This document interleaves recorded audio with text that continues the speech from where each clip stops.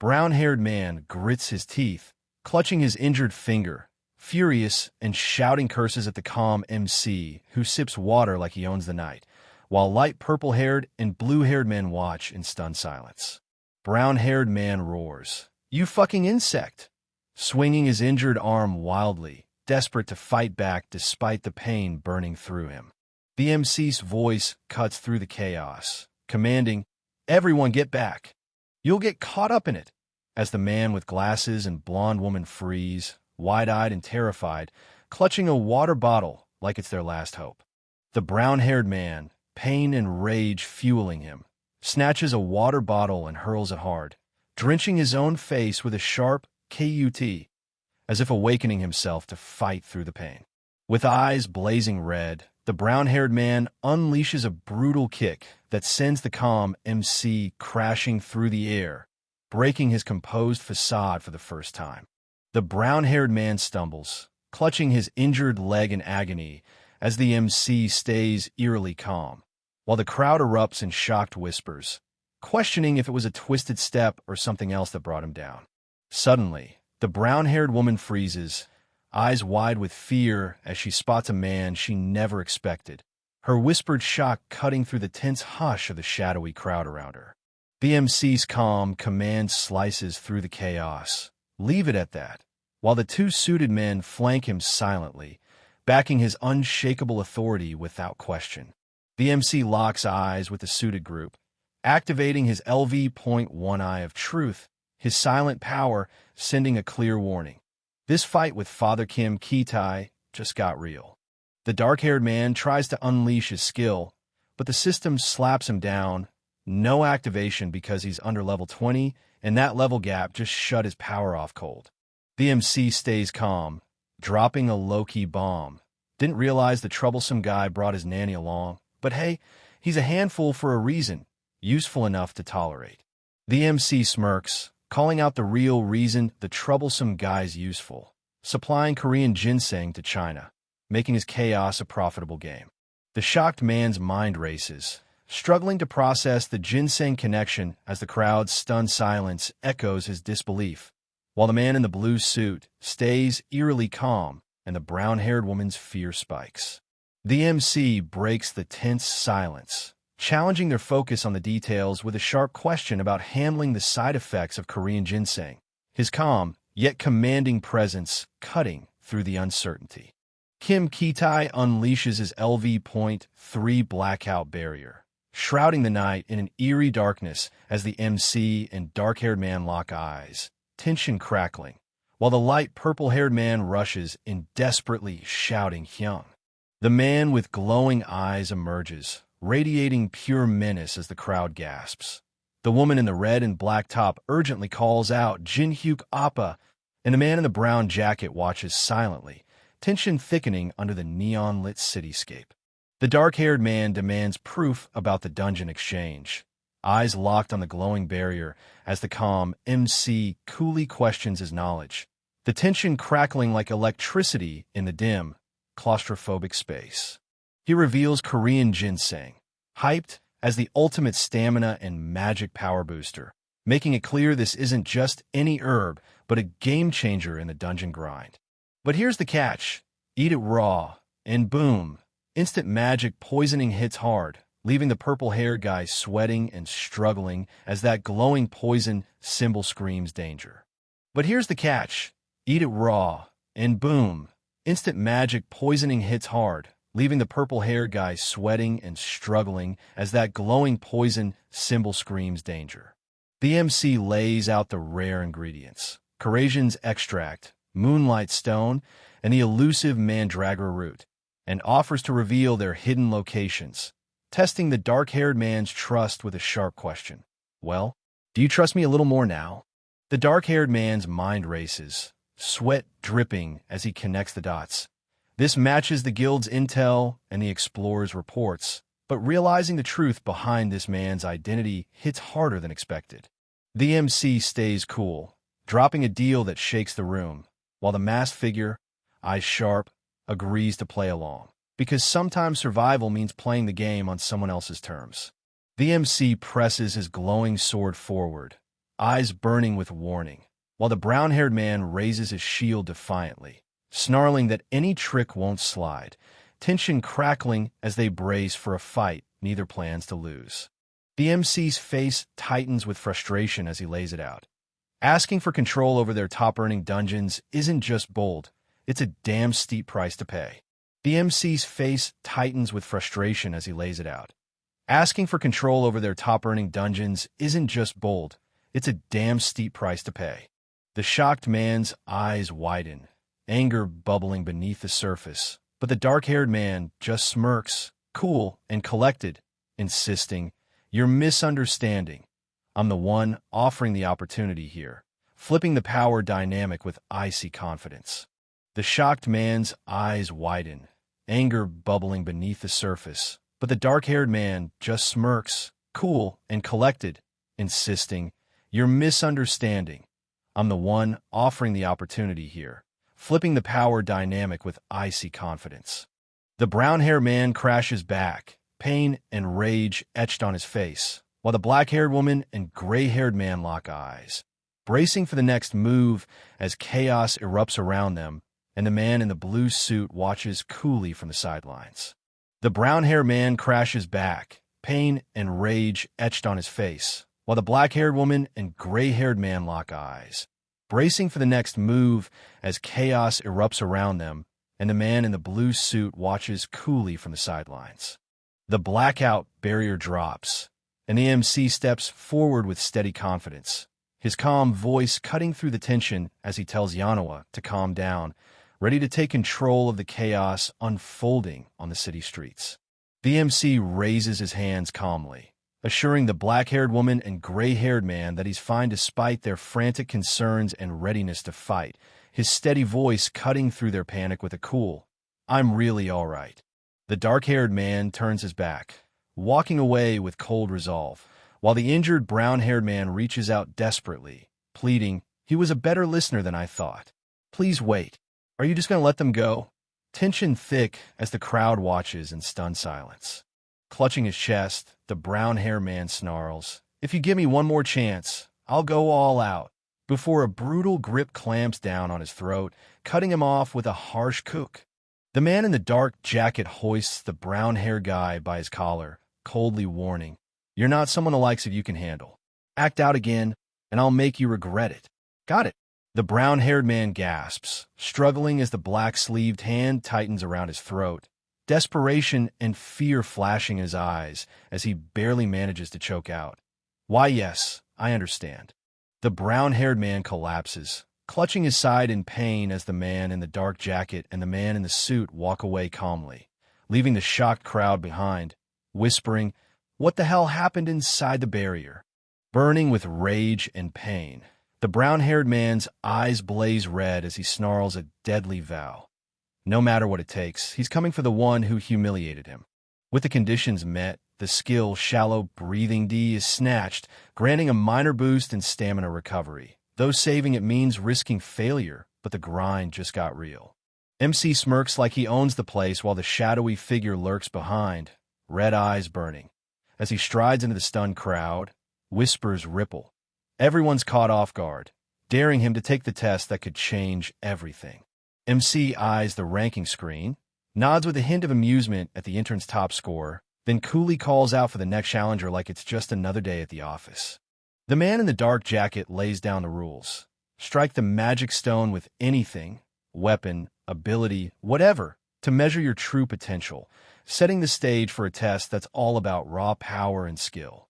The man in the dark jacket lays down the rules. Strike the magic stone with anything, weapon, ability, whatever, to measure your true potential, setting the stage for a test that's all about raw power and skill. Man with glasses coolly orders the man in the long coat to start, eyes locked on the glowing crystals as the dagger-wielding figure steps forward, ready to unleash whatever power those mysterious shards hold.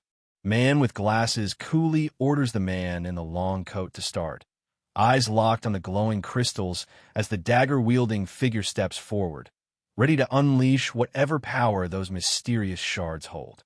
Man with glasses, now radiating an intense red aura, warns that mid-grade and higher magic stones barely faze normal people, raising the stakes with his serious, no-nonsense tone. The man in the dark jacket's eyes blaze red as he cranks his rift stat to max, dagger glowing with raw energy, while the man with glasses gasps, realizing this fight just reached a whole new level. Time to see if all that labyrinth pain actually paid off. The man in the dark jacket's eyes blaze red as he cranks his rift stat to max, dagger glowing with raw energy, while the man with glasses gasps, realizing this fight just reached a whole new level. Time to see if all that labyrinth pain actually paid off. Man with glasses, usually calm, is stunned as he reveals most contestants are disqualified for not meeting the magic power threshold set by the magic stone. Turns out, raw strength isn't enough here. Then shocker hits. The magic stone cracks in half, a move no one's ever pulled, signaling someone just blasted into S-rank territory with insane magic power, turning the whole competition on its head. Then shocker hits. The magic stone cracks in half, a move no one's ever pulled, signaling someone just blasted into S-rank territory with insane magic power, turning the whole competition on its head. The MC drops a bomb, insisting the report gets postponed by a whole week, leaving the gray-haired man visibly thrown, struggling to wrap his head around this unexpected demand.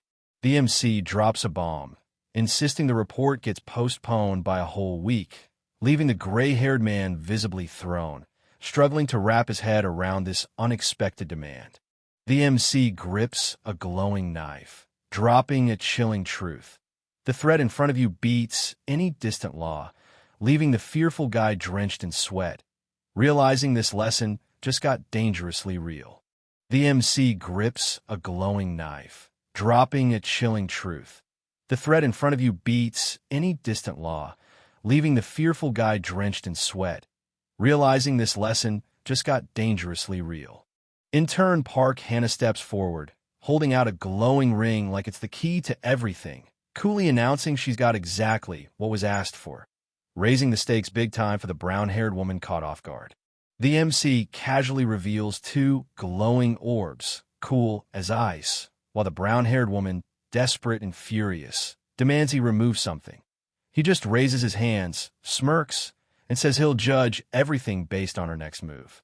Gray-haired man and black-haired woman both freeze, disbelief written all over their faces as they hear the shocking news. Someone they expected to be top tier is actually stuck at a pitiful F rank, sparking confusion and a scramble to make sense of the unexpected truth. Gray-haired man and black-haired woman both freeze, disbelief written all over their faces as they hear the shocking news. Someone they expected to be top tier is actually stuck at a pitiful F rank, sparking confusion and a scramble to make sense of the unexpected truth.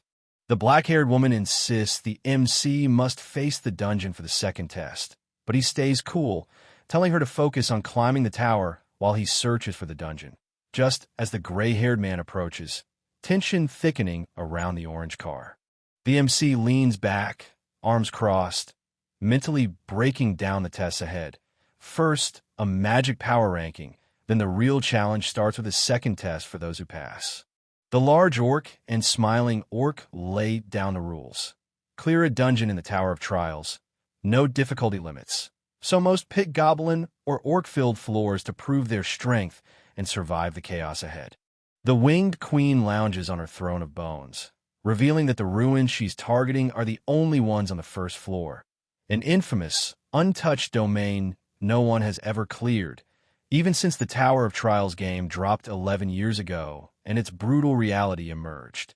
The young man with black hair arrives at the eerie Hall of the Depraved, a place he hasn't seen in ages, his slight smile and hefty yellow backpack hinting he's ready to face whatever twisted trials await among the floating rocks and ancient ruins. The young man with black hair arrives at the eerie Hall of the Depraved, a place he hasn't seen in ages, his slight smile and hefty yellow backpack hinting he's ready to face whatever twisted trials await among the floating rocks and ancient ruins. Amid the towering ruins scattered across the mountain, a massive waterfall crashes down the cliffside, while jagged rocks hover mysteriously in the air, setting the stage for whatever trials lie ahead. Since solo runs are off-limits for an F rank, the porter with black hair and his crew strap on heavy yellow boxes, blending in as guild-registered porters to sneak into the forest ruins under the watchful roots. The porter with bald head asks Kongsher what brings him here, and Kongsher admits that making a living takes serious cash, something everyone can relate to as they adjust their yellow boxes and gear up. Kongsher pulls up a photo of his wife and kids, saying he's here to support them, while the porter with black hair, lugging his big yellow backpack, can't help but worry. Guys like Kongsher usually don't make it out alive. The two, dressed in black and dark pants, tread carefully through the woods, grimly agreeing that as F ranks, one slip could mean game over. Plus, no gadgets or ambulances can save him out here. MC tries to calm Porter with bald head, promising that at least the people here will get to go back home, but Porter with bald head can't hide his surprise, clearly not expecting that. A booming laugh echoes off the rocky cliff as the unseen voice mocks the tension, while the porter with black hair dryly thanks them, noting their surprising energy compared to most these days. A scroll sealed with wax unveils the high-stakes raid quest. First attack on Ruins Number 1, difficulty S, tasked to defeat the boss monster and reclaim the throne buried deep in the ruins. The porters finally reach the ruins, dropping their yellow boxes with black straps as their leader calls for a break. Everyone's gearing up, tension building before the raid kicks off. The glowing chest labeled Special Goods pops up, announcing a perk for the first to conquer the tower, and MC's eyes narrow, realizing this raid just got a whole lot more serious. The perk activates, instantly boosting luck and adaptability by 10 points each, leveling up the game and raising the stakes for everyone trying to survive the tower. The Cold Heart skill kicks in, locking an icy composure under pressure but chilling out your human emotions, turning emotional heat into frosty control.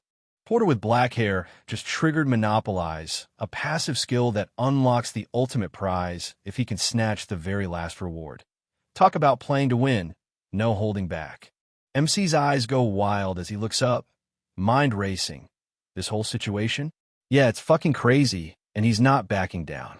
MC's eyes go wild as he looks up, mind racing. This whole situation? Yeah, it's fucking crazy, and he's not backing down. As the glowing symbol blasts radiant energy into the sky, the young man with black hair, the man with short light brown hair, and the person with long light hair tied back watch intently, tension thick in the air like something big is about to drop. The man in armor winces, battling a pounding headache, but stays sharp, asking about the head count. And when the man with short black hair confirms all 50 made it safely, he confidently insists there's no way they could have messed up thanks to the magic they used. The men scope out the Bali Guild's main attack squad, debating if these are really the heavy hitters, and one points out the captain, young but clearly leading the charge. Song Chunhua, the man in armor with black hair, activates his Eye of True Skill, orders the squad to organize ranks on the move, and pushes everyone to follow the advance party. Time to get moving. MC just found out the copy condition means he has to win Song Chunhua's loyalty during this raid. And yeah, he's not thrilled. This is way harder than he expected. MC's mind races as he realizes the captain they're up against, a leader from one of the top 10 guilds, might not be as unbeatable as everyone hyped. He's sizing up the man in armor with black hair, try to figure out how to turn this to his advantage. The guy with the fake mustache sighs, grudgingly accepting the chaos as long as MC doesn't slow him down, muttering about how wild things have gotten. Floating debris swirls around the shattered stone pillars and crumbling archways, the ruins standing silent under the bright sky as if caught in the aftermath of some powerful force.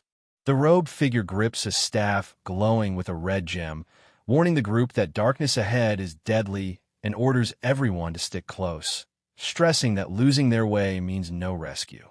The robed figure with staff channels a faint red glow from their staff, activating the level 1 Illuminate spell to light their treacherous path. The man with black hair on right side and the man with bald head stand amid shattered stone and fallen beams, eyes scanning the wreckage as they absorb the sheer scale of the destruction, whispering, "How tremendous! So this is the ruins."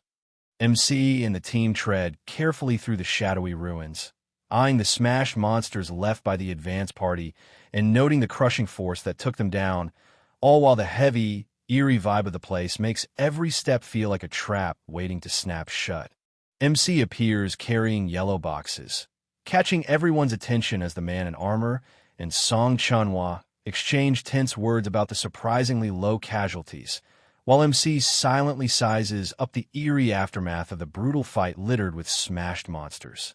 Song Sichun-HWA can't believe the guild attack power was way stronger than expected, while nearby, one guy in a blue vest abruptly grabs another, demanding he start handing out water and ice, leaving the other dude totally confused.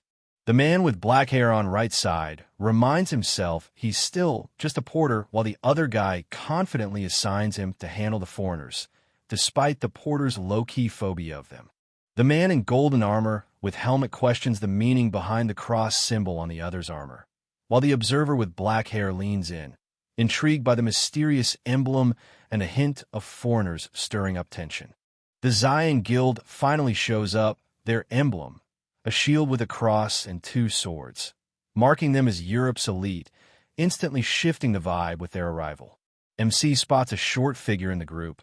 Hesitating but curious, he shakes his cup of ice, wondering if maybe this time, making friends won't be so impossible. MC offers Song Sichun-HWA a cup of iced water, breaking the tension with a simple good work, and the knight's grateful thank you hints at a fragile but real connection forming. The man in golden armor with white cape quietly activates his LV.1 communion skill, sparking a subtle but clear shift as the target starts to see him in a slightly better light. The man in golden armor with white cape stands calm and confident, his presence undeniable, while MC's eyes widen in shock as realization hits. This person is... The youngest daughter of the Larinia family steps forward, wielding an ornate sword and a decorative shield emblazoned with her aristocratic house's heraldic crest, her presence demanding respect and hinting at a legacy wrapped in power and prestige.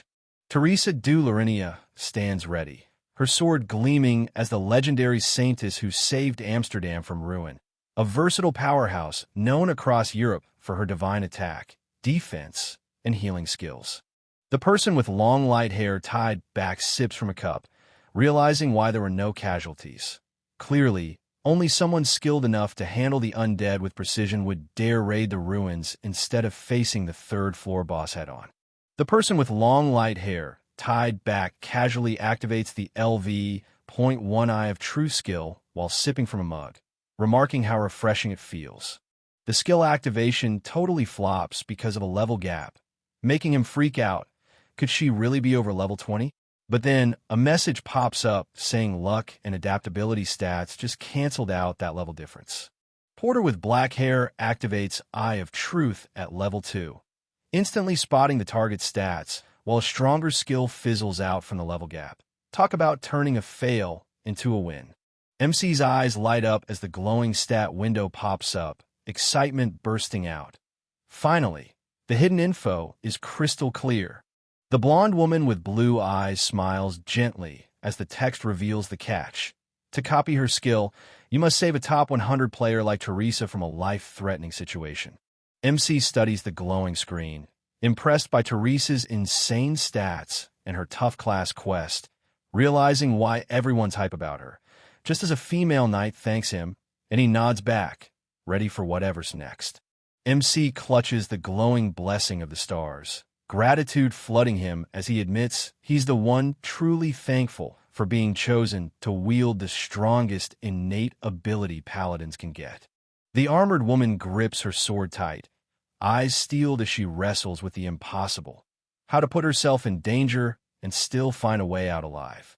A desperate voice cuts through the ancient silence, urgently yelling, "Chunhwa Hyung, come here, hurry," as tension thickens against the cold stone walls. Song Sichun-HWA rushes forward, heart pounding, disbelief and sweat mixing as he mutters, "I can't believe it." The group's battered and bruised, scattered among the wreckage, voices tense as one warns, "We're in trouble, Hyung. We hit the Guardian Sentry. It's too late. The young man with black hair watches silently, weighing the grim reality sinking in around them. The Guardians have spotted them. Red symbols flare to life as a countdown starts ticking down from 9:59, and a harsh voice breaks the silence with a sharp, "Say Chaiti." The sleeping bomb, this ancient ruined security system, stays dormant until triggered by an outsider, then wakes up with a vengeance, summoning Guardians to unleash hell. So basically, just don't mess with it unless you want chaos. Song Si Chunhwa freaks out, yelling about some idiot who touched the forbidden spot and triggered the sleeping bomb. But it's too late to blame anyone now. The chaos is already unfolding. The man with black hair on right side clenches his teeth, sweat dripping down as he warns, "It's too late.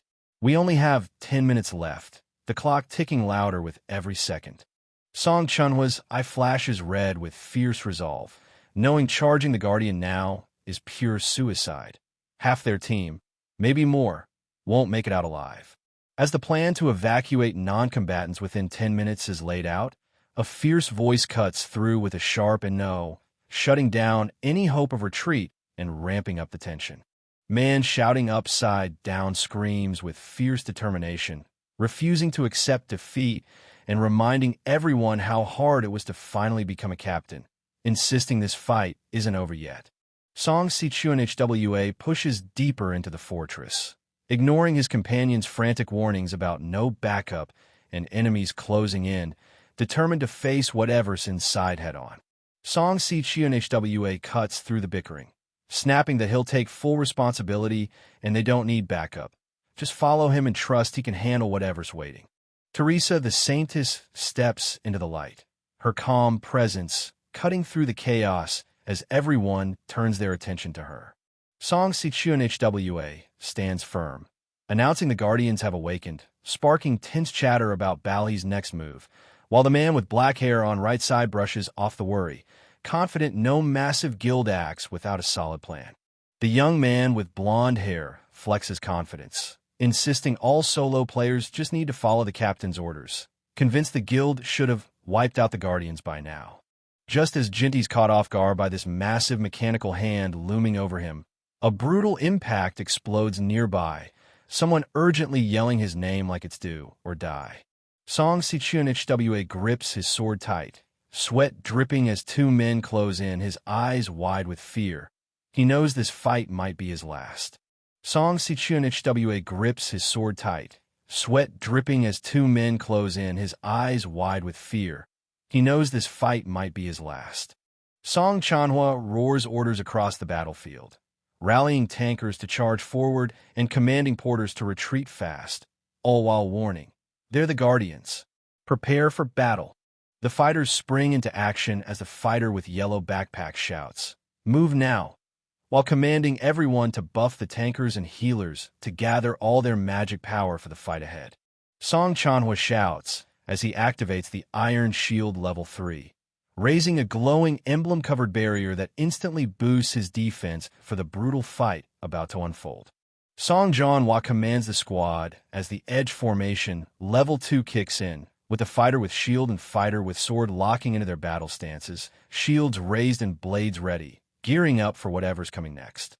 Lee Yunmi unleashes the Song of Warrior Level 2, magic staff glowing as a powerful aura surrounds them, while the fighter with shield and fighter with sword steel themselves, ready to hold the line against the incoming onslaught. The armored figure with blue flames crashes down with fiery force, clashing head-on with the man with black hair who stands firm, sparks and energy exploding from their brutal collision. The fighter with shield braces behind their shield as blue flames surge toward the group, weapons raised in desperate defense, while a shout rings out, "Commander!" cutting through the chaos. The fighter with sword yells for tankers. Lee Yunmi desperately calls for a healer, and the man in blue vest warns the commander about solo players closing in, while the commander orders everyone to stay focused and hold the line amidst the relentless blue flame assault. Song Chunhwa grits his teeth, shouting that casualties are inevitable and there's no time to waste on solo players. His focus is laser-locked on the mission, no distractions allowed. The fearful man tightens his grip on his sword, realizing solo players stand no chance against the glowing armored enemy's coordinated assault. They've been spotted, and the fight is about to get real. The fighter with shield trembles, desperate tears falling as he shouts for help, his cries echoing into the dark night. They ignored us. Anyone, please help us. But no one answers. Teresa charges forward, sword blazing as she unleashes the sign of Cross Level 4, cutting through the advancing glowing armored enemies with fierce determination. Teresa channels all her power into a massive energy blast, obliterating the glowing armored enemies as they explode under her relentless assault.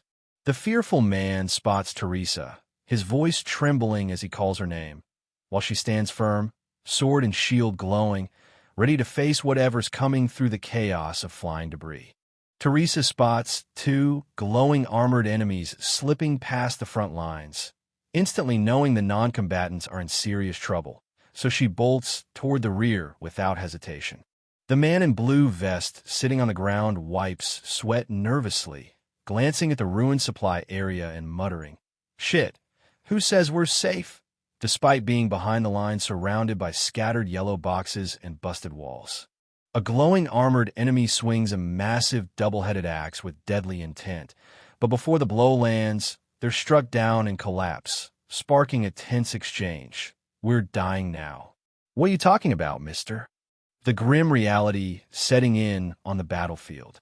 MC presses a knife to fearful man's throat, blue flames crackling and armor shards levitating behind him as he coldly reminds, "I told you I would let you return alive, right?" As the armored figure with blue flames lunges in from behind, a desperate voice screams, "Imar, Kong, behind you!" forcing Mr. Kong to snap his head around just in time. The armored figure with blue flames channels a massive surge of fiery energy from his arm, blazing bright and fierce, while MC watches intently, ready for whatever's next. MC ignites flames blazing from his hand, activating Fire Element Level 1 with fierce confidence, shouting, "Not a chance," as he stands unshaken against the threat. MC soars above, channeling blazing energy into a devastating fire blast that crashes down with explosive force, scattering debris everywhere. MC clenches his fist, blue flames flickering around the shattered glowing armor as he contemplates his next move, knowing he can't finish them off without losing his level 1 status. The man in blue vest, battered and on the ground, looks up at MC raising his glowing sword and asks if he was always that strong, to which MC simply shrugs it off as luck. MC slowly advances, gripping a glowing purple knife, while the man in blue vest backs down, eyes wide with fear, realizing this fight just got way more serious. Teresa charges hard, slamming the man in blue vest sitting on ground against the wall while MC watches sharp, weighing his next move in this tense showdown. Teresa calls out the man in blue vest for threatening a non-combatant with a knife, her serious tone cutting through his worried surprise as he stammers her name. Teresa, shield ready and eyes blazing, calls out the culprit behind, awakening the Guardians, declaring with fierce determination that she'll be the one to restrain them, no questions asked. MC's eyes widen in shock as Teresa, no time for hesitation, lunges forward with a fierce strike, shield raised and determination blazing. Teresa's voice cracks with urgency, shouting not to resist because she doesn't want to hurt them, but the other person's doubt cuts through, questioning if she's really sincere. Teresa lashes out fiercely, knocking MC backward as he clutches that glowing purple object, shouting she wants to hear his self-justification because she thinks he's twisting the truth, but her anger blinds her from his real explanation. Teresa swings her weapon with fierce determination, but MC dodges smoothly and counters with a powerful strike, sending her crashing down as she's left stunned, realizing this brutal clash might be inevitable after all. An explosion rocks the battlefield, debris flying everywhere as Teresa slowly stirs, blinking through the dust and declaring, "I'm not the one who awakened the Guardians." An explosion rocks the battlefield, debris flying everywhere as Teresa slowly stirs, blinking through the dust and declaring, "I'm not the one who awakened the Guardians." The man in blue vest frantically shouts to Teresa and Mr. Kong, desperate to stop their fight, while Teresa lies on the ground, stunned and confused, a blade dangerously close by. Teresa bows deeply, overwhelmed with guilt, repeatedly apologizing, while the calm man in black admits his own suspicious actions before walking away through the cluttered, dim corridor. As Teresa and MC walk over the rocky ground, she presses him about his real name, Mr. Jin Hyuk, demanding to know why he's hiding who he truly is, and he finally begins to reveal his secret. Jin Hyuk admits he's been playing a shadow game, using the Zion Guild as a cover to snag St. Peter's Pledge, just like Teresa's got her own secret moves, both hiding crucial plans from prying eyes. MC confidently claims he already knows every trick to conquer the ruin, sizing up his partner's skills while pointing out their goals perfectly align. This mission's about combining strengths to seize what they both want. MC casually asks Teresa if she wants him to tag along, dropping the choice in her lap as she weighs the offer with a serious look.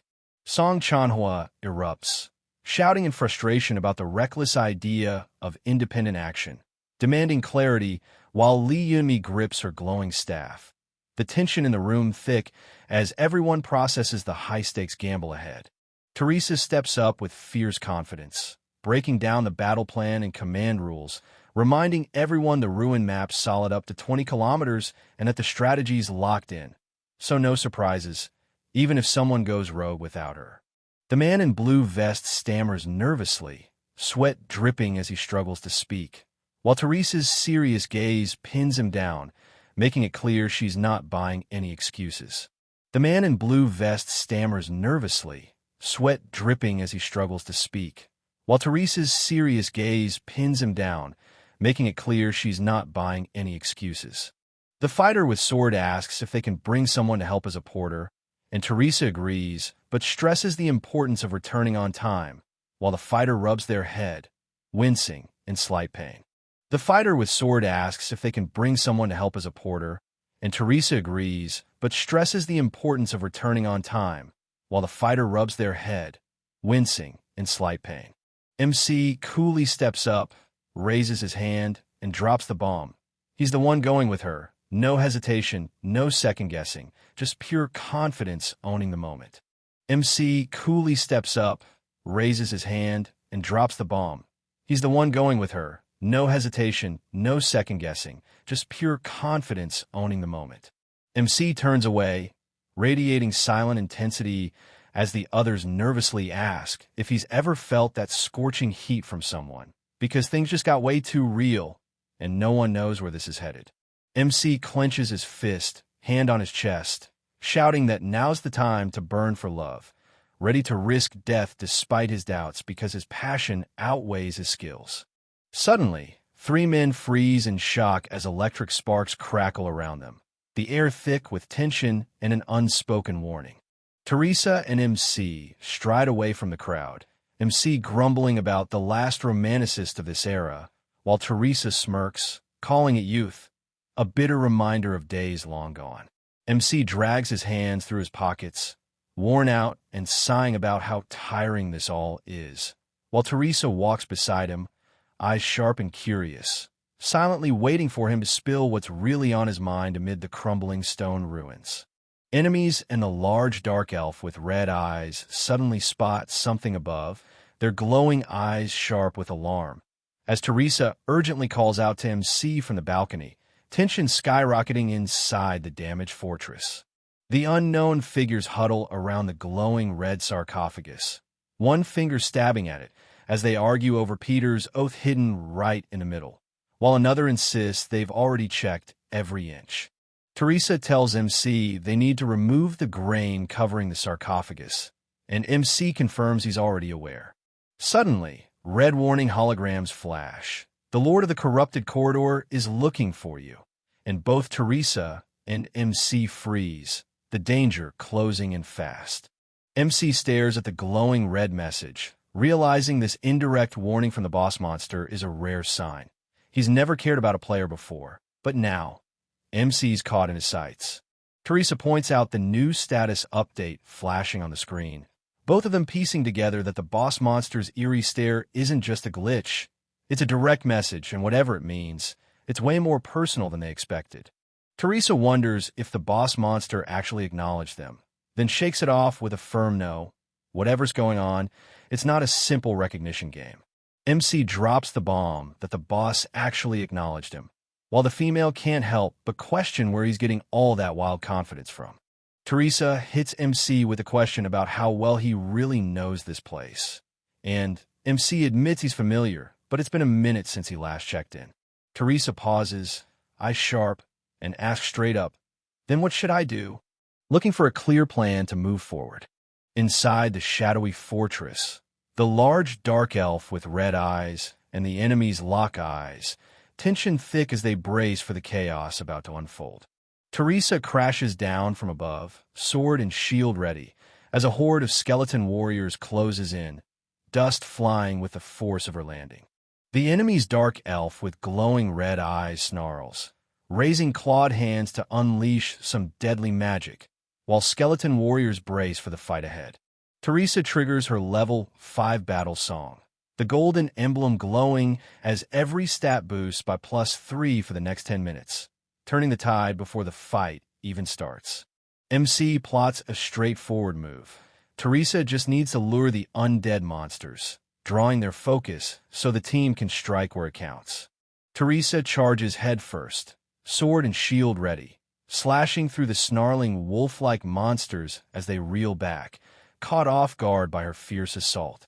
Teresa grips her sword and shield tight, a radiant glow bursting around her as she gears up to unleash her divine power, ready to turn the tide of battle. Unknown female character locks eyes on the glowing blade, steeling herself as she declares undead people won't be able to pull themselves together this time. Teresa unleashes her level 5 skill, strengthening the divine spirit, sword blazing with divine light as she charges full force, ready to cut through anything in her path. The muscular enemy creature, skeleton warrior, and wolf-like creature surge forward, unleashing a blinding blast of raw energy that threatens to overwhelm everything in its path. Teresa swings her sword fiercely, cutting through the chaos as sparks fly from every clash, refusing to back down against the relentless assault. A blinding explosion erupts at the center, sending shockwaves that hurl the unknown figures backward, their stunned reactions lighting up the chaos. The MC lands a brutal stomp on the skeleton warrior's skull before leaping into a fierce assault, taking down multiple undead while they all fixate on Teresa. Trusting Teresa to handle things lets MC focus on smashing through the muscular enemy creatures, cutting down every threat with ruthless precision while keeping his power in check. MC channels raw energy into his hand before unleashing a devastating blast that obliterates everything around him in one massive explosion. Just as the dust settles, the elite lich emerges in the hidden ruins, summoning dark energy with its glowing red orb, declaring its chilling presence. The dead of the hidden ruins, the elite lich has appeared. Flames roar and debris fly as MC bursts through the smoke, locking eyes with the elite lich and calling out, "You showed up at last." Flames roar and debris fly as MC bursts through the smoke, locking eyes with the elite lich and calling out, "You showed up at last." MC pauses, realizing the sudden appearance of Dullahan's wasn't there before, wondering if bringing Teresa somehow shifted the whole scene. MC ducks, just in time, countering the skeleton warrior's blue-flamed strike and sending him reeling, already thinking he's got to watch out for unpredictable moves like this next time. The elite lich unleashes his devastating black lighting, obliterating the Dullahan in a flash while sending deadly red and black energy crackling through the hall, putting every flying and crawling undead on high alert. The elite lich raises his dark staff, unleashing a violent burst of shadow magic that hurls the MC backward, sending debris and rubble flying through the dungeon in a chaotic storm of destruction. The dark red energy pulses violently from the device, slamming into MC and forcing him to stagger back, caught off guard by the sudden brutal assault. The powerful strike tears through the Class 3 magical barrier, breaking it apart with explosive red and black energy, proving even the toughest defenses can crumble. MC swiftly dodges the armored enemy's blue energy-spiked gauntlet, charging up a fierce purple energy weapon in his hand, ready to unleash a devastating counterstrike. The elite Lich's level 5 energy shield shatters completely, leaving it exposed and vulnerable after that brutal assault. The muscular enemy creature shatters into blazing blue flames and flying armor shards as MC tumbles back, clutching his dagger tight, catching a breath before the next move. MC tightens his grip on the glowing purple sword, eyes sharp as Teresa fends off a swarm of skeleton warriors, his mind racing. What's the next move before she's overwhelmed? The elite Lich steps forward, eyes glowing red beneath the hood, snarling that the skeleton ripoff is the last one left as a deadly beam of energy crackles to life, ready to strike. MC freezes in shock as a voice yells, "I finally found you," just before a boot stomps down hard, shattering a skull beneath it. The unknown male character grips his sword tight, calmly declaring he's the only one who can read the monster's moves and was certain the target would show up right here. Unknown man steps up, dagger glowing ominously as he points it forward and drops a cold, "Long time no see," setting the stage for a showdown. MC narrows his eyes, demanding, "Who are you?" But MC just smirks, dagger still glowing, replying, "You should remember me." Enemy's eyes blaze with anger as they snap. "You don't recognize me?" Challenging the silence with a fierce intensity. Yusung stands firm on the shattered platform, sword ready, demanding recognition from the figure below, near the glowing purple object as tension crackles in the air. MC unleashes the Eye of Truth, shattering the advantage of level gaps as stat effects instantly nullify any difference, leveling the playing field with raw power. Yusung reveals his true identity through the status window, confirming the name and gender of the challenger as the dark-haired man gripping his sword with unwavering resolve. The black iron sword engraved with Qianlong glows faintly, revealing itself as the long-lost artifact stolen from the National Museum of Korea. He grips the glowing sword tightly, eyes narrowing as realization hits. If he has that, everything hidden until now could be exposed. Back when the Tower of Trials was just a virtual game, the black-haired warrior with mustache and armor lost once. But that loss planted a seed that neither of them could ignore. Yusung stands tall atop the fallen blue beast, swords piercing its body, locking eyes with the black-haired warrior with mustache and armor, who braces himself defiantly, ready to face whatever challenge comes next. The black-haired young man in black shirt points forward, declaring the black-haired warrior with mustache and armor's extreme warrior concept, while Yusung and the warrior cross their glowing sword behind him, tension crackling in the dark blue energy. Yusung coldly confronts MC, revealing the harsh truth that the game became reality and questioning MC's shallow perception, while MC struggles to accept the painful memory from the museum. Yusung advances with deadly intent, dagger gleaming, declaring this battle will end differently as MC braces for the inevitable clash. Yusung's voice cuts through the haze, refusing to be pushed back any longer as he charges forward with unyielding resolve. Teresa ignores the warning, gripping her sword tight as she charges headfirst into the fray, determined to prove her strength no matter the cost. Teresa barrels forward, shield raised high, cutting through the chaos as the dark-haired man snarls, "The Saintess, you brought quite the annoying comrade." Yusung raises his glowing sword, shouting a fierce warning as he unleashes battlefield selection at level 5, determined to block any intruders from crossing his ground. An unknown figure crashes down through a violent explosion of energy shards, forcing MC to recoil in shock, raising a hand instinctively as debris scatters around the high-tech room. Teresa shouts Jin Hyuk's name, her sword raised as a hand presses a glowing purple orb, unleashing a surge of energy that tears through the shattered room and intensifies the chaotic magical clash. The black-haired young man in black shirt smirks confidently, clutching the glowing purple orb between his fingers as he declares, "I'll see you later," setting the stage for a powerful, inevitable showdown.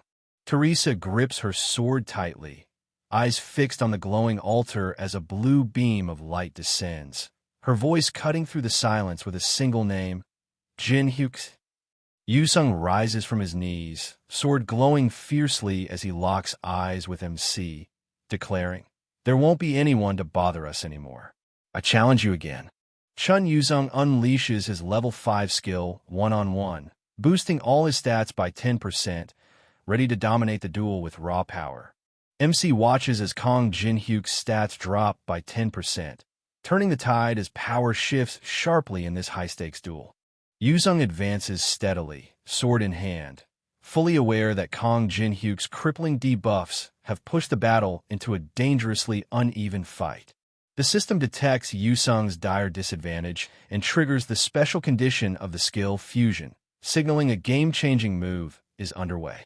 As the situation spirals beyond control, the small, glowing humanoid figure intensifies its radiant aura, while the large muscular figure with glowing eyes looms silently, their combined presence rewriting the original copy conditions with unstoppable force. MC reaches out as blue digital energy swirls around his hand, initiating and instantly approving the copy of Chun Yusung's unique ability, shifting the battle's tide in a flash. The system confirms the copy of Song of Swords S, instantly boosting sword mastery by 200%, sharpening every strike with deadly precision. MC channels blue energy into his palm, summoning a glowing magical book that pulses with raw power, ready to unleash its secrets. The dark-haired man lunging with sword charges fiercely, shouting a sharp warning to snap his opponent out of their calm before his blade crashes down. The black-haired young man with confident smile summons a glowing purple sword and unleashes a rapid flurry of strikes, overwhelming multiple opponents before they can mount a proper defense. Yusung snarls in disbelief, blocking the strike with his dagger while demanding what his opponent's sudden shift from mid-range fighting to close-quarters dagger combat means. MC unleashes a surge of blue energy from his hands, declaring swordsmanship fun, but signaling he's done for now, shifting the fight's rhythm with a confident edge. Yusung roars, unleashing his LV.6 soul-chasing sword energy as his blade blazes blue, demanding acknowledgement no matter the cost. Yusung slams his sword down with brutal force, cracking the stone floor beneath and sending shards flying as his opponent barely raises a blade to block the devastating strike.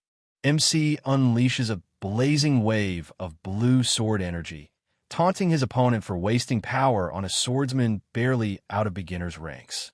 Yusung tightens his grip on the glowing purple sword as a furious man shouts that calling himself a beginner is a lie and warns the blade will shatter against sword energy, but Yusung remains unshaken, ready to prove him wrong. The furious man clenches a small black orb, purple smoke swirling as he declares he'll create a weapon to crush Yusung's blade.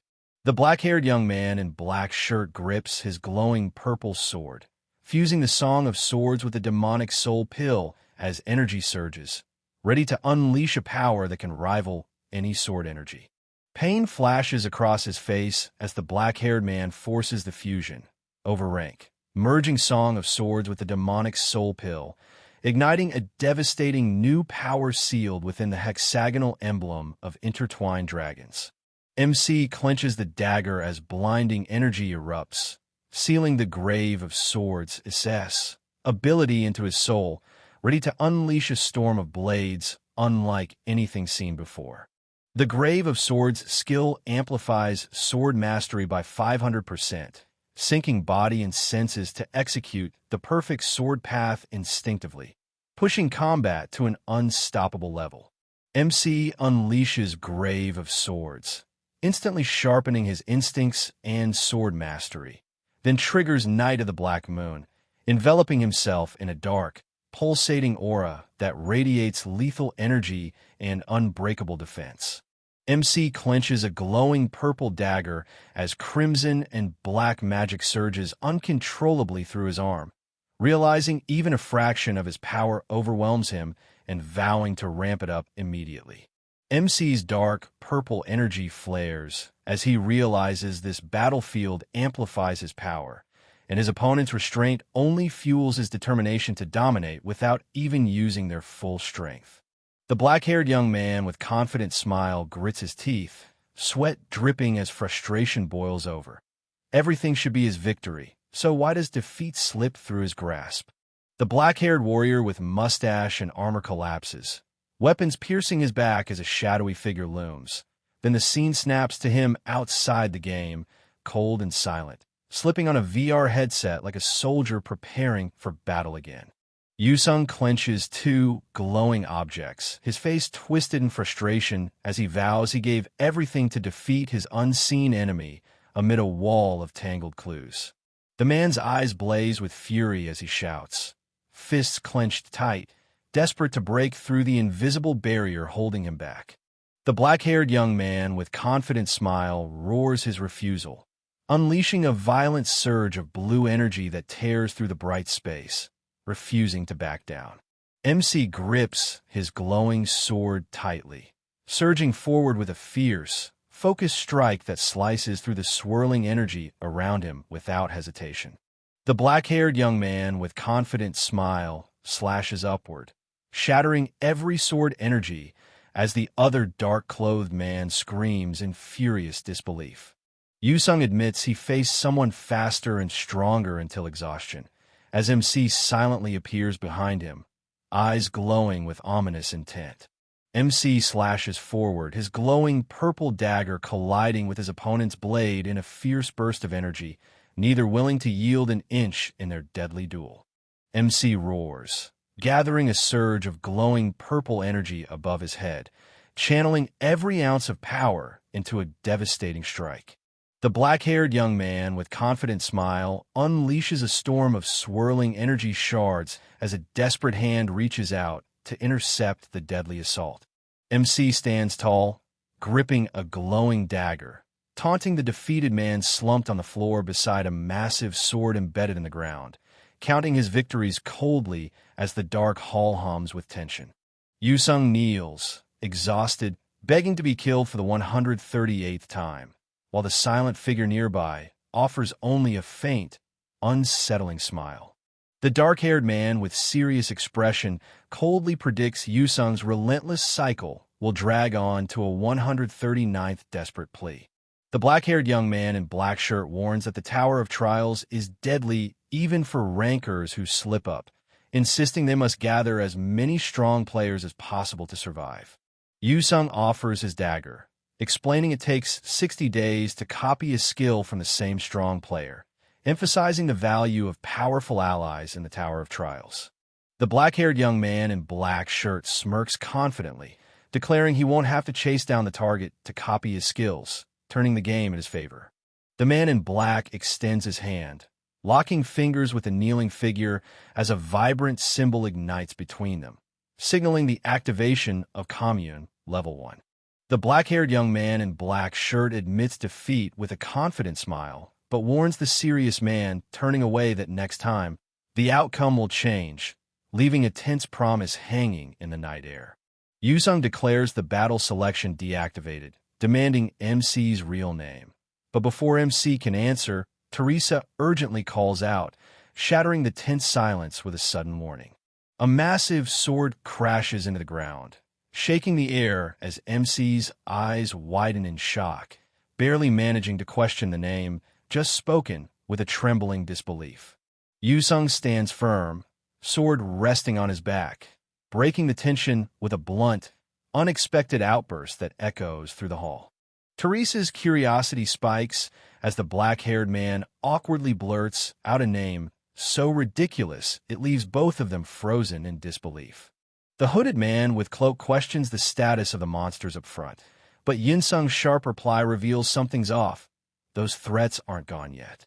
The hooded man with cloak activates a magical detection device, shocked as it reacts to lingering magic, despite his certainty that all threats were eliminated. Suddenly, a massive iron golem crashes through the shadows, sending the crowd into chaos as shouts of warning echo through the dim hall. Yoon-sung shouts a warning as Velas spots a figure perched atop the iron golem, their ominous presence cutting through the smoky battlefield. Velas's eyes widen as a high-ranking vampire descends, the air thickening with dread while armored figures stand motionless, caught between shock and readiness. Velas bows deeply, voice cutting through the smoke as she announces herself with chilling calm. "Welcome, humans. My name is Velas." Velas declares herself a bloodkin loyal to Jinzo, the mysterious master who rules over these dark, crumbling ruins. Velas steps forward, her eyes burning with fierce loyalty as she swears to protect Jinzo's dark empire at any cost. Velas steps forward, calm but unyielding, acknowledging the challenge as she delivers a sharp proposal, sword still raised and tension crackling in the air. A hand inches toward the gleaming knife blade as a cold ultimatum cuts through the silence. Quietly come along, or face the consequences. Bloodfest ignites as the man with spiky black hair and Velas brace themselves, crimson energy seeping into the ground while the man with black hair grips his sword, ready for the deadly clash ahead. Chanhwa's body convulses as the crimson energy twists violently around him, sweat pouring down his face while shock steals his breath, his own flesh betraying him in this nightmare's grip. Chanhwa commands the crimson energy swirling violently around him, declaring, "Well, half of you," as his power surges with deadly intent. Velas steps forward, eyes cold, weaving the crimson energy into deadly orbs as she taunts. "Become my appetizer while the others are dragged along," ready to feast on her foes without mercy. Teresa kneels amid the ruins, channeling pure magic into the glowing artifact as the air hums with divine energy, unleashing the feared LV.5, divine purification, to cleanse the battlefield. The frozen tear, a blue crystal swirling with arcane energy, pulses intensely as its SS-level magic power surges, ready to be absorbed and amplify Teresa's spellcasting might. Jinhyuk calmly absorbs the frozen tear's rare, potent energy alongside the Demon's Soul Stone, impressed by his unexpected success in obtaining such a coveted power source. Jinhyuk calmly absorbs the frozen tear's rare, potent energy alongside the Demon's Soul Stone, impressed by his unexpected success in obtaining such a coveted power source. Jinhyuk's eyes narrow as a glowing message materializes, revealing an invitation from the master of the Cloister of the Fallen to enter the innermost room if he wants to rescue the assault team. Teresa's voice trembles as she realizes the assault team wasn't just captured. They've become hostages, raising the stakes far beyond what anyone expected. Teresa ignites her magic, resolute to act without hesitation even if it saves only one life, while the man with black hair watches, tension thick between them. Teresa grips her sword tighter, eyes locked on the winged figure above, wrestling with doubt. Can she really defeat Jinzo, or is she destined to become nothing more than a pawn in the enemy's game? Teresa doubts her solo strength against Jinzo, wondering if the assault team's backup would have changed the deadly outcome she now faces alone. Haunted by doubt, Teresa questions if her choice to stand alone as a paladin, driven to protect others, was a fatal mistake. The man with dark hair and coat declares his detachment from the team and departs, leaving Teresa standing firm as Jinhyuk kneels calmly amidst the ruins. The man with dark hair and coat offers a sharp piece of advice to Teresa, urging her to trust his counsel when decisions become too heavy to bear. The man with black hair lashes out, calling his rival dishonorable and selfish, admitting that this is exactly why he refuses to back down and keeps challenging him, while the man with dark hair and coat remains silent, his back turned in quiet resolve.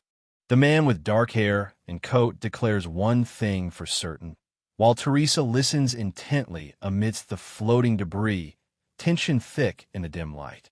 Jinhyuk's voice cuts through the silence, declaring with unwavering confidence that only that punk holds the power to defeat Jinzo in this world. The man with dark hair and coat turns away, clutching a small object, while Teresa, now smiling, acknowledges his words with a sharp, "Thanks for the advice." Teresa grabs Jin Hyuk's arm firmly, her voice steady as she declares she wants to commission him for a party contract.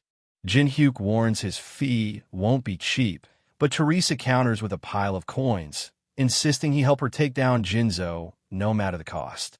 Jin Hyuk and Teresa seal their uneasy alliance with a fist bump, steeling themselves to face Jinzo head-on despite the looming danger. Jin Hyuk and Teresa face the ancient door pulsing with overwhelming purple magic, the sheer power warning them that what lies beyond is far from ordinary. The man with black hair urges calm, reminding that the opponent's strength was known, while Teresa hesitates, caught between fear and resolve. Jin Hyuk insists that strength alone doesn't guarantee victory and reveals he does have a plan, pressing Teresa for her trust as the night deepens. Jin Hyuk clasps his hands tightly, the glowing light casting shadows as he demands Teresa's absolute trust, warning her that whatever unfolds inside depends entirely on their unbreakable bond. The man with black hair strides forward into the throne room, flanked by a silent ally, as dozens of eyes from the balcony fixate on their every move beneath the grand chandeliers and blood-red banners. Velis smirks knowingly, the flicker of embers casting shadows across his sharp features, while the hooded figure behind him remains silent, tension thick in the smoky air. Teresa strides forward with fierce resolve, her sword gleaming as she answers the challenge in the dimly lit corridor. The silver-haired woman lounges effortlessly on a throne crowned with skulls, her cold gaze daring anyone to challenge her dark reign. Velis admits exhaustion from waiting, pressing Jin Hyuk for the truth about the people's safety as tension crackles between them like the glowing embers around. With a sharp gesture, Velis shuts down the dimension break, commanding Jin Hyuk to witness the captives firsthand as the oppressive magic fades. Jin Hyuk's sharp gaze locks onto the golden armor as a weary voice questions if Park Ha-jin is the one who unleashed the Guardians, tension thickening the air. Jin Hyuk reveals he summoned them because of the strange smell Teresa emits, leaving her puzzled but tense as the room's silence grows heavy. Jinzo sits calmly, crossing her legs as she admits the scent is the sweetest she's ever smelled, tension thickening the air. Jinzo smiles, fangs flashing as she admits the scent of blood is intoxicating, the sweetest she's ever known, and it's stirring something fierce inside her. Jin Hyuk's shock is clear as Jinzo taunts him, claiming his sweet blood unsettles her like never before, her smirk daring him to react. Jinzo leans in with a sinister calm, promising to savor Jin Hyuk's blood slowly, mocking his tension as she prepares to claim her prize.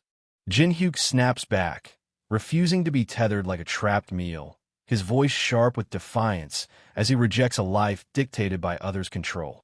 Jin Hyuk shatters the wall with brutal force, his cold glare cutting through the tension as he snarls, "No one asked for your opinion," shutting down any challenge with ruthless finality. Jinzo commands the dark magic with icy authority, his voice slicing through the chaos as he declares, "You have no say in the matter," sealing fate with a red aura of unstoppable power. Jin Hyuk's intense gaze pierces the chaos as the cracked wall crumbles behind him, signaling the storm about to break. Jinzo's voice cuts through the darkness as she summons a red orb of raw power, declaring there's no escape from her will. Jin Hyuk strides toward the throne, his expression unreadable as the blonde woman's urgent concern fades into silence with his calm, steady reply. Teresa challenges Jin Hyuk's fierceness but promises a sweeter reward than blood, while Jin Hyuk remains kneeling, his expression heavy with unspoken resolve. Jinzo scoffs, settling in her chair as she declares that promises sweeter than blood are nothing but futile deception. Jin Hyuk leans forward, his voice dripping with menace as he challenges, "Are you sure about that? even if my offer to you. Jinzo's red eyes blaze as she questions the very meaning of freedom, her voice cutting through the dark sky, charged with swirling magical energy. The angry man shouting storms forward, his fist crackling with red energy as he bellows a brutal threat, ready to tear his target apart. Jinzo's voice cuts through the chaos, demanding the hooded figure with flaming sword take responsibility for their words as tension ignites between them. Jinhyuk kneels, voice steady despite the weight of regret, declaring he wouldn't have come if he couldn't face the consequences. Jinzo demands Jinhyuk own his choices, but Jinhyuk grips his glowing knife, voice fierce as he claims his name and the weight it carries. Jinhyuk channels the glowing purple energy to his face, declaring himself the fierce representative of the demonic humans within the tower, ready to prove his resolve. The glowing crack spreads across his face as he touches it, his voice resolute, promising to break the chains and free those trapped within this dark prison. The hooded figure summons a surge of demonic energy, declaring that those who have forsaken humanity are destined to embrace this dark power. Two demonic humans wielding a massive crescent weapon and a glowing red sword block the player's path, sometimes allying with labyrinth monsters to guard the Dark Tower's ascent. Two demonic humans wielding a massive crescent weapon and a glowing red sword block the player's path, sometimes allying with labyrinth monsters to guard the Dark Tower's ascent. A cold voice reveals contact with the temple on the 27th floor, warning that their presence here won't go unnoticed. The ancient ruin is sealed by a pulsating magical barrier, its red symbols casting an ominous glow. Fooling this defense is the only way inside. Teresa's eyes narrow in concern as Jinhyuk stands firm, his hand hidden behind his back, the glowing knife hinting at a sudden, dangerous transformation no one saw coming. The hooded figure with crescent weapon and two others exchange tense glances, beads of sweat betraying their fear as they question the true power of the temple that has them this rattled. The hooded figure with crescent weapon and two others exchange tense glances, beads of sweat betraying their fear as they question the true power of the temple that has them this rattled. Standing in the glowing red liquid among skulls, the voice cuts through the darkness, dismissing demonic claims and smooth talkers alike, challenging anyone to solve what has long been unsolvable.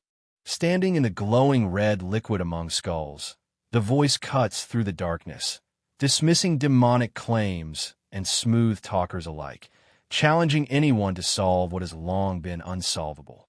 Jinzo's eyes gleam with dark fascination as she taunts. You have such sweet-smelling blood. It's truly unfortunate, hinting at a deadly fate sealed by her merciless intent. Jinzo descends through the blood-red sky, unleashing a deadly storm of glowing weapons as she snarls, Die. Jinhyuk twists through the hail of glowing blades, every narrow dodge a heartbeat closer to deadly impact as the air crackles with lethal intent. Teresa charges with her shield raised, smashing into the dark figure who staggers back, the clash sending shockwaves through the battlefield. A blinding cross erupts as the sacred reinforcement activates, flooding the fighter with a surge of overwhelming power. The hooded figure with crescent weapon braces as the glowing cross pulses, commanding Jinhyuk to stay behind while preparing to face the oncoming storm head-on. The blonde woman channels every ounce of divine power, gritting her teeth as she vows to hold the line against the relentless assault. Teresa summons the LV.5 Sacred Shield just in time, unleashing a blinding burst of magic that shatters the falling chains and halts the enemy's advance. Jinzo's mocking laughter cuts through the chaos, taunting her opponent for wasting such fierce effort on so little. Jinzo snarls with venomous hatred, rejecting divine power as something repulsive and vile, her fury burning brighter than ever.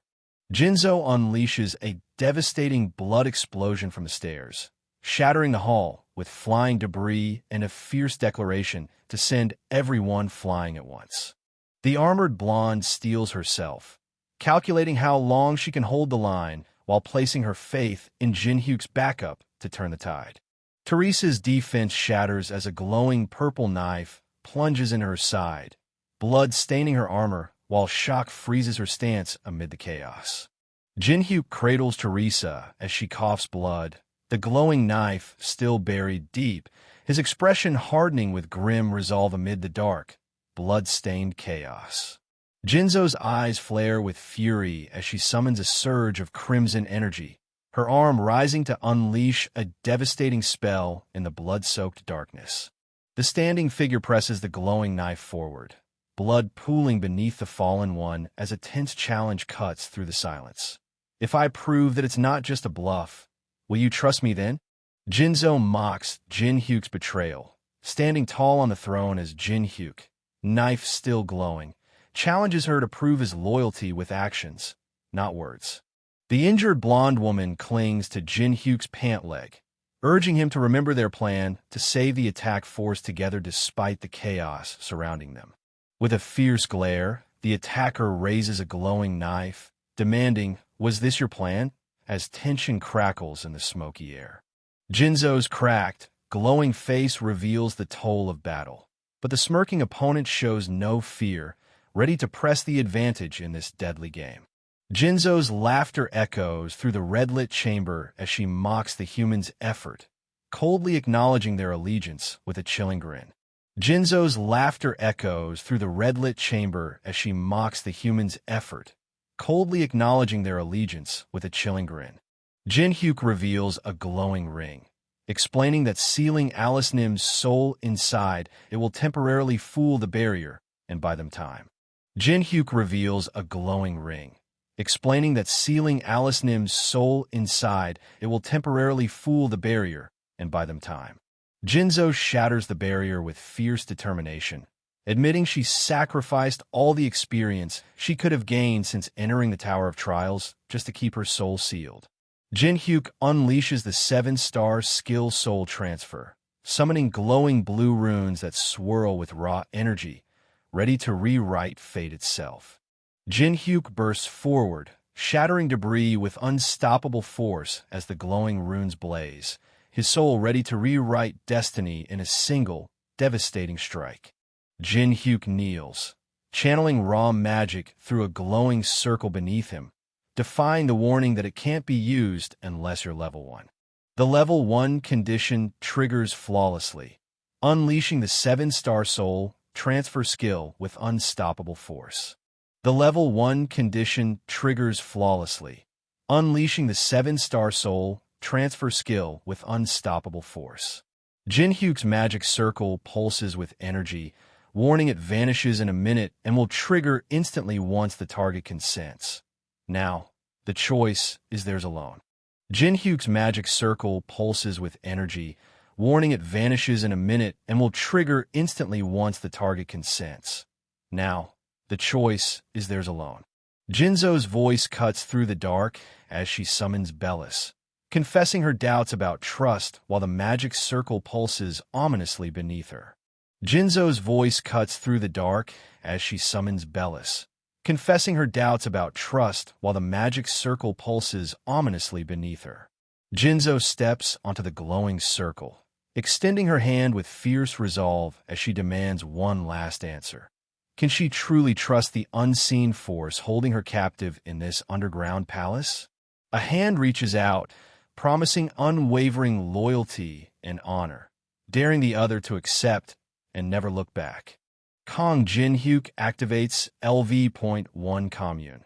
Their fingers touch, sparking a subtle bond that shifts the subject's feelings just enough to lean in their favor. Alice Vaughn Ataraxia utters the command, igniting the glowing ring as ancient runes flare to life, initiating the soul transfer. Jinzo screams as the blue energy swirls violently, declaring that Braham's ring will absorb the soul of progenitor Alice, sealing her fate in the dark mystic void.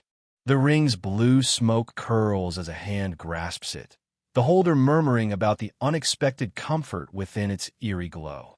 The figure's voice cuts through the haze, questioning if this eerie, glowing ring truly feels like a new home. Jin-hyuk activates the blessing of the star, a radiant power surging from his glowing knife as the armored figure advances, tension crackling in the grand hall. The man's smile widens as purple shards of energy crackle across his face, his voice cutting through the darkness with a chilling, "Welcome back." A glowing emblem reveals the blessing of the star. A single revival is granted, but only if death isn't instant, with a strict 240-hour cooldown ticking down. A glowing emblem reveals the blessing of the star. A single revival is granted, but only if death isn't instant, with a strict 240-hour cooldown ticking down. Blood drips from her mouth, but her eyes blaze with unyielding resolve as she pushes through the pain, refusing to fall. Teresa staggers forward, blood staining her armor, her voice cutting through the smoke with a sharp, "Welcome back." Teresa spits blood, defiantly discarding the rune letter as the Hour Man, clutching a mysterious glowing object that pulses with dark power. Teresa spits blood, defiantly discarding the rune letter as the Hour Man, clutching a mysterious glowing object that pulses with dark power. Bellis lunges forward, his blade cutting through the chaos as Jin-hyuk tightens his grip, ready to face the deadly strike head-on. Bellis roars in fury, unleashing a surge of crimson magic that pulses with raw, destructive power as he condemns the foolish humans daring to challenge him. Bellis shouts his fury, unleashing the devastating LV.13 blood wave, a crimson tsunami that obliterates everything in its path, punishing those who dared betray their master. Bellis shouts his fury, unleashing the devastating LV.13 blood wave, a crimson tsunami that obliterates everything in its path, punishing those who dared betray their master. Jin-hyuk clenches his fist as flames erupt, unleashing the full force of the level 5 fire element to turn the tide in the burning cathedral. Jin-hyuk charges through the blaze, slashing with his purple knife as the explosion tears through the battlefield, scorching everything in its path. Teresa's voice cuts through the smoke, demanding the hostage's location as urgency spikes amidst the chaos. Teresa raises her sword, unleashing the level 4 sign of the cross, a radiant power surging to break the ropes binding the hostages and turn the tide in this desperate fight. The kneeling man confirms their arrival just in time, relief flooding his voice as he asks about the fate of the vampires amidst the ruined battlefield. The kneeling man confirms their arrival just in time, relief flooding his voice as he asks about the fate of the vampires amidst the ruined battlefield. Bellis taunts, swinging his red glowing sword as he unleashes a devastating magic attack, challenging how a mere human can stand against his power. Jin-hyuk grips his glowing purple knife, asserting that Bellis's fire and his magic are complete opposites, and reveals Bellis has misunderstood. The moment Bellis's master was sealed inside the ring changed everything. Jin-hyuk unleashes his grave of swords ability, blades erupting around him as he coldly declares, "You already lost," sealing the fate of the battle. Bellis clenches his gauntlet, unleashing Dark Fighting Spirit level 9 as he snarls, "Shut up, you mere blood pack. If my magic fails, I'll kill you with my sword." The black-haired man shouting orders to destroy the ring ignites the chaos as Bellis charges forward with ruthless intent, while Teresa grips her sword, ready to strike through the smoky battlefield. The black-haired man shouting orders to destroy the ring ignites the chaos as Bellis charges forward with ruthless intent, while Teresa grips her sword, ready to strike through the smoky battlefield. Jin-hyuk stands firm, purple knife gleaming as Teresa demands, "Who the hell is he?" amid fallen hooded figures and the chaos of their brutal clash.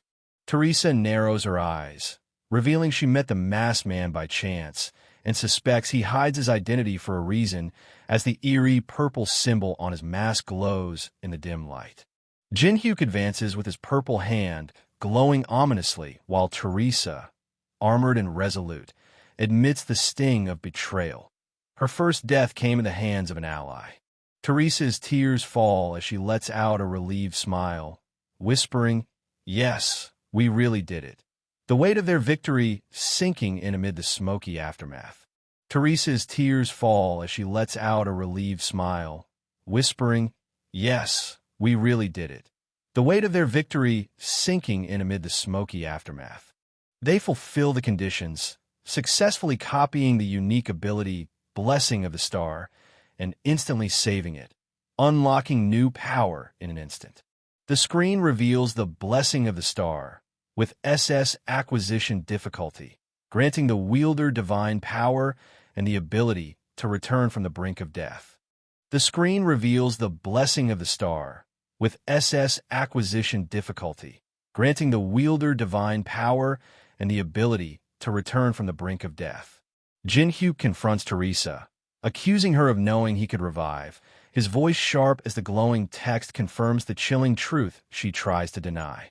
Jin-hyuk points at the divine artifacts, urging escape, while Teresa pleads for caution, warning him against reckless death in the Grand Hall's tense silence. Song Chanhwa steps forward, claiming command as attack force captain and declaring all raid loot the property of the Balhi Guild, asserting control over the disputed treasures. Jin-hyuk lashes out, accusing the man's side view sweating of greed despite saving his life, while the nervous man hurriedly denies the claim, trying to defuse the tension. Kyanwa promises a different kind of reward, enough money or coins to silence any complaints, his hand slicing through the smoky air with conviction. Jin-hyuk mocks the armored man's failed attack, declaring him beyond saving, while Teresa watches, confused, as Jin-hyuk challenges the man to take what he wants if he's desperate enough. Kyanwa warns his comrade not to regret whatever decision he's about to make, while the other struggles to grasp the weight of those words. The fragment of Merlin's staff glows faintly, its ancient power humming quietly as it promises untold strength and secrets yet to be unleashed. Clutching the glowing artifact, the armored man grins with desperate hope, convinced that seizing the divine relics of the ruin will redeem their fallen forces despite the hostages taken. Pain shoots through his arm as the red symbol burns to life, twisting his face in shock and confusion. Whatever this mark is, it's far from a blessing. Pain shoots through his arm as the red symbol burns to life, twisting his face in shock and confusion. Whatever this mark is, it's far from a blessing. Jin-hyuk summons a glowing golden ring, revealing it's a divine artifact obtainable only by killing Alice. But she's trapped alive inside his ring.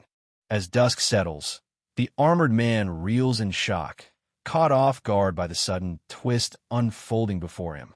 Teresa gasps in shock, clutching her mouth as a dark-haired man grabs her shoulder, both stunned by the chaos erupting around them.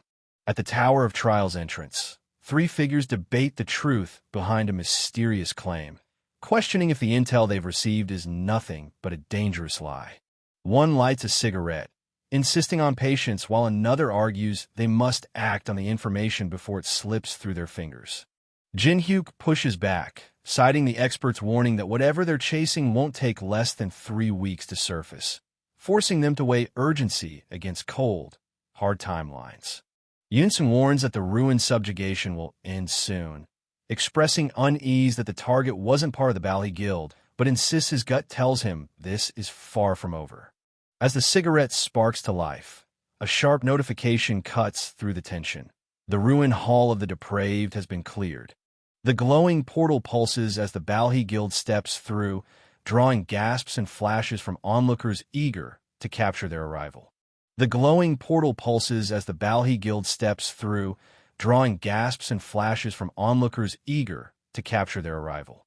The figure steps forward, silencing the crowd with a calm declaration that the true victor was the team's unexpected wildcard, whose relentless strategy turned the tide when all seemed lost. The crowd erupts in shock and confusion, cameras flashing as whispers of chaos ripple through the packed room, everyone desperate to understand the sudden upheaval that just unfolded. Teresa steps forward, her presence commanding as the crowd realizes she, not Song Chanhwa, cleared the ruin, sparking a surge of whispers questioning the Zion Guild's role in the feat. Jin-hyuk steps forward, voice cutting through the murmurs, as he declares that Teresa alone cleared the ruin, silencing doubts and shifting all eyes onto her undeniable strength. Jin-hyuk stands firm, voice low and steady as he admits they were mere spectators to the mastermind's flawless stage performance, powerless beneath his control. Jin-hyuk stands firm, voice low and steady as he admits they were mere spectators to the mastermind's flawless stage performance, powerless beneath his control. Morning breaks over the city as water pours steadily into a cup, while a news headline flashes the burning question: who is the masked player? Jin-hyuk scrolls through the news on his phone, casually munching a stick snack and holding his cup noodles, unfazed as the headlines pile on meaningless details. Jin-hyuk lifts the steaming noodles with chopsticks, acknowledging the unexpected intensity of the reaction while bracing against the heat. Jin-hyuk recalls Teresa's promise to keep his identity secret, easing his mind as he continues eating without a trace of worry. With a confident snap, the instant noodle cup opens, chopsticks ready. With this, the problem is solved. Jin-hyuk smirks, clutching the pendant as he taunts. Shall I have a talk with the progenitor with a chip on her shoulder? Jinzu lashes out, furious and shouting, demanding respect and raging at being stuffed in a dark, smelly pocket all day, while Jin-hyuk holds the pendant calmly, unfazed by the outburst. Jinzu spins wildly, energy rings slicing through the air as dizziness takes over, desperate to stop whatever Jin-hyuk's calm grip on the glowing pendant is about to unleash. Jin-hyuk swings the pendant with a calm smirk, his voice cutting through the tension as he asks, "Well, do you feel better now?" Jinzu screams in fury, collapsing to the floor as he warns, "Would you feel better if you were me?" Listen carefully. Vampires never forget a grudge. Jin-hyuk narrows his eyes skeptically at the glowing pendant, ordering, "Really? Wait, you're not thinking of doing that again, are you? I order you to relax your expression." Jin-hyuk raises his fist, snarling he'll punish Jinzu, who screams in desperation, begging him to stop before she loses her lunch. Jin-hyuk unleashes a brutal strike with his massive energy weapon, shouting "Vampire Grudge Separator," as Jinzu recoils in shock and desperation. A trembling hand reaches desperately for the necklace with the ring, whispering broken pleas of "Hick, Hick, stop, I'm really going to die." A surge of magic pulses from the trembling hand into the ring, igniting it with a fierce glow as a commanding voice cuts through the silence. "Stop crying and come out." Jinzu descends sharply, wings unfurled and crackling with energy, eyes wide as the command pierces the smoky air, barely able to contain a shocked "huh." The sinister figure's voice cuts through the mist as dark energy coils around them, vowing to unleash 1,000-fold revenge and repay every ounce of humiliation endured. The sinister figure's voice cuts through the mist as dark energy coils around them, vowing to unleash 1,000-fold revenge and repay every ounce of humiliation endured. Jinzu's shocked yell cuts through the tension as she reveals she materialized a sealed fragment of herself, leaving the black-haired man reeling in disbelief. Jinzu's shocked yell cuts through the tension as she reveals she materialized a sealed fragment of herself, leaving the black-haired man reeling in disbelief. Jinzu reels in shock, clutching her head as the black-haired man taunts her strength, insisting she's still far beyond any ordinary vampire despite the brutal limits she's under. Jinzu reels in shock, clutching her head as the black-haired man taunts her strength, insisting she's still far beyond any ordinary vampire despite the brutal limits she's under.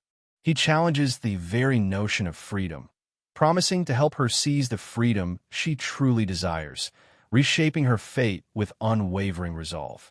Jinzu's tears fall as confusion and desperation crack her voice, demanding to know what he truly means by his impossible promise. Alice von Ataraxia offers a ruthless deal. Help her, and she'll wipe out all who betrayed Jinzu and restore the Ataraxia family's lost glory. The raid seemed doomed until the masked player crashed in wielding a massive dark weapon glowing purple, flipping the entire battle and leaving Jinzu stunned and shouting in disbelief. Jin Hyuk ignited a blazing inferno with every slash of his sword, his furious combos cutting through the darkness as flames exploded around him, proving his skill was beyond mere experience. It was raw, unstoppable power. Whispers spread as two figures connect the dots. Jin Hyuk's absence from the boss raid meant he was lurking in the ruins, and with the Saintess of Amsterdam's nod, his name demands respect, forcing even rivals to bow before his rising legend. Young man's phone glows as he looks up, sweat dripping, realizing the guilds are hoarding massive wealth while the city's streets whisper secrets he can't ignore. Young man's eyes lock onto the towering office building, the weight of truth crashing down as he mutters. And it looks like it's true. Jin Hyuk clenches a fist crackling with purple energy, declaring coldly that the corruption or monopoly of a large guild is none of his concern. A brutal impact shatters the street as the man in the long coat storms forward, fury burning in his eyes. No one threatens him and gets away with it. The man in the long coat grabs a nearby pipe, swinging it with savage precision to break through the advancing guard's defense. Jin Hyuk summons a blazing orb in his palm, flames roaring to life as he vows to annihilate everyone standing in his way. The man with dark hair at desk slams his hand against his forehead, seething as he snarls a brutal curse into the tense silence of his office. The man in gray suit throne crashes backward as a furious fist slams the ground, the voice accusing him of botching a covert kill, waking deadly guardians, and turning the mission into chaos. Jin Hyuk's fist clenches tight as he roars about their guild's reputation crumbling, furious that one failure to punish a humiliator has dragged them all through the mud and threatens to erase their name. The man being kicked crumples under a brutal strike while two guards stand rigid, eyes sharp, guarding the ominous double doors behind them. An explosion rips through the room, hurling two men into shattered bookshelves and sending glass and debris crashing down around them. Jiansu screams for help as a fiery figure clenches a blazing fist, shattering glass and sending everyone scrambling in chaos. The man with dark hair at desk land in a crouch, eyes sharp, ready to seize the perfect moment to impress Hyungnim again. The man being kicked lunges with a desperate attack, but young man meets it head-on, his glowing hand blocking the strike as he declares a fierce return to his former self. The man in gray suit throne crashes backward, his head snapping against the edge of the bookshelf as books scatter, leaving him dazed and vulnerable on the floor. Jin Hyuk stands unfazed, smirking as the furious man at the desk points and shouts accusations about past humiliations and false hopes of safety after crossing powerful enemies. Jin Hyuk lounges on the sofa, dismissing the anger with a calm, "That's not something you should be concerned about," while casually admiring the game board between them. Shin Jiansu's eyes blaze with focus as he snatches the sword from the stand, instantly triggering his level 5 quick sword skill. Jiansu hurls a cylindrical object across the room, aiming straight at the man calmly seated in the chair.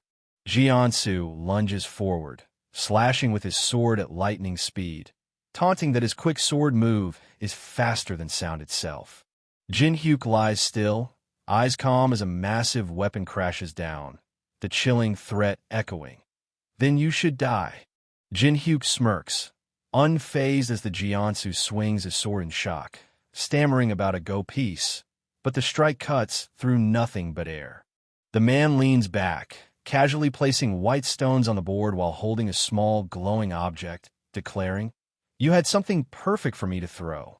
Now, then, as tension thickens in the room, Jin Hyuk's voice cuts through the silence, sharp and commanding as he challenges. "Shall we resume our discussion, Shin Jiansu?" Jiansu, knife clenched tight, lashes out with fierce rage, demanding if this is all about revenge for his deadly betrayal. Jiansu, knife clenched tight, lashes out with fierce rage, demanding if this is all about revenge for his deadly betrayal. Amidst the cracked floor and raging fire, multiple injured people lie scattered, casualties of the chaos, tearing the building apart just for revenge. Jinyuk's sharp, electrified object straight into the man with black hair, looking surprised forehead, making him cry out in shock as blood drips and a coin slips from his grasp. The man thrown to the ground crashes hard, but Jin-hyuk just smirks, slamming his glowing electric ring to life like he's about to shock everyone's bad attitude right out of the room. Hyeonsa begs Jin-hyuk to stop, desperate and worn out, but Jin-hyuk just fires back with a smug grin, asking if that means he should hold back, like he's even capable of going easy now. Jiansu cuts through the chaos, urging everyone to stay calm and reminding them that over 50 rankers are busy clearing the tower, so they're not alone in this fight.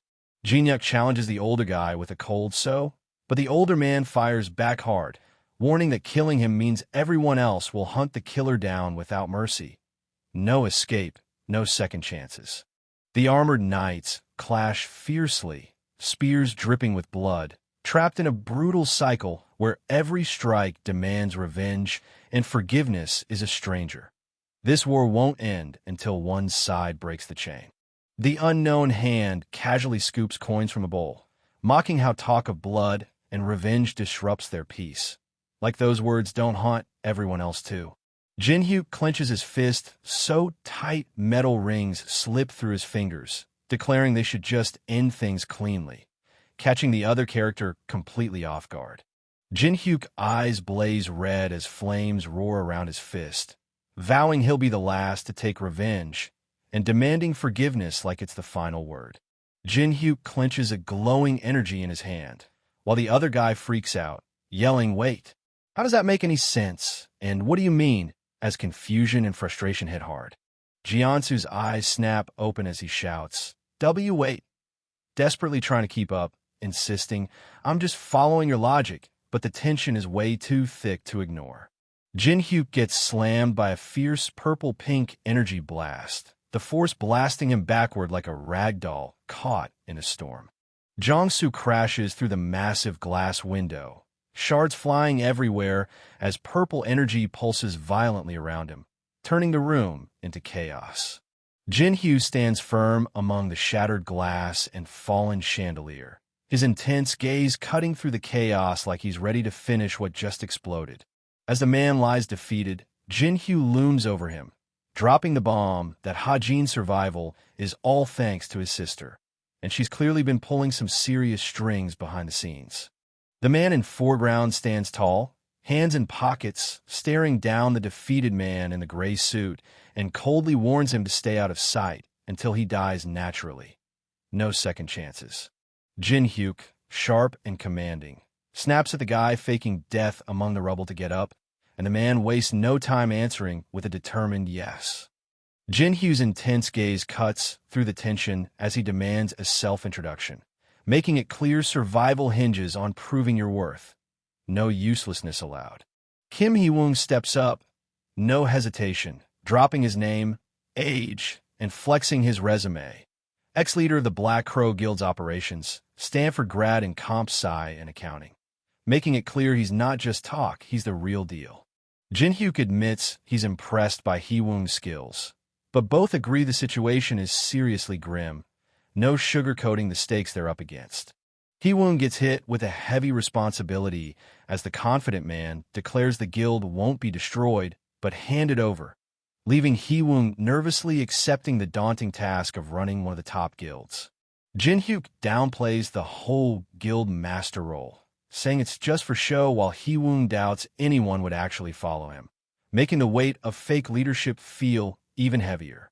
Hee-woong grips his royal cape tight, nerves barely hidden as shadowy figures with glowing red eyes and the watchful crowd silently question how a secretary suddenly climbed to the throne, setting the stage for serious opposition. Jin-hyuk coolly assures his partner that opposition isn't a problem, while the other guy nervously asks if Jin-hyuk will handle the threat himself, setting up a tense promise of decisive action. Jin-hyuk flashes a glowing ring on a chain, brushing off the idea of handling things himself and casually offering to lend someone else instead, keeping his cool and confidence unshaken. The person holding phone gets hit with an urgent alert ordering all A-rank players to drop everything and head to the penthouse, sparking instant frustration over the timing of this emergency meeting. Amidst a tense raid, the group struggles with the sudden order, one insisting they were already in the thick of it, while another voices frustration over how impossible it is to just drop everything and comply. At the Black Crow Guild HQ, the man in foreground clenches his teeth, voicing his irritation loud and clear while the A-rank players stand firm, bracing themselves for whatever's next. At the Black Crow Guild HQ, the man in foreground clenches his teeth, voicing his irritation loud and clear while the A-rank players stand firm, bracing themselves for whatever's next. A sharp-suited man demands the gray-haired Jiansu to step aside, questioning why he's blocking someone else's building, just as Jiansu gets slammed hard onto a white car, denting the hood and shocking everyone nearby. Jiansu lies motionless, eyes shut and mouth agape, clearly knocked out cold after that brutal hit. The room's a disaster zone. Chairs overturned, glass shattered, and multiple injured people sprawled out lifeless or unconscious, while the chilling words echo, "The guildmaster is dead." The room's a disaster zone. Chairs overturned, glass shattered, and multiple injured people sprawled out lifeless or unconscious, while the chilling words echo, "The guildmaster is dead." Jin Hyuk sits cool and collected behind his desk, unfazed by the shattered window behind him, as the nameplate and files hint he's got control.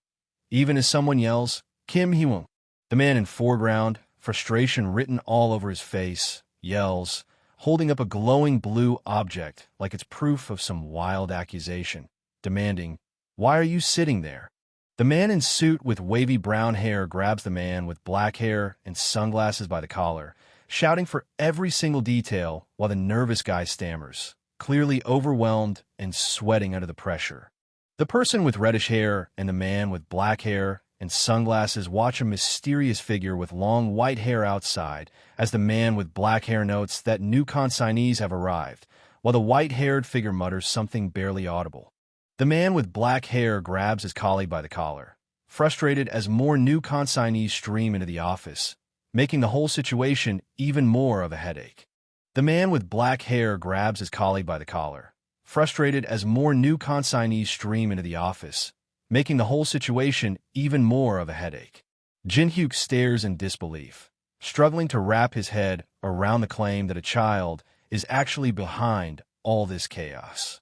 Jin Hyuk stares in disbelief, struggling to wrap his head around the claim that a child is actually behind all this chaos. Suddenly, an explosion rips through the building, sending fiery debris flying everywhere and shaking the cityscape to its core. Hee-won and the others scramble, eyes wide as flames blaze behind them, one shouting about the explosion while another spots someone crashing hard nearby. Hee-won clutches his head, frustration written all over his face as he mutters about Alice. He trusted her to handle the guild, but she went and stirred up a whole new mess. The person holding phone scrolls through a message about awakening test results, the city buzzing behind them as the Tower of Trials marks its 2-month anniversary. The world order's shifting hard, and people are hustling to keep up, with digital billboards flashing insane sales and mining guard recruitment, signaling this new era's rapid, ruthless pace. The news anchor breaks down how the mass player just solo cleared a ruin that even a massive attack squad failed to conquer, turning heads and shaking up expectations everywhere. Only 2 people know the mass player's real identity, and Mr. Kim, the porter leader, happily agreed to keep the secret under wraps. Teresa steps up, cool and confident, sealing the deal by promising to keep the mass player's secret just like Mr. Kim. Teresa steps up, cool and confident, sealing the deal by promising to keep the mass player's secret just like Mr. Kim. The towering Awakened Association building stands sharp against the bright blue sky, a silent fortress promising power and secrets high above the bustling city below. The man in the coat bows deeply, sealing the deal as others casually move around, the tension finally snapping. Everything's set, no turning back now.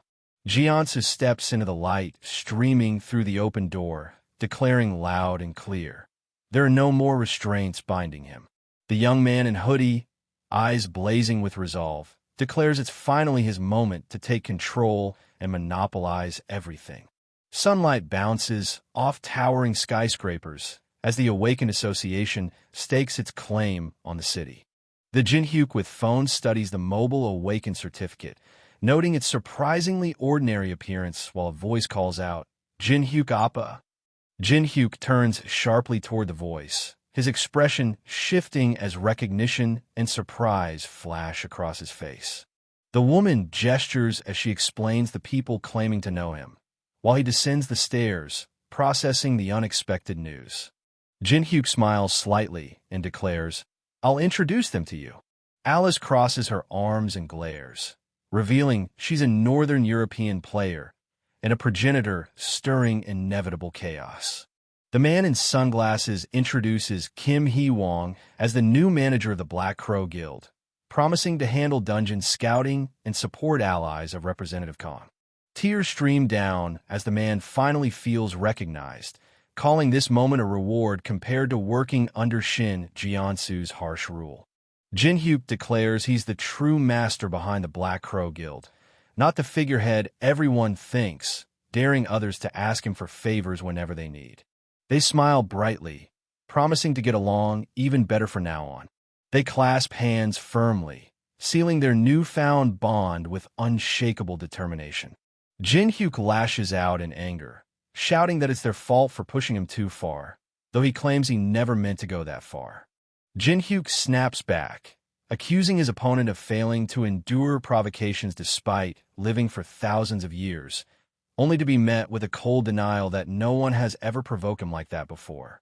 Jinhyuk snaps back, accusing his opponent of failing to endure provocations despite living for thousands of years, only to be met with a cold denial that no one has ever provoked him like that before. Jinhyuk dashes into the forest, senses sharp and ready for any threat lurking in the shadows. Jinhyuk dashes into the forest, senses sharp and ready for any threat lurking in the shadows. Golden padlock, sealing the dungeon as the guilds keep the elite floors locked behind the third-floor boss's defeat. A crooked tower leans defiantly among the city's skyline, hiding a secret no one expects. Jinhyuk smirks confidently, eyes locked on the crooked tower, declaring, "Of course, excluding me." They step cautiously past shattered pillars beneath the cold glow of the moon, the once celebrated moon lake, now abandoned and silent.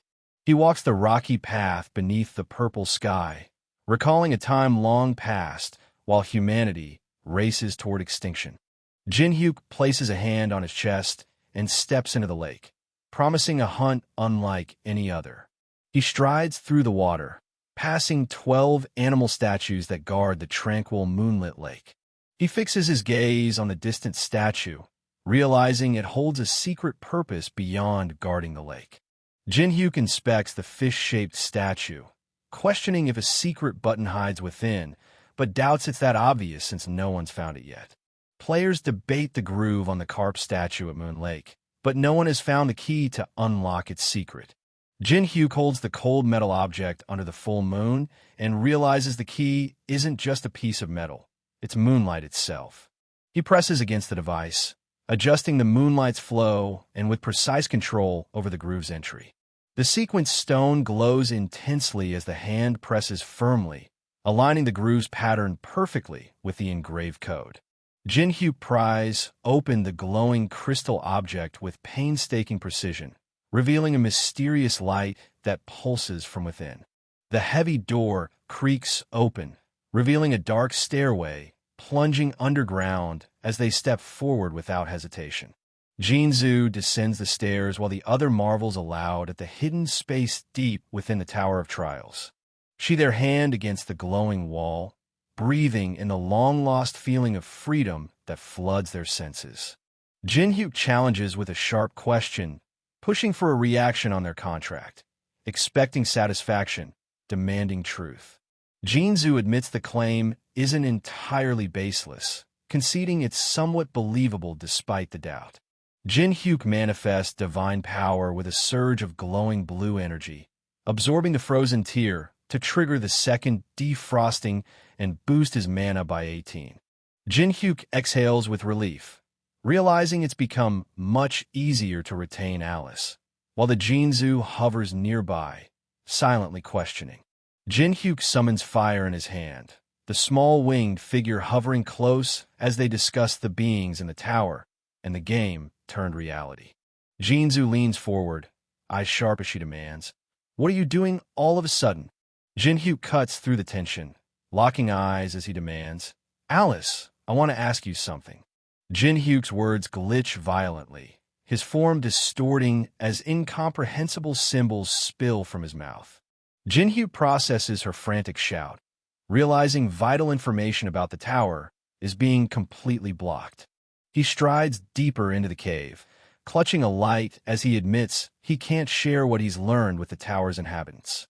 Alice spins sharply, warning kick as heavy footsteps echo through the cave.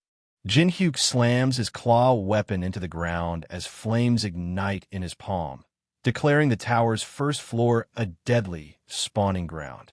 Jin-hyuk summons a swirling blaze in his palm, flames twisting wildly as he prepares to incinerate anything that dares approach. Flames erupt in a violent explosion, the dark armored figure standing firm as the firestorm rages around him. Flames consume the figure, spreading wildly as the inferno threatens to swallow everything in its path. The clawed creature lunges through the flames, but the man just smirks, unshaken and ready to strike back. Monsters crawl endlessly from the abyss, surrounding the man as the fire blazes fiercely between them. A giant beetle scarab bursts into view, making Alice recoil in disgust and shout, "Ugh, disgusting!" Jin-hyuk steps forward, sword glowing as he orders Alice to retreat while the giant beetles close in without hesitation. Jin-hyuk raises his hand, unleashing the blessing of the star as radiant light envelopes him, turning the tide against the encroaching beetles. The figure stands firm as a blinding beam of energy crashes down from above, threatening to obliterate everything in its path. Spiky-haired fighter slams into his opponent with a burst of raw power, shattering the monster's defenses by 30% in a brutal clash. Jin-hyuk orders Alice to unleash her power as she erupts in fury, spreading bat-like wings as she prepares to confront the disgusting insects. A man smirks, pointing his finger with a glowing ring as Alice gasps in shock, caught off guard by his bold challenge. Alice leaps forward, unleashing her Bloodbind ability as crimson energy erupts beneath her feet, turning the arena into a deadly trap. Alice charges through the blood-red energy, her strike shattering the ground and sending shockwaves toward her enemies. Jin-hyuk tightens his grip on the glowing sword, smirking as he prepares to unleash the rift stat that slashes through level gaps like a blade through paper. Red energy orbs swarm as Jin-hyuk dodges with precision, his power surging with every level-up notification flashing around him. Jin-hyuk grips the glowing purple cleaver, breaking free from his self-imposed limits as he admits his stress from holding back finally snapped. Jin-hyuk unleashes his unique ability, shadows swirling as he commands, "So I'll be counting on you guys." Jin-hyuk charges forward, energy crackling around him as he roars, "Don't stop coming at me." Jin-hyuk slams into the enemy, unleashing a brutal burst of energy that shatters the ground beneath them. Patrick stands firm and declares the 8th raid to the 4th floor has failed, signaling the tense meeting's grim start. The speaker reveals only 9 out of 100 soldiers from 15 attack forces have returned, shattering any hope of success.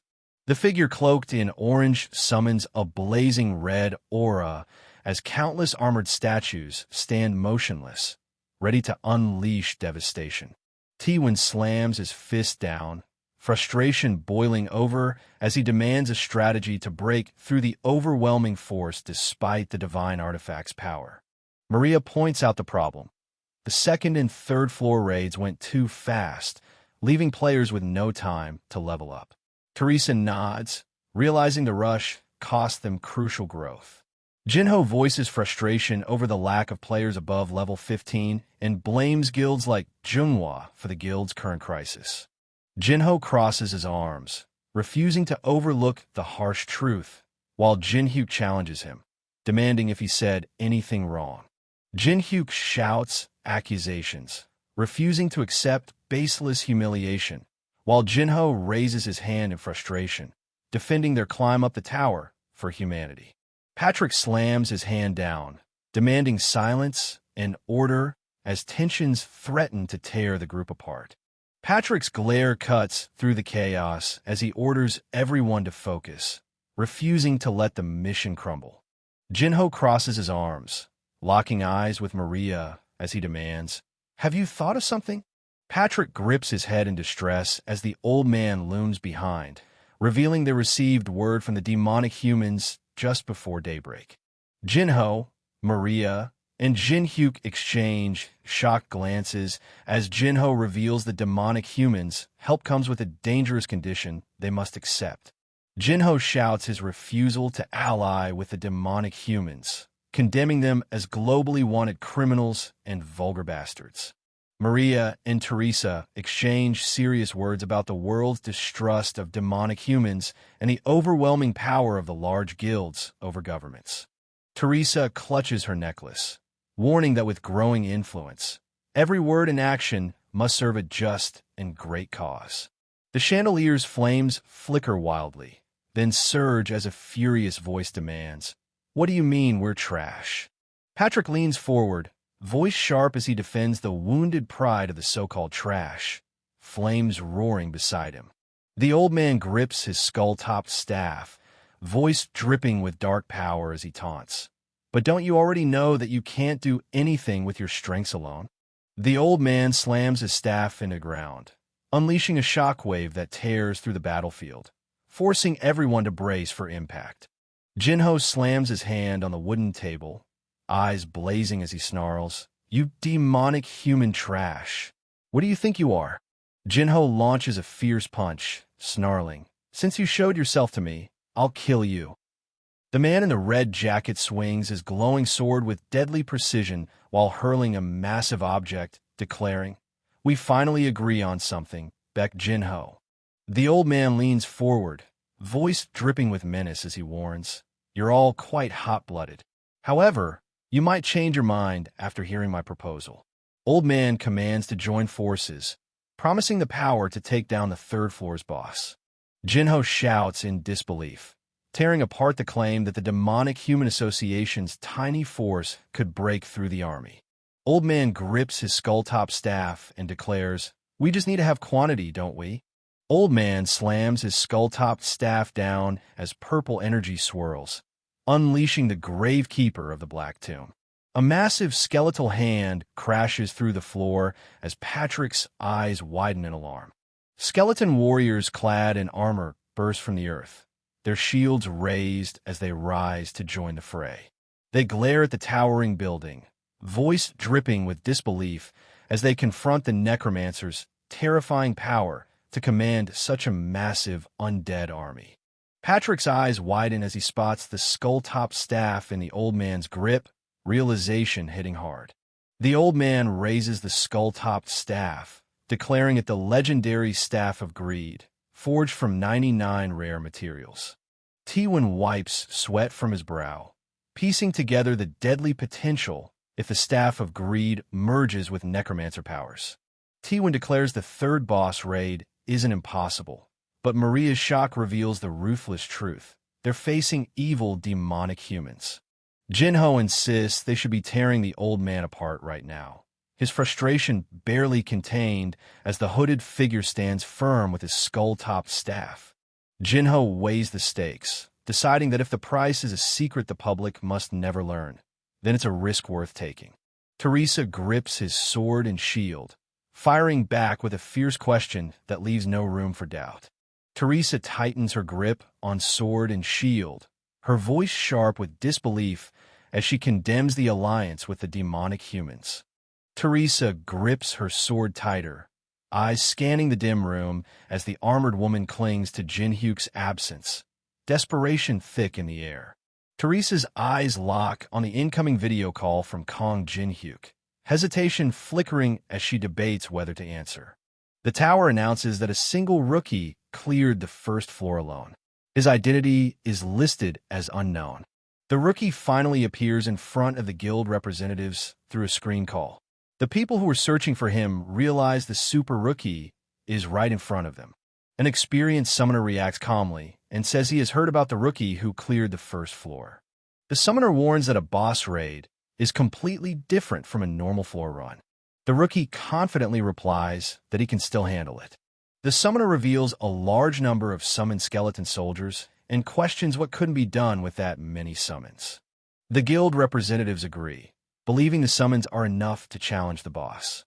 Someone interrupts and claims the rookie's equipment is fake. The rookie reacts with confusion as the accusation is made directly. Two materials are shown: Saint's Heart and a prison uniform soaked in holy oil. It is explained that using only these two materials cannot create the real Staff of Greed. The summoner explains that the real Staff of Greed has a red gem embedded beneath the skull. The rookie's staff is shown to be missing that red gem. The summoner then points outside toward the summoned skeleton soldiers. The quality of the skeleton soldiers is evaluated and judged to be too low. It is stated that these summons would not survive even half a day in the boss room. Hooded Man is clearly planning to abandon the group after grabbing coins and items during the chaos. Close-up of the Hooded Man's face. He's irritated and openly annoyed, calling the other side arrogant. The Hooded Man issues a warning, saying they'll regret rejecting his offer. He releases purple energy and calmly threatens that next time, when they meet in person, things won't be so easy. The Hooded Man disappears, leaving behind lingering purple energy. Two well-dressed figures arrive at the scene after he's gone. The tension is still hanging in the air. Inside a room, one of the men looks unsettled, clearly processing what just happened. The group regathers and asks what their next move should be now that the Hooded Man is gone. The unknown person promises he'll prevent them from joining the demonic humans and also handle clearing the tower for profit. The group questions him, asking if he's really planning to do everything alone. He confirms it directly, saying yes. One member thinks ahead, noting that even if the unknown fails, recruiting him afterward is still a win. Another agrees, saying this option is far better than siding with the demonic humans and has no real downside. A white-haired man smirks, clearly excited by the opportunity and not wanting to miss it. They begin discussing compensation, asking how much support and rewards the unknown wants. A red-haired woman cuts in, stating Olympus will provide full support instead. Another man objects, saying Titan should handle monetary backing since that's their specialty. The white-haired man argues back, saying money might not be what the unknown wants and offers personal support instead. The unknown person shuts it down, saying plainly that he doesn't need anything in return. Unknown asks the guilds to block off the entire area and let him enter the tower alone. In exchange, he says he won't take any rewards at all, making it clear he wants full control of the situation without outside interference. The red-haired representative questions his motives, pointing out that helping them this much without asking for anything only makes him more suspicious and demands to know his real reason. Unknown pauses and admits that there isn't a clear reason behind it, briefly reflecting on the question instead of giving a calculated answer. The blonde woman is visibly shaken by his words, surprised and emotionally affected by how straightforward and sincere he sounds. Unknown internally cringes at how dramatic his words sounded, even though he meant them honestly. The blonde woman repeats his words to herself, slowly smiling as she starts to accept his sincerity and view him more warmly. The white-haired guild leader becomes overly enthusiastic, loudly praising this as true camaraderie and clearly buying into Unknown's attitude. Unknown responds calmly, saying that as a guild representative, he doesn't have much to add, subtly deflecting the praise while staying composed. A surveillance device activates, revealing that the entire conversation has been recorded, confirming that Unknown's actions and words are now officially documented. The blonde representative smiles while watching the recording, noting that most people would have accepted the down payment without hesitation. Jin-hyuk reflects that giving up rewards for allies is more valuable than short-term gains, and he's already thinking about how to use this to his advantage. He ends the video call and decides to upload edited footage, avoiding direct conflict with major guilds while still gaining benefits. His status window appears, showing his name, level 12, high magic stat, unique abilities, and multiple skills, confirming fast progression. Jin-hyuk notes he reached level 12 in less than a day inside the spawning ground, and things are going smoother than expected. He's interrupted when Alice shouts at him for leaving everything to her, clearly stressed and overwhelmed. Jin-hyuk bluntly tells her their relationship isn't a partnership, but a slave contract, which shocks and upsets her. He points at the system shop and mentions he was planning to buy a mana supplement for her. Alice explains a normal supplement won't work because her mana capacity is too large to be refilled that way. Jin-hyuk explains that if he runs low on mana, he can't properly support her, so he intends to reclaim all the mana he spent. Alice completely misunderstands his intent, gets overly excited at the idea, and reacts in a dangerously enthusiastic way. The man feels dizzy and realizes how much blood was taken from him earlier. His mana is now fully restored, and he asks what comes next. He opens the system shop and casually says he will do some shopping. A list of items appears. He purchases multiple low-rank and strange materials without hesitation. After the purchase confirmation, Alice criticizes him for buying what looks like useless items. He replies that each item has a purpose. The man tells Alice they will be extremely busy from now on and that they must reach the end of the underground first floor today. Without waiting, he jumps straight down into the abyss. Alice panics, questioning how he can jump without knowing the depth. Mid-fall, he calmly says he knows exactly how deep it is because he has jumped down countless times before. He calls out to Alice, signaling her to act. She rushes after him in shock. A system message appears as a skill activates. Reverse gravity is triggered. Gravity flips instantly, stopping their fall. Both of them are pulled upward, landing safely as the descent turns into controlled movement forward. She calls him reckless and questions whether he's actually skilled or just surviving on luck, while he keeps moving forward without reacting. Her expression shifts as she realizes who he really is, and she quietly says his name, acknowledging his reputation. A system notification appears, activating his fire element ability and confirming he's entering serious combat mode. He reaches the altar and ignites the flame, calmly stating that this place is exactly where he's supposed to be.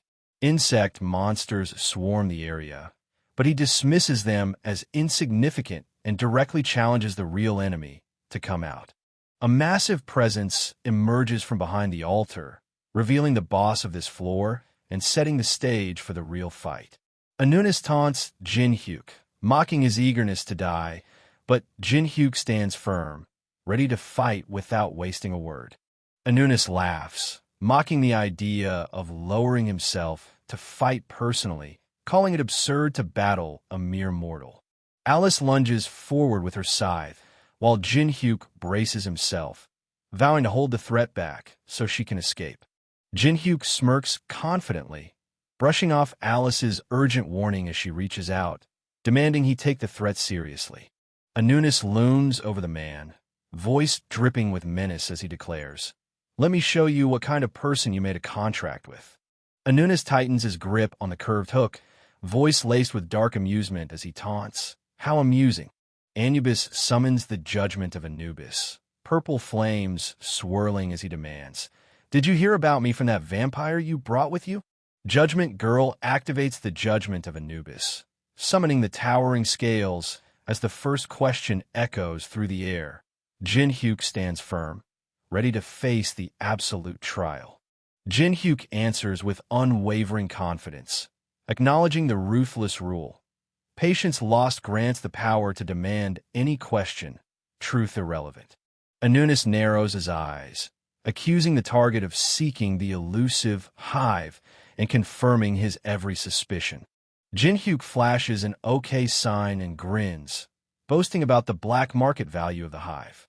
Judgment Girl holds the glowing heart and balances the scales, her voice cutting through the silence with one final, fateful question. Anunis looms over the man, voice dripping with menace as he declares no one leaves his territory alive. Jin-hyuk clenches his fist, defiantly declaring he'd rather give up everything than back down, forcing Anunis to acknowledge his resolve. Jin-hyuk stands firm among jagged purple spikes as the judgment of Anubis ignites, declaring all conditions met without mercy.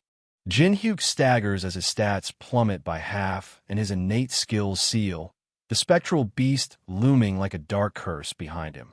Anubis declares the need for an agent to deliver judgment and selects a champion to carry out his will. Mantis channels a surge of purple energy, eyes burning with ruthless intent. Jin-hyuk steps forward with a serious glare as Alice recoils, disgust clear on her face. Mantis looms menacingly, declaring Jin-hyuk the champion destined to deliver judgment. Anubis glares with a glowing red eye, demanding, "What do you think of my dignified champion?" A hand reaches out, fingers brushing glowing blue squares as the voice declares, "Pretty tremendous." Jin-hyuk grips the glowing mini gramophone, declaring it enough to finally defeat the threat lurking in the shadows. Anunis mocks Jin-hyuk's sudden use of music as madness, but Jin-hyuk stands firm, knife ready, daring the stone creature to test his resolve. Anubis lashes out with his whip-like weapon, snarling that music is nothing but chaos unleashed. Jin-hyuk raises his glowing knife with fierce determination, ready to strike while cursing his opponent. The man playing cello unleashes a powerful, precise melody synced perfectly with the giant mantis's attack patterns, his voice cutting through the chaos like a weapon. Hands blow a sharp, commanding trumpet tune, echoing the relentless rhythm that drives the chase forward. Jin-hyuk blocks every desperate strike with his knife, turning fierce attacks into nothing but wasted effort. Anunis sweats in disbelief, realizing every move was anticipated and perfectly timed to the music's beat. This was no accident, it was a trap. Jin-hyuk wipes sweat from his brow, eyes sharp as the countdown ends. Now he can unleash his true power. Jin-hyuk slashes the air as countless spectral swords materialize around him, declaring the deadly sword cemetery activated. Alice swings her massive scythe, splattering green liquid as she taunts. "Did you think that would kill my champion?" Anubis snarls that the champion regenerates instantly but dies without stamina, and Jin-hyuk admits he can't kill the mantis in his current state.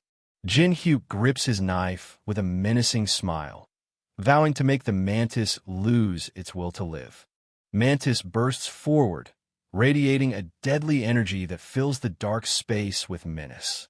Alice's eyes widen as she watches the fight escalate beyond her expectations, stunned by the overwhelming strength on display. She smiles nervously, eyes sharp with hope as she thinks he might actually help her get the revenge she craves. Mantis lunges with deadly intent, but Jin-hyuk stands firm, knife ready, while the cloaked figure commands him to keep fighting without hesitation. Mantis collapses, green slime dripping from its shattered form, while Jin-hyuk stands tall amid the wreckage, declared the proud warrior chosen by the gods. Jin-hyuk sits cross-legged, wearing a confident smile as Anunis recoils in surprise, shaken by the final blow meant to break his unyielding will. Jin-hyuk leaps backward, narrowly evading Mantis's crushing strike as the giant insect creature looms, ready to pounce again. Anubis breaks into a cold sweat, stunned as news hits that his champion not only lost but took their own life. Jin-hyuk stands over the fallen mantis, blade ready as the victory triggers a surge. Level up. A hand reaches for the glowing ice magic book, its snowflake symbol pulsing with power only found on the tower's middle floor.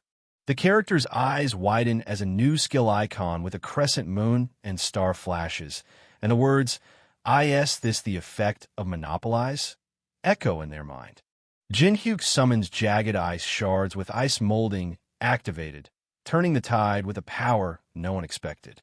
Anunus growls, mocking the ice shards as mere toys and questioning the resolve behind such a fragile defense. Jinhyuk clenches his fist, blue flames roaring to life as he spits back with fierce defiance, calling out the coward who only watches from the sidelines. Anunus reveals his true nature as a consciousness and demands to know the reason behind the challenge. He smiles, flames flickering around his hand as he declares the reason is simply because it's fun. Anubis lashes out with his whip-like weapon, purple flames roaring as he snarls at the insult, refusing to be seen as mere entertainment. Anubis summons an ancient beehive, unleashing giant insects that swarm violently as he roars. Disrespectful! Disrespectful! Mantis bellows. Kill that insolent human this instant! As a swarm of vicious insects descends with lethal intent. Mantis and another insect creature launch glowing energy orbs mid-air, their deadly assault blurring the space around them. He clenches his hand, blue energy crackling as he admits, "I guess this won't be enough." He whirls, flames erupting from his palm as he cuts through the encircling attackers with burning fury. Jinhyuk summons a blazing orb of fire and ice, hurling it forward with lethal precision that freezes and burns everything in its path. The blazing orb collides with a searing blue energy burst, igniting a fierce explosion that shakes the battlefield. The energy burst explodes violently as the skill Daylight is unlocked, signaling a new power unleashed. The system confirms a successful combination, and Jinhyuk gains a new AA-rank skill called Daylight. Daylight activates immediately, releasing a massive burst of white light that floods the area and overwhelms the battlefield. The skill details appear, explaining that Daylight is a wide-range flash attack meant to disrupt vision and control the field. Jinhyuk uses the light offensively, firing it straight at the hive's spawned enemy. Anubis reacts and decides to change tactics, realizing the light-based attack isn't enough to finish the fight. Anubis activates a new skill called Chosen Target, marking a specific enemy as the focus. The hive responds by spawning a powered-up bee entity, signaling an escalation in the encounter. Jinhyuk attacks again, but the marked enemies don't die. Instead, they split and multiply, revealing the real danger of Chosen Target as the chapter ends. The battlefield fills with hornet monsters.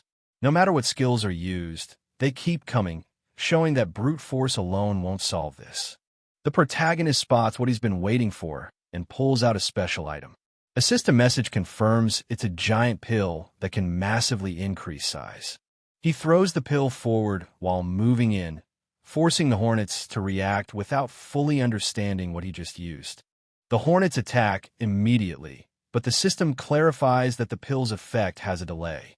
The protagonist uses this window to stay aggressive. Close combat continues. Hornets are cut down, but they don't disappear. Instead, more keep appearing, proving they aren't meant to be killed normally. Anubis loses patience and shouts orders, demanding the hornets kill the protagonist immediately as the situation starts slipping out of control. The swarm spreads and multiplies mid-battle. The narration explains the real threat. Enemies that don't die only increase in number. The protagonist stays calm despite the chaos. The scene ends with the sense that this isn't about winning fast, but forcing the enemy into a worse position. He activates the unknown cube. The system confirms it's been used, and energy starts forming around him. The system lists the materials being consumed. All 4 items are selected to reinforce the unknown cube. The items merge. The cube reacts violently as the fusion process completes. He analyzes the repeated attack pattern calmly instead of panicking, preparing a counter. The cube's effect triggers. A fire attribute activates, changing the nature of his attacks. A giant pill effect activates. The enemy is overwhelmed as its body starts breaking apart. Multiple giant pills drop at once. The system confirms repeated item drops from the same enemy. He realizes the truth. This boss can multiply endlessly, giving infinite experience and items. Used correctly, it becomes the perfect copy and farming machine. Anubis realizes something is off. The situation isn't chaotic by chance. The setup looks intentional, and he starts questioning how this outcome was created. He notices the item combination and the spatial control. The protagonist didn't react randomly. He prepared the tools in advance to force this exact result. The trap becomes clear. The hive's core mechanic has been identified and exploited. This isn't brute force, it's system abuse done cleanly. Anubis confirms it. The target from the start was the hive itself, not the monsters. Once the core is hit, everything collapses. Anubis destroys the hive, ending the endless multiplication. The battlefield resets instantly. The advantage shifts back. The protagonist reacts calmly. No surprise, no panic. He treats it as expected progress and prepares to move forward, signaling the end of this phase and the start of the next climb. Anubis declares he will judge the MC later for disrespecting him, but his presence is already breaking down. The vessel hosting Anubis collapses completely and loses stability. System confirms the vessel of Anubis has been destroyed and the conditions are cleared. A system save triggers as the battlefield resets and energy disperses. The skill judgment of Anubis is granted with overranked difficulty and strict activation rules. Details explain the skill weakens the target by half and restricts abilities for 1 minute. Usable only once per target. The system warns that abusing the skill may invite direct wrath from ancient Egyptian gods. Multiple gods observe the MC, some showing interest while others react with hostility. The MC realizes he's been noticed by higher beings and comments on their narrow mindset. A winged girl appears suddenly, confused about what just happened, as the MC calmly states he already won. The MC status screen updates, showing a major level increase and newly unlocked abilities. His core stats double, and he decides to distribute points evenly for stability. A system video call interrupts his planning.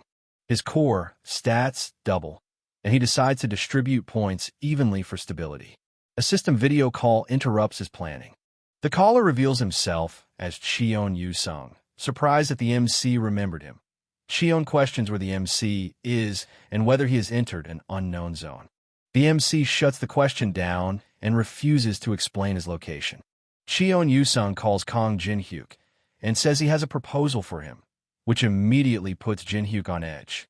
Yu-sung explains that in 24 hours, the Awakened Association will hold a martial arts tournament, and all AA rank and above players, including himself, will participate. Jin-hyuk questions the timing, pointing out that the association is still failing to clear the third-floor boss, so holding a tournament now makes no sense to him.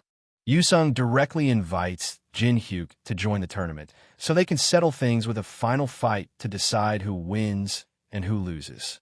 Jin-hyuk rejects the idea, saying he has no reason to waste time since Yu-sung doesn't even have a skill worth copying.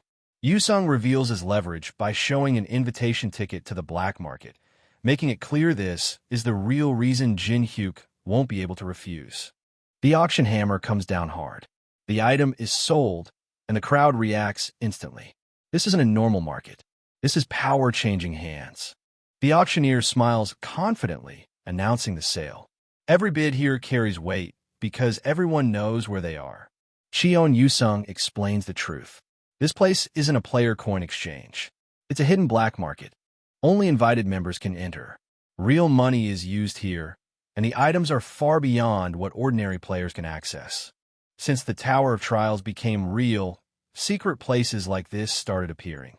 For someone aiming at the third-floor boss, this market is a goldmine. The protagonist realizes the irony. A secret place meant only for the rich, yet might give him exactly what he needs.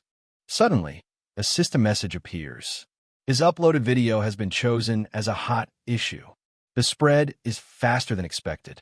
A newly created unknown channel shoots to the top. The video shows the masked player agreeing to challenge the third-floor boss. Viewers explode with reactions. Some doubt him, some admire him, and others believe that only the unknown could pull this off. With over 50 million views, the profit is massive. Even after heavy fees, the earnings are worth it. The stage is set, and all eyes are on the masked challenger. The protagonist yawns in his seat. With all the noise and hype, even the spectacle is starting to feel tiring. Around him, the crowd roars with excitement. He quietly wonders when this endless tournament is finally going to end. On the stage, fighters clash violently. Blades spark, abilities explode, and the audience cheers at every hit. The explanation follows. This tournament gathers 24 competitors, all ranked AA or higher. After repeated failures against the third-floor boss, the guilds and the Awaken Association created this event to regain public trust. Cameras roll nonstop. This isn't just combat. It's a performance meant to show strength and reliability. The protagonist sees through it immediately. In the end, it's nothing more than a carefully staged show. Still, it serves a purpose. Most people never get to see real combat up close, so this spectacle eases public tension. Then a new offer appears. An invitation is promised, but only if he agrees to participate in the battle. He stops them instantly. Without an AA rank, he technically can't compete. But the terms of the reward are far more interesting. The fight suddenly shifts. A dark presence erupts onto the stage, and the crowd freezes as something unnatural takes form. A demonic summon fully manifests. Its pressure alone overwhelms nearby fighters, instantly changing the balance. The summoned monster attacks without restraint. Fighters are blown away one after another, unable to respond. Explosions shake the arena. Screams cut through the chaos as several competitors are knocked out in seconds. When the dust settles, bodies lie scattered across the floor. The difference in power is undeniable. Observers take note of a coordinated two-man team. Their control and timing stand out even in the chaos. From the VIP seats, executives quietly analyze the scene. Players like these make the public feel safe. One man sees something different. Among everyone present, only a single individual truly catches his attention. The Black Cloud Guild CEO, Hong Diokpyo, watches with interest. Calm, sharp, and calculating, he's already made his judgment. A smile forms on his face. Firm control, wide perspective, and flawless decision-making. The kind of talent worth chasing. The executive reminds his aide to stop worrying about the battles and focus on the interview afterward. He personally invested to make it happen. The response is casual and confident. He claims he's surprisingly good on camera, as if this outcome was expected. From the audience, Jung Do-hyun yawns. He openly admits the winner has talent and could reach S rank within a few years. He adds that recruiting such a prospect would naturally raise the guild's reputation, though the man's attitude is irritating. Back in the arena, blades collide again. The fight resumes with sharp exchanges and rising pressure. A sudden burst of force erupts. Fighters are thrown back, unable to maintain their footing. In one decisive moment, Cheon Yu-sung steps forward. His presence alone silences the chaos. The broadcast announces it clearly. A champion has been decided. Viewers everywhere watch in disbelief. Phones light up as people realize the match ended faster than expected. Standing calmly with his weapon lowered, Cheon Yu-sung accepts the result. The real choice, however, is only just beginning. Jung Do-hyun grins, clearly amused. From his view, the champion looks clever, maybe smarter than he first appeared. Before he can say more, the white-haired man grabs him and forces him back into his seat, cutting him off cold. He points it out bluntly. Cheon Yu-sung isn't looking at Do-hyun. His gaze is aimed much higher. Do-hyun finally notices. Shock flashes across his face as he realizes the match isn't over at all. From the arena, Cheon Yu-sung speaks calmly, telling whoever is hiding to stop pretending and come out. He adds that only two people are worth fighting now, himself and Diokpyo. The rest don't matter. Do-hyun sighs in frustration. This turn of events is already getting under his skin. Then a man stands up from the upper seats. Tall, relaxed, hands in his pockets, his presence draws instant attention. The crowd erupts in confusion. Cheon Yu-sung lowers his sword, clearly acknowledging this new opponent. Officials scramble for information. The name finally appears on screen. Kang Jin-hyuk, an F-rank player. The challenger speaks first, calmly asking for a promise. When this ends, he wants it to be the last challenge. He adds bluntly that giving up is also a skill. Not every fight is worth repeating. Cheon Yusung answers without hesitation. He reminds him that he already became the champion. The reply comes with a grin. Yes, he admits it. Yusung did get stronger than before. But that strength came at a cost. He trained without rest, driven by a single goal: to defeat the man standing in front of him. The air shifts.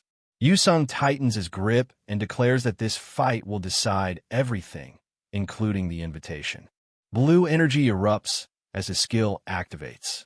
Sword Ki floods the arena, flames of the soul chaser roaring to life. The opponent snaps back, fury exploding as he charges forward. Two forces collide, and the real battle finally begins.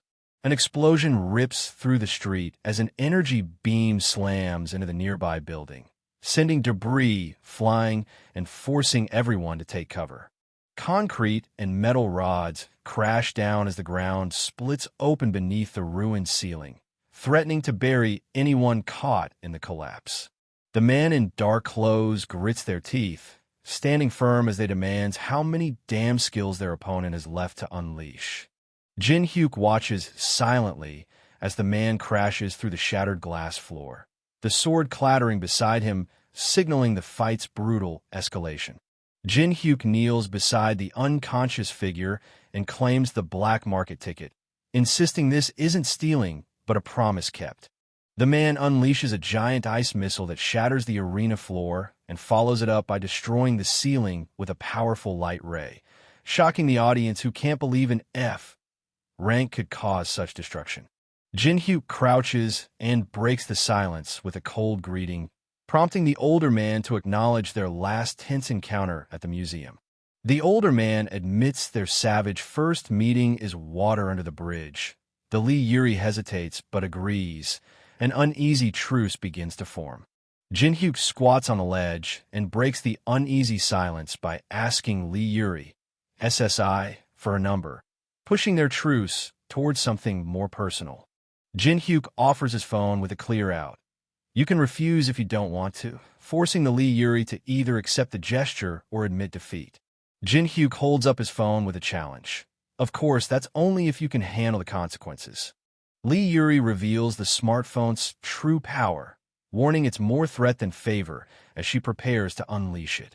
Jin-hyuk steps forward with a forceful stomp, drawing shocked gasps from the spectators as laughter cuts through the tension. Jin-hyuk activates her eye power, challenging Jin-hyuk's strength with sharp disbelief despite his F rank status. Young Do-hyun raises his hands, stunned by the chaos unfolding, admitting he never imagined an event like this would happen. The dark-haired man questions the system's true nature, suspecting it's more than just a simple program, since it knows exactly what others are thinking. Young Do-hyun raises his hands defensively, insisting he didn't come to fight, forcing the man in the white shirt to ask what he really wants. Young Do-hyun raises his fist confidently, declaring they'll be colleagues working together from now on, leaving the onlooker surprised. Jin-hyuk accepts the handshake, replying, I'll be in your care, sealing their unexpected alliance. Jin-hyuk activates Eye of Truth with a confident smile, challenging Jin-hyuk's trust with a sharp, in your care, huh? Young Do-hyun extends his hand, forcing the older man into an unexpected alliance as reporters close in. The large muscular man with tattoos overpowers Jin-hyuk, seizing the spotlight from the new recruit who just defeated the tournament winner in front of the reporters. Jin-hyuk profile smiles, seeing through the obvious scheme and plotting his next move. Jin-hyuk activates the save function as the copy conditions trigger, locking in their progress before the next move. The skill notification pops up, granting the dark-haired man Giant's Clutch B, boosting their grip strength and letting them wield items 10 times heavier than before. Jin-hyuk maneuvers the claw machine, aiming to seize the prize that holds the skills others fought hard to obtain. Jin Hyuk breaks the silence with a sly smile, questioning if the handshake signifies the Black Cloud Guild and shifting the tension into a new direction. Young Do-hyun offers special treatment in exchange for joining, targeting those without guild ties to strengthen his ranks. Young Do-hyun seals the deal with a firm handshake, his confident smile promising power and protection to those who join him. Jin Hyuk grabs the large muscular man with tattoos, challenging his belief that brute strength alone could win this fight. Young Do-hyun smiles confidently and activates his power, Giant's Clutch, declaring, "Of course," as the fiery force surges around him.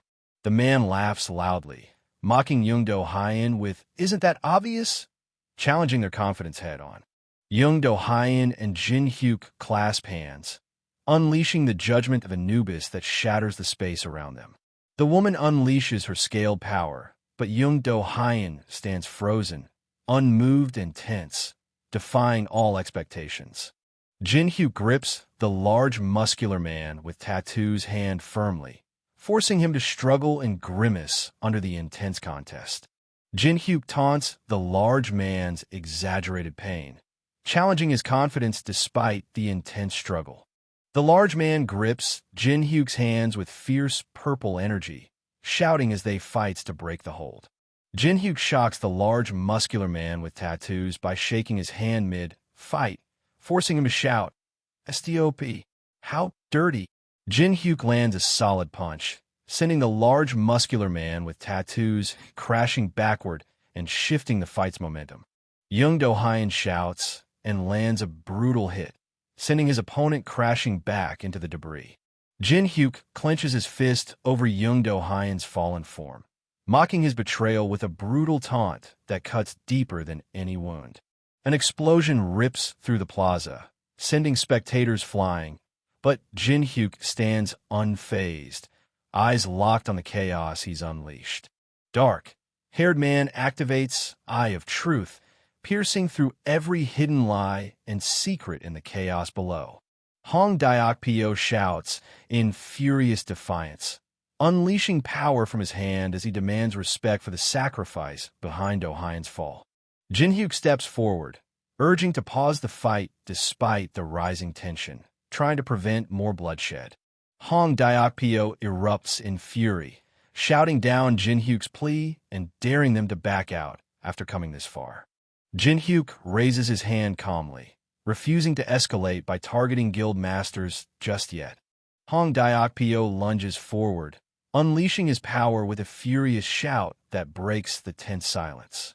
Hong Daokpyo's furious shout cuts through as he lunges, demanding answers that shake the ground beneath them. Jin Hyuk raises his hand and activates LV.2 Daylight, shifting the battle's energy in an instant. Jin Hyuk's light beam blinds the crowd, forcing spectators to shield their eyes as chaos erupts in the arena. Jin Hyuk tightens their grip on the sword, ready to strike as the chaos closes in.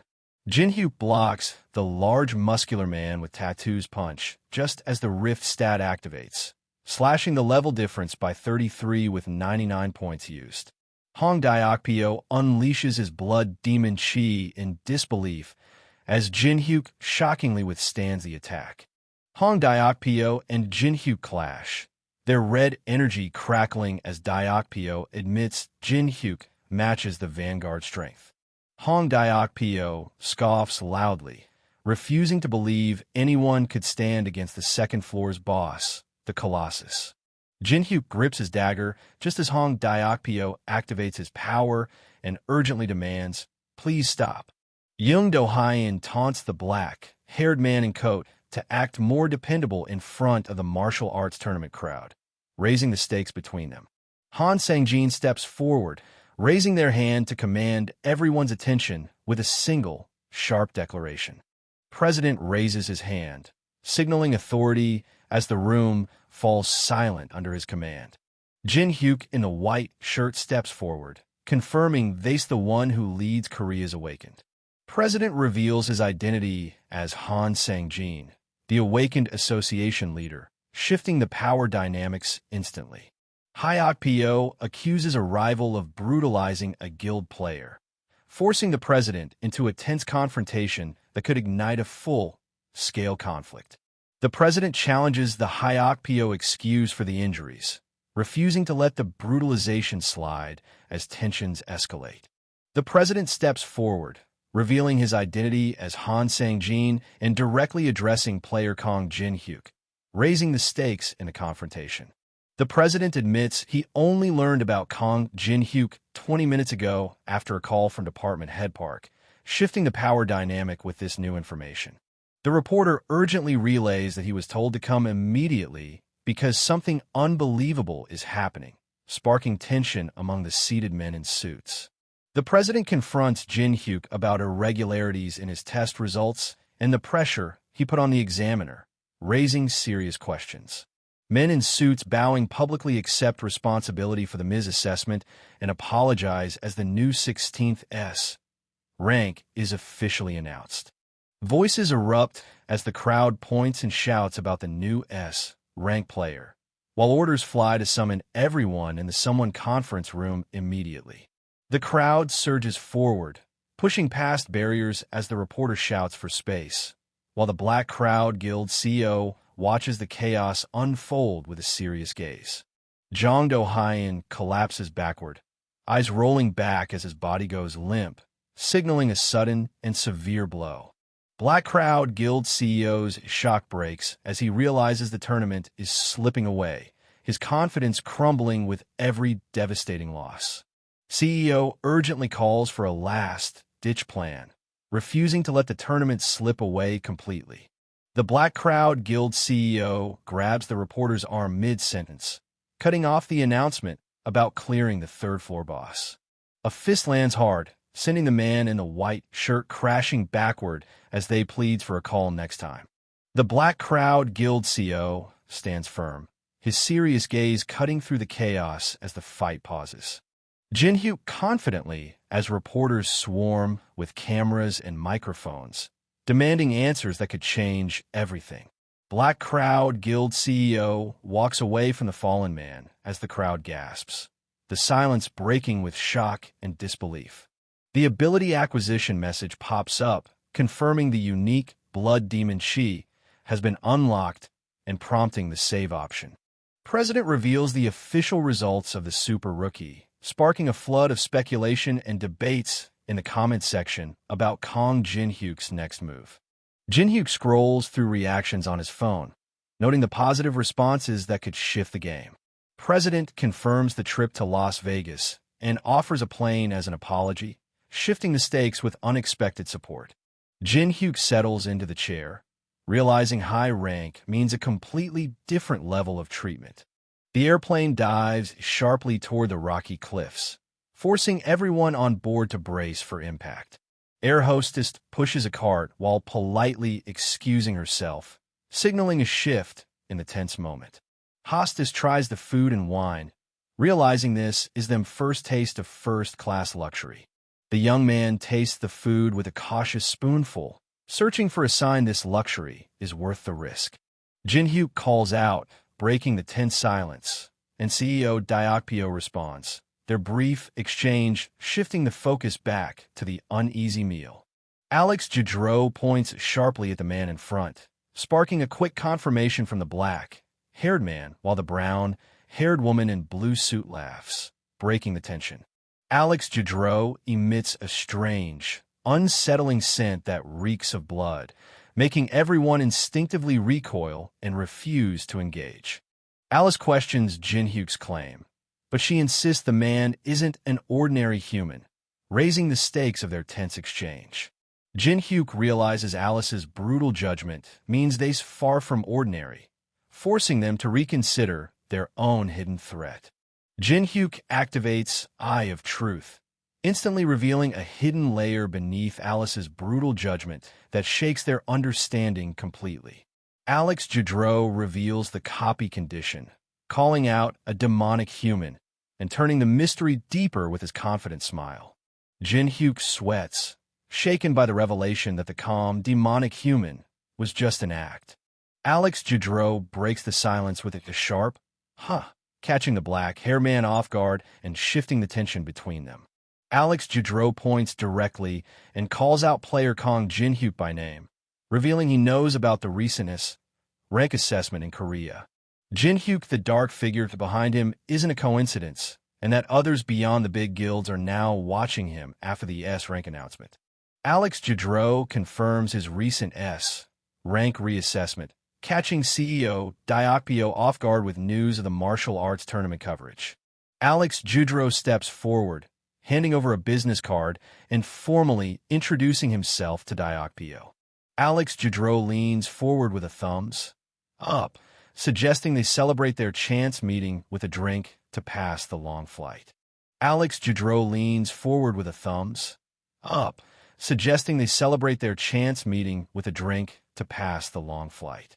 They pulled out a bottle of Charles XIII cognac, spinning stories that deepened the game's stakes as the tension thickened around the table. Alex Judreau sips from his glass while recounting how his cosmetics business thrived despite the chaos unleashed by the Tower of Trials, revealing the unexpected challenges behind his success. Jin-hyuk smiles knowingly, revealing he already understands the true identity the demonic human struggles to convey. Jin-hyuk smiles knowingly, revealing he already understands the true identity the demonic human struggles to convey. Alex Judreau reveals his plan to dive into the awakened business, aiming to capitalize on the shifting times. Alex Judreau reveals his plan to dive into the awakened business, aiming to capitalize on the shifting times. Alex Judreau questions Jin-hyuk about a masked player causing trouble, pushing the conversation toward uncovering this new threat. Alex raises a glass and presses Jin-hyuk about the masked player's bold claim to clear the third-floor boss, asking if there's any connection between them. Alex Judreau admits their third-floor raid plans are derailed because the masked player is aggressively blocking their progress. Alex Judreau reveals the masked player insists on handling something alone, claiming it's to protect a comrade and warning others not to interfere.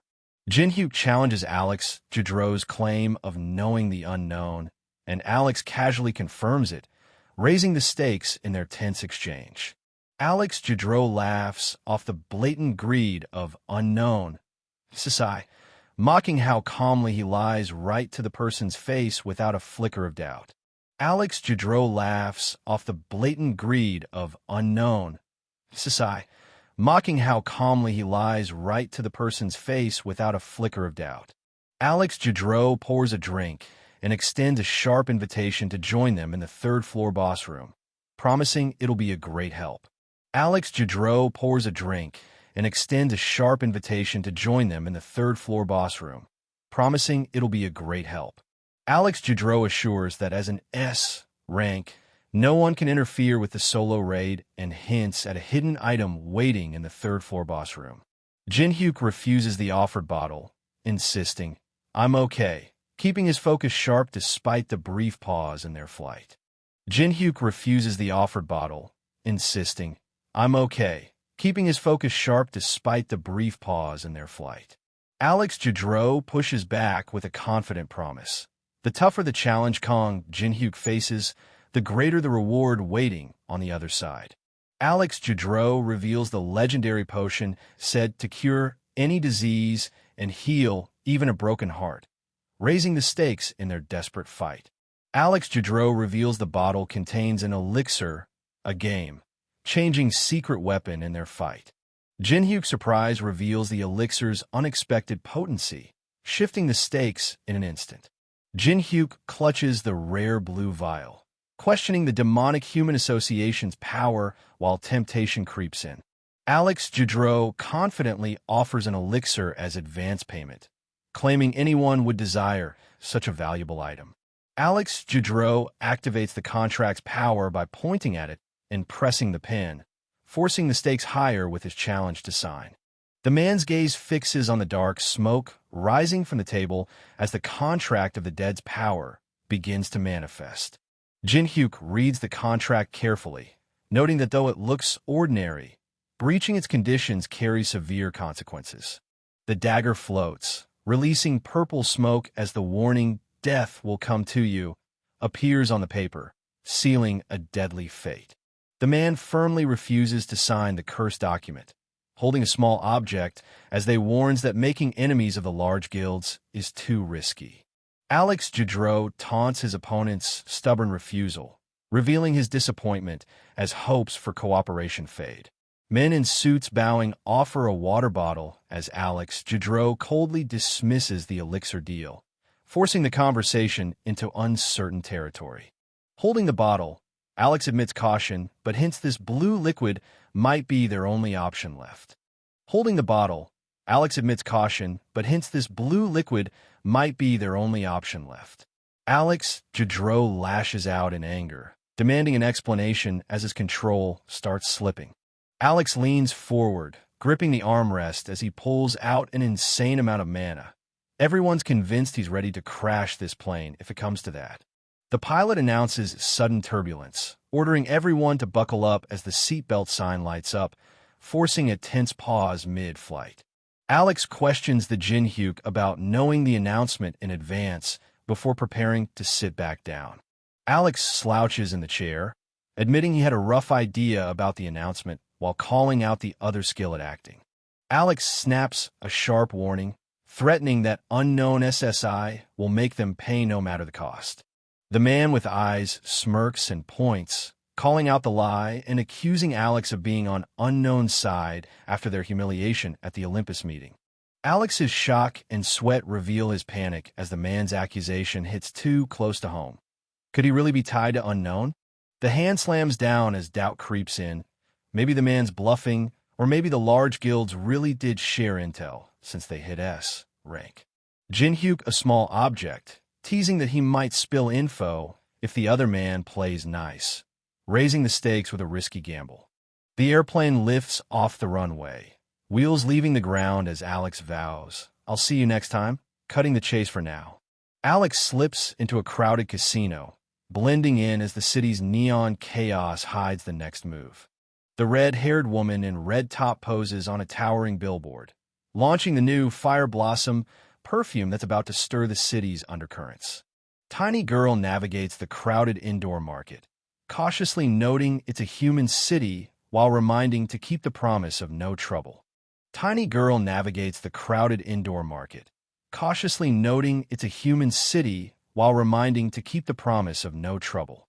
Jinhyuk, the memory of a world, pushing the limits of their power indoors. They fuse Eye of Truth, S, and Blood Demon Chi, S, into a single skill, unlocking a new power in the virtual interface. Fusion completes, granting the Eye of Gluttony, SSS, skill with barrier immunity, status inspection, view sharing, and mind-reading abilities. They activate the hexagonal symbol now, sacrificing stability to gain immediate power for the fight ahead. Jinhyuk is fist, ready to face whatever waits inside the casino as the Tiny Girl points toward the entrance, questioning their next move. Jinhyuk explains that magic skills are banned in regular casinos, leaving Tiny Girl skeptical about their options moving forward. Man in sidecar refuses to take money by force, insisting that stealing from hardworking people just to fund the auction crosses a line. Tiny Girl challenges the man's refusal, demanding to know where they're supposed to go now. Tiny Girl challenges the man's refusal, demanding to know where they're supposed to go now. Tiny Girl clenches her fists and smiles brightly, clearly intrigued by the promise of something incomparable. Tiny Girl clenches her fists and smiles brightly, clearly intrigued by the promise of something incomparable. Tiny Girl voices her displeasure with the building, but the other insists they're not here to play around, raising the stakes instantly. An angry man accuses Tiny Girl of using forbidden skills, escalating the tension as Tiny Girl and another watch silently. The man inside car kicks Alex in the face, accusing him of using all sorts of skills and calling out his hypocrisy. Man falling forward collapses as Tiny Girl walks away coldly, dropping the brutal truth. In this place, the one who gets scammed is the dumbass. Man falling forward collapses as Tiny Girl walks away coldly, dropping the brutal truth. In this place, the one who gets scammed is the dumbass. They tighten their grip on the fading hope, knowing that surrendering now means losing everything they've fought for. The man in the white coat steadies tiny girl, reminding her this casino is a rare place where magic can be unleashed without limits. The man orders drinks for tiny girl without hesitation, telling the bartender to put everything on his tab, while she loudly complains about the choice. They downs the small cup without hesitation as they yells, "What are you going to do by yourself?" They downs the small cup without hesitation as they yells, "What are you going to do by yourself?" Table leader activates Source Seal Level 3, blocking all skills on the designated card for 10 minutes, while keeping his own abilities active. Padro reveals his cards, relieved to find a decent hand despite the Source Seal's restrictions locking out all other skills. Alex holds his cards steady, his intense gaze unshaken as his opponent sweats over mounting losses at the gambling table. The dealer pushes a hefty raise forward, declaring this round will decide everything as tension spikes around the poker table. The man in the white shirt toys with a chip before sliding a massive stack forward, daring the man in the red vest to match or fold. The man in the red vest pushes an even bigger stack forward, raising the stakes and forcing the man in the white shirt to decide whether to fold or go all in. The man in the red vest pushes an even bigger stack forward, raising the stakes and forcing the man in the white shirt to decide whether to fold or go all in. The man in the red vest demands to know which guild runs the place, and the man with purple eyes reveals it's managed by the Scavenger Guild. The man in the red vest demands to know which guild runs the place, and the man with purple eyes reveals it's managed by the Scavenger Guild. The man in the formal vest steps forward, warning that too many questions might not be allowed here, forcing everyone to reconsider their approach. Flipping the cards decisively, the man declares the outcome irrelevant, forcing everyone to brace for what's truly at stake. Padro activates his power to substitute the cards mid-flip, cutting off any chance for a counterattack. Padro activates his power to substitute the cards mid-flip, cutting off any chance for a counterattack. Alex clenches the same pair of jacks, shattering the table leader's confidence as he screams, "I'm sure I substituted them with my ability." Holding 2 kings, Alex breathes relief, admitting victory came by a hair's width despite the risky bluff. Holding 2 kings, Alex breathes relief, admitting victory came by a hair's width despite the risky bluff. Padro exposes their rival's hidden intentions with the eye of gluttony, forcing a desperate bluff that shifts the power balance instantly. Padro forces the rival to reveal a crucial weakness, turning the tide as allies rally behind them for a final strike. The staff member cuts ties, declaring those who take this much money aren't customers anymore, forcing a harsh reckoning. The staff member orders to drag the man into a room, signaling the situation is about to escalate beyond words. The staff member orders to drag the man into a room, signaling the situation is about to escalate beyond words. The staff member narrows his eyes, recalling a whispered secret overheard just outside, tightening the tension between them as he demands, "What was it?" The staff member narrows his eyes, recalling a whispered secret overheard just outside, tightening the tension between them as he demands, "What was it?" The man with sunglasses and gun dodges the gunfire and fires back, turning the fight deadly in the confined room. Jinhyu crashes into the floor, sending a bottle, glass, and coin flying through the air and disrupting the fight. Jinhyu seizes the moment to grab the fallen coin, turning the disrupted fight to their advantage. They raise the cocktail glass, declaring it symbolizes the passionate love between couples, shifting the tension with a surprising toast.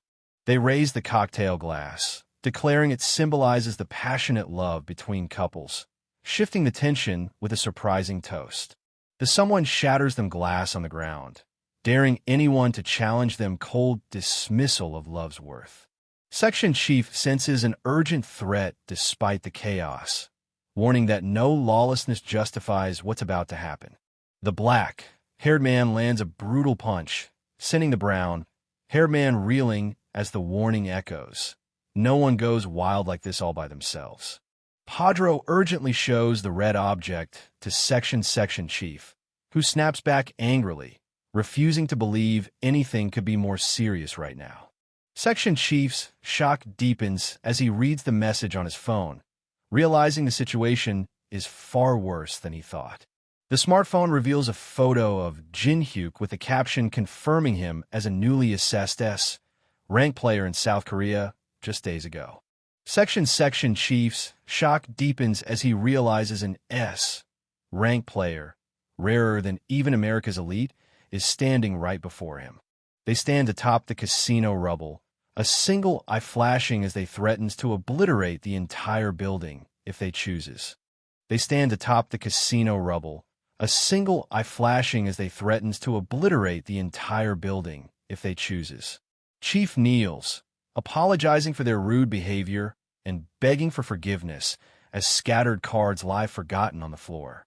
Jin-hyuk snaps at the Jin-hyuk, accusing them of only apologizing now because they realize they crossed the wrong person after seeing his rank.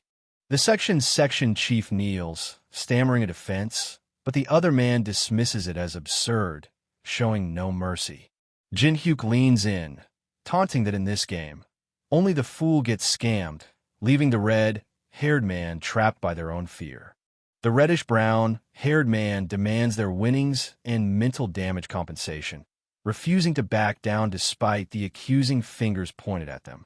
Jin-hyuk grabs the section Jin-hyuk by the collar, demanding a steep $10 million settlement or threatening to shut down their operation for good. Checking the phone, Jin-hyuk confirms the payment should cover the items and watches the car approach, waiting for the delivery to arrive. Jin-hyuk confirms the man in suit and car is customer number 117 and offers to escort him to the auction house. Jin-hyuk sits silently inside the tinted car, realizing the auction house's location remains a tightly guarded secret as the road stretches ahead. The car speeds toward the illuminated building as Jin-hyuk's voice cuts through the night, already eager for what's ahead. Jin-hyuk approaches the mansion entrance and delivers a chilling welcome. Then, please enjoy your stay. The man grips the pendant tightly, demanding the unseen listener to keep their promise and hurry before disappearing into a place beyond sight. Tiny Jin-hyuk declares her happiness openly, claiming this place suits a noble being like herself, while Jin-hyuk watches, curious but reserved. Jin-hyuk and the girl climb the stairs toward the building as she warns him not to stand out during the auction. Jin-hyuk slips inside the auction, instantly catching the sharp gaze of a suspicious guard. The dark-haired person holding glass reveals the ichthyosaur's heart will appear at this year's auction, all thanks to the Tower of Trials. The girl recoils, covering her nose at a sudden stench, while Jin-hyuk demands to know what's wrong. Jin-hyuk stares at the skull staff as the girl gags at its foul smell, breaking the silence with a curt, "It stinks." Demonic Man grips his cane firmly as the blonde man in suit reveals himself as Julius Cedric, claiming mastery over the other man and shifting the power dynamic in an instant. Alex stands silently, bruised but unyielding, as the weight of Julius's claim hangs heavy in the room. Chief activates the Eye of Gluttony, revealing Julius Cedric's stats and shifting the balance of power in an instant. The Eye of Gluttony reveals Julius Cedric's full Necromancer stats and their rare ability that efficiently controls multiple summons with minimal mana. Jin-hyuk's frustration spikes as he struggles with the tablet's impossible copy condition, deciding to provoke Julius Cedric and force the system's hand. The demonic man laughs off the tension, revealing he values the girl's gift, while she responds with a relieved smile that shifts the mood unexpectedly. The man in the white shirt presses Demonic Man for crucial information about the unknown, forcing a rare moment of seriousness from the hooded master. The man in the white jacket deflects the tense inquiry with a smile, insisting they postpone the discussion despite Demonic Man's serious readiness. Jin-hyuk accepts the skull object as Demonic Man insists there's no time to waste and they must act immediately. Jin-hyuk scoffs at the urgency, brushing off responsibility as he grips the skull object and retorts, "I missed the part where that's my problem." The angry man clenches his fist, shouting, "Son of a bitch," as the girl glances back and Alex walks away, leaving the tension hanging in the room. Demonic Man places a firm hand on Alex's shoulder, urging him to leave the angry man alone because there's still a way forward. The woman wants to erase the annoying bystanders, but Demonic Man warns that causing trouble here will only backfire. Demonic Man steps forward, insisting they handle the situation quietly to avoid drawing unwanted attention. The auctioneer commands the audience to take their seats as the event officially begins, shifting the focus to the stage. The blonde man in suit slams the gavel and declares the 175th black market auction officially underway, igniting a wave of anticipation across the room. A masked fighter bursts through the crowd, triggering chaos as guards scramble to contain the sudden attack. The blonde man in suit raises the auction paddle and shouts the starting bid at $100,000, forcing the crowd to refocus amid the chaos. A rival bidder slams down a counteroffer, doubling the stakes and igniting a fierce bidding war that threatens to spiral out of control. The dark-haired man reveals no artisans can work with meteoric iron now, shutting down any immediate advantage from the rare material. A bidder raises their paddle, pushing the price to $300,000 as the auctioneer calls for more bids. Jin-hyuk smirks, raising paddle 44 to secure the meteoric iron at a steal, signaling the auction stakes just got real. The blonde man in suit slams the podium, shouting the bid number 6 and a shocking $1 million, sending ripples through the room. The crowd gasps as the someone hesitates, eyes darting nervously toward the figure who just raised the stakes. The auctioneer signals, "Now!" and the bidding explodes from $100,000 to $200,000 in seconds. Jin-hyuk slams his paddle down and shouts, "300,000, pushing the bidding war into even more dangerous territory. The man raises his paddle and shouts, "1 million, blasting the bid far past the last offer. The auctioneer's shout of $1 million shocks the crowd, tripling the bid and challenging anyone else to top it. Someone strikes the gavel, sealing the deal. Sold to the old gentleman for $1 million. Jin-hyuk glares as the man smirks, realizing, "I knew it. He's planning on buying everything that I bid for." Jin-hyuk leans in with a smirk, eyes locked on Alice as he fires back. "That's how you're going to play. I guess it." The auctioneer announces the next item's origin, and the hand holding paddle number 44 instantly raises it with a sharp bid of $500,000. Jin-hyuk raises paddle 44 with a $500,000 bid, ignoring warnings, and declares, "Just wait, I have a plan." Security rushes toward someone, but they smirks, ready to turn the chaos to their advantage. Jin-hyuk shouts, "We have $1 million. Is there anyone else?" pushing the auction into a fierce bidding war with a quick $1.5 million challenge. The demonic man shouts $3 million and raises his paddle, escalating the auction to a new, aggressive high bid. The auctioneer slams the gavel and declares, "We have $3 million, pushing the stakes even higher. Jin-hyuk sits silently, scanning the room before sharply asking, "Are there any more bids?" The man breaks down in tears as the man declares, "Sold to the old gentleman for $3 million. The buyer steps forward, coldly confirming the deal, while the someone's sobs echo through the silent room. The man raises paddle number 6 and points firmly as the man shouts, "Sold," signaling the final seal on the deal. The blonde man leans in, urging, "Master, why don't we give up on something at least once?" while the man in the dark hooded cloak stands silently, weighed down by the tension. The man grabs the blonde man, shouting, "You imbecile! What are you going to do if he easily gets something that he wants if we do that?" Man grits his teeth, determined despite losses. "Though I'm suffering some losses, I have plenty of funds. I'll secure the items that he's aiming for." Auctioneer raises his hand, declaring, "The next item is for the true fans. I introduce to you the first chessboard." The man scoffs, "How trivial.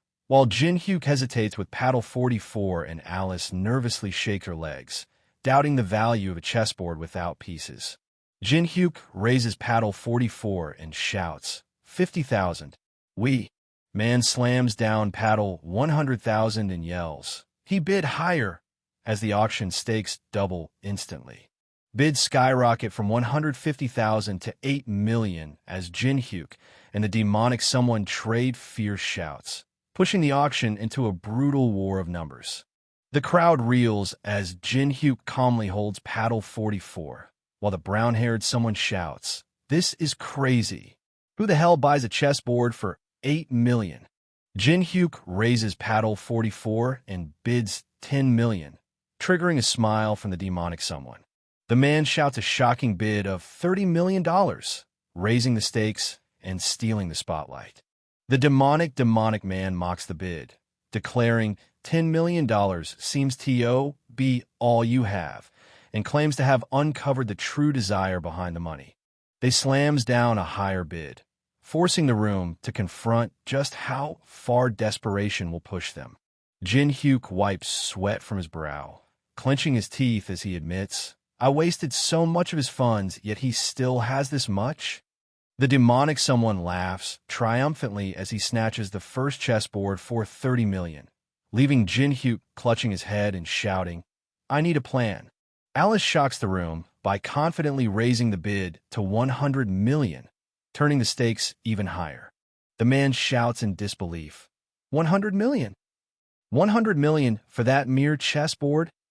As the room reels from the outrageous bid, Alice crosses her arms, questioning, "What the hell is with that brat?"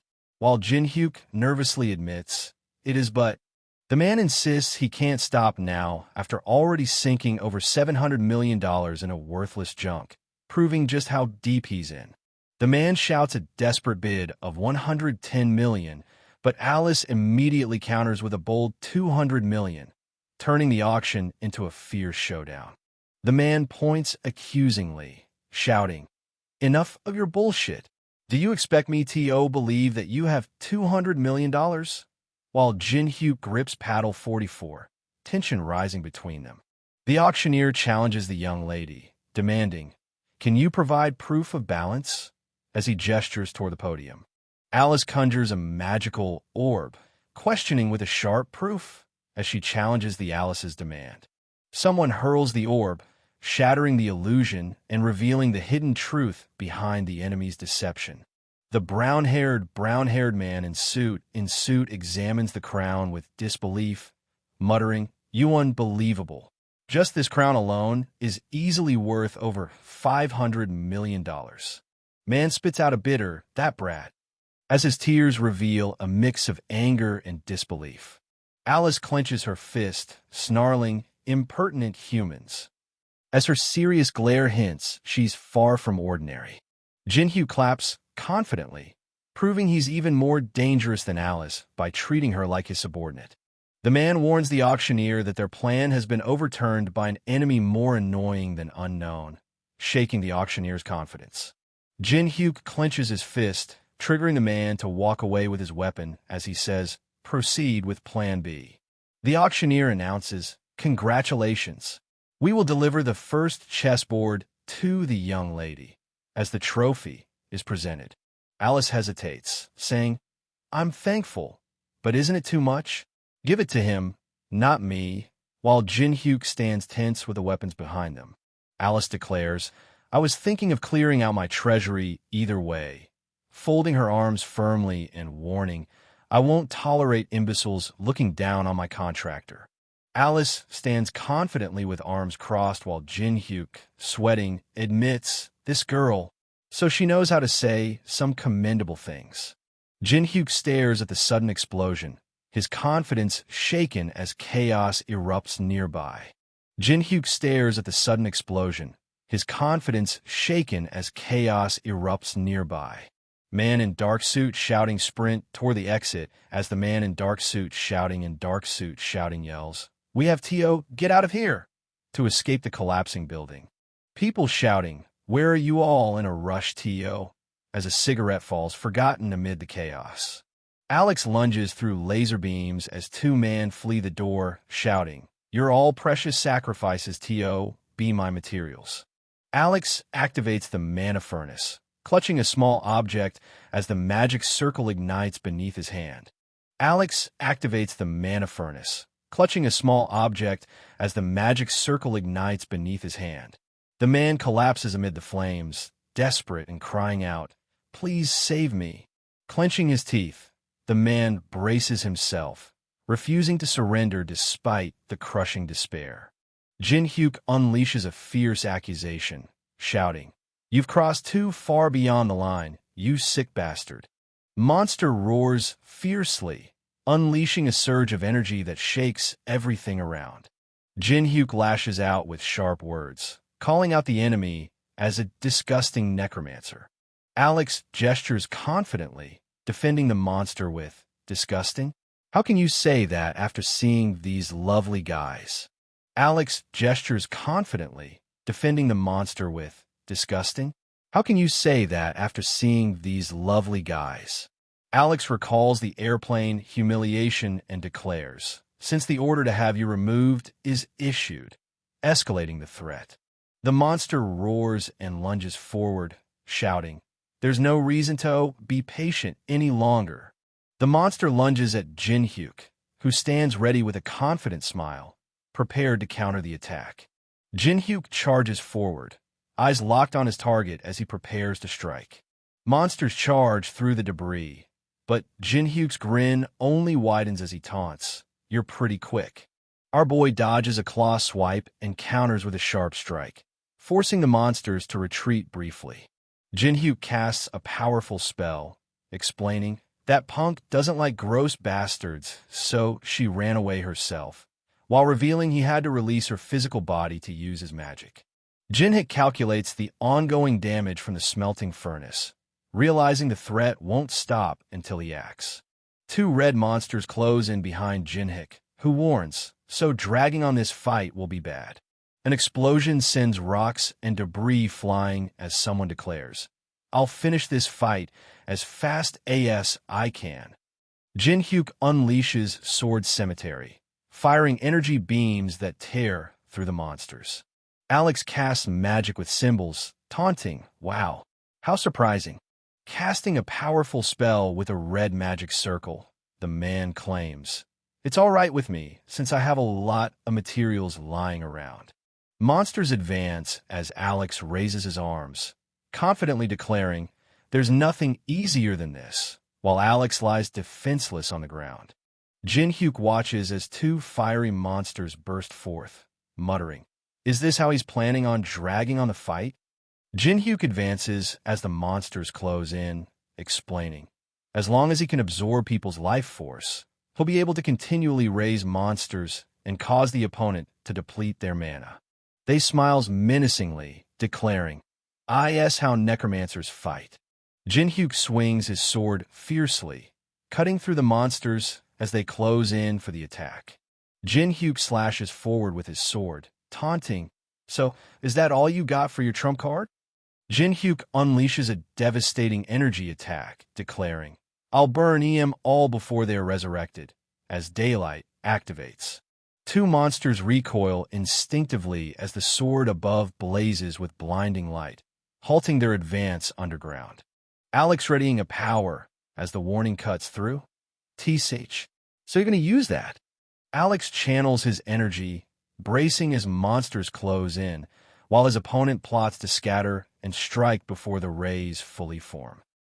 Monsters are freezes, stunned by the sudden stillness around them as they blurts, why aren't they moving?"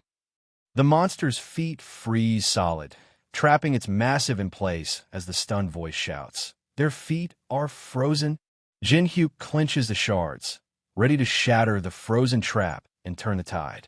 Alex shouts in frustration, "Are you telling me that I couldn't see him use the ice skill because of the flashing light?" A blinding energy beam crashes down onto the building, flooding the area with intense light. Alex falls hard and struggles to stand, gasping, "I can't believe it." Alex shouts, "My cuties," while the other claims, "They turned out that way because they were cuties," revealing their twisted pride amid the chaos. Alex fires a powerful energy blast, but Jinhyuk blocks it with a sharp FUCK reaction, escalating their deadly clash. Alex dashes through the alley, pushing his limits to escape the relentless pursuit. Alex panics over his unexpected loss and decides to flee fast to regroup with Mast. Alex reels from a sudden blow, his escape plan now in jeopardy. Jinhyuk launches a precise throwing attack, declaring, "This is how you make a throwing attack," forcing the enemy to scramble for cover. Jinhyuk stands over Son of Host, taunting, "Is running all you can do after causing this chaos? I'll tell you how I'll kill you now." Coughing up blood, the victim gasps. For the next 30 minutes, blood will slowly fill up your lungs, sealing a slow, suffocating fate.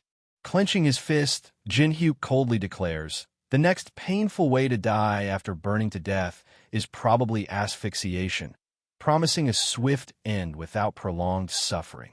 A hand offers the blue elixir with the demand, "That is if you tell me about the Demon Society." Alex clutches the attacker's leg, coughing blood and gasping. "It's the demon, Urk." "Shit." Son of Host struggles under the dark figure's weight, gasping, "If that's the case, then I'll write it out." Jinhyuk pins Alex down, mocking his stubborn silence with, "I guess it can't be helped if you don't want to tell me." A hand reaches into a pocket, tossing back the item with, "I guess I won't need this then. You can take it back." The business card floats on the dark liquid as the voice demands, "And I have a favor," setting the stakes higher. Jinhyuk towers over the fallen Son of Host, unleashing a brutal curse. "I hope you die a slow and painful death. You fucking trashy bastard." Jinhyuk towers over the fallen Son of Host, unleashing a brutal curse. "I hope you die a slow and painful death. You fucking trashy bastard." Jinhyuk inspects the magical materials, noting the potential to expand inventory space with items like ORE created by Michelangelo and Dragon's Heart. Jinhyuk combines the Dragon's Heart and Michelangelo's ore to create a huge space inventory bag with a 5,000 kilograms capacity. Jinhyuk turns as Son of Host nervously interrupts, while a man in a suit expresses, "Thank you so much for saving us." Son of Host clings tightly, whispering, "Thank you, Hyung," revealing his identity as the host's son. Jinhyuk admits he needed the item and tries to justify taking it, while Jinhyuk listens silently and finally says, "It's fine." Jinhyuk admits he needed the item and tries to justify taking it, while Jinhyuk listens silently and finally says, "It's fine." Son of Host kneels, hugging his child tightly while confessing, "I have no thoughts of accusing the person who saved my one and only son."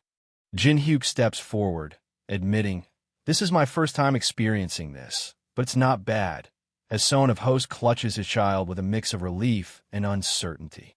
In third floor of the Tower of Trials, stepping into the Cathedral of Abhorrence where the Real Challenge begins. Guy blocks a volley of arrows with his shield, but the relentless barrage pushes it back as he snaps, "Say chai tea. Why is the security here so annoying?"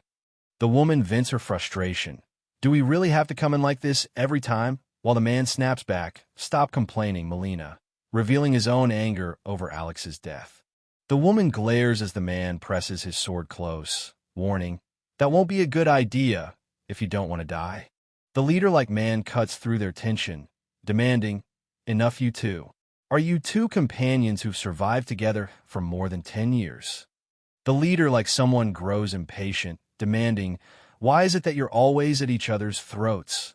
As the woman visibly bristles at the accusation. They snaps back, "Because you never listen," fueling the tension that's about to explode. The woman shuts her eyes and declares, "He probably played some games before, but that doesn't make him any different from other rankers." The leader-like man warns, "Don't get careless." While the man questions if their boss's recklessness to reach the 20th floor really means their opponent is beyond them. The woman crosses her arms and dismisses the concern, saying, "I also think that your worries are a bit excessive." The man explains they chose the Tower of Trials VR world to avoid police surveillance, But the woman points out that others don't have such reasons, challenging his logic. The woman sits on the bench, cutting through excuses with, even if woman has nothing else to do, there's no reason. Woman sits restrained, cutting through excuses with why anyone would continue to play that sadistic game unless there's some kind of pervert. Leader like man thinks these two really aren't taking this seriously, but they're able to understand one another. They can't look down on that leader like man, con leader like man. Leader like man orders, we eliminate threats, and commands the two to follow Kedrick without question. Woman orders to help him so the plan doesn't go astray this time, while man remains silent, calling the old man worrisome. The old someone slips inside the house, urgency pushing them forward as the someone's warning echoes in their mind. Kicking is blocked just in time as punches fly back and forth in a relentless exchange. The woman checks in, asking you okay, as a hand gives a quick thumbs up in response. The boy holds out the tablet, urging Nuna to take a look at this, while she adjusts her head towel, focusing on the screen. The boy points at the tablet, saying, I've been watching this guys for a while now, and something doesn't seem right, as they both fixate on the screen. Nuna questions, isn't he just an aggro like other guys? While Nuna counters, he could be, but something feels different about him. Boy and Nuna watch the video reveal the Someone Face Trees Temple, where the third-floor boss tests challengers with 3 questions, promising a powerful item as a reward. Boy cuts in with a warning, but the real problem is, before revealing the next obstacle they must face. Man sizes up the third-floor boss, calling out, his questions are ridiculously difficult, while the others joke about a secret entrance and cosplay. The stone face rumbles, it's been a long time since a human came to find me, breaking the silence of the courtyard. Man stands firm, challenging. Did you also kind of answer my questions? That's right. The old someone challenges fine. If you can answer all 3 of my questions, then I will give you 1 type of my maple leaves. Bare feet step onto the stone ledge as the warning cuts through. However, if you answer just one of my questions incorrectly, trees Gurdians and Gurdians close in, their claws and muscles ready to strike as the third-floor boss is warned, you will be punished. A massive sea creature descends toward the rocky seabed, illuminating the area as the question echoes. What is the optimal depth and temperature for the seawater species Kelgorn to inhabit? The boy blasts the question's absurd difficulty, yelling, who the hell would know something like that? While the man holds the phone, silently watching the chaos unfold. Jinhyuk's answer is depth of 175 m and temperature of 1.5 C, shifting the conversation's focus completely. The large creature with eye challenges the man with next question, but he cuts in, confident. I know it's the right answer, so ask me the next question. The third-floor boss, sweating, warns, fine. This next question won't be as easy. The boy explains the complicated cooking method for the Filiani's body, leaving the woman confused and silent on the couch. Floor boss nervously asks the giant stone face, Tish, the final question. The giant eagles of the sky plateau mate only once a year. Jinhyuk slams the red button and demands, answer. When the first snow falls in the tower. Floor boss laughter and admits, you're the first human who is able to answer all of my questions, as the third-floor boss contemplates the unexpected breakthrough. Floor boss offers maple leaves, asking, which do you want among the red, yellow, or green leaves? Boy breaks down the leaves' powers. Red ignites fire, yellow boosts defense, and green sharpens speed. That's what I heard at least. Nuna confidently claims the raider will pick movement speed for the third-floor boss. That's what I'd pick. Jinhyuk, the large creature with eye, demanding, put away those ordinary leaves. There's something else I want. Floor boss, shocked that its secret about the black leaves is known. Boy and Nuna sit tense, eyes fixed on the screen as the words the black leaves cut through the silence, confirming the creature's secret is out. Man bargains with the floor boss, offering red leaves in exchange for green ones while the third floor boss looks on, sweating. Jin Hyuk, claiming the third-floor boss-faced tree, promised anything for answering all questions, while the third-floor boss accuses him of trying to cheat. Jin Hyuk demands the black leaf, warning, "You're not trying to dirty the honor of the tree spirit?" Floor boss sweats nervously while threatening, "I wonder what'll happen if I report you to management." Boss lets out a frustrated sigh, muttering sigh, "Damn it," as their anger boils over in the forest.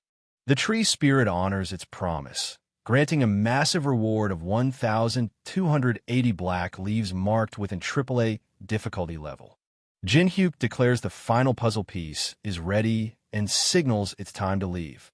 The large creature with ice swings its sword just as Jin Hyuk counters with his blue energy blade, shouting, "After I deal with you guys first."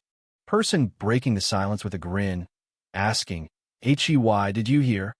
Guard confirmed the solo clear started early and agreed to wait by the portal until it's done, planning to head home afterward. Guard questions the point of standing watch here, but the other reminds him it's because we were ordered to do it. Just do what you're told to do. One player pushes to stop overthinking and trust the plan, insisting, "Aren't they doing this with some sort of plan in mind?" The guard stands firm by the portal, challenging, "Don't you think so?" as tension rises at the shrine's entrance. Gripping the sword tightly, Guy looks up with a worried frown and asks, "Where did everyone go?" as dark smoke spreads across the floor. Dark purple energy bursts out, claw shadows twisting around them as power surges uncontrollably. Player struggles against restraints, urging to absorb their vitality and keep it saved as time runs out. Demonic man, controlling energy as a cloaked figure declares, "They's already begun." Jin Hyuk slashes with his sword, shattering the stone soldier into crumbling pieces.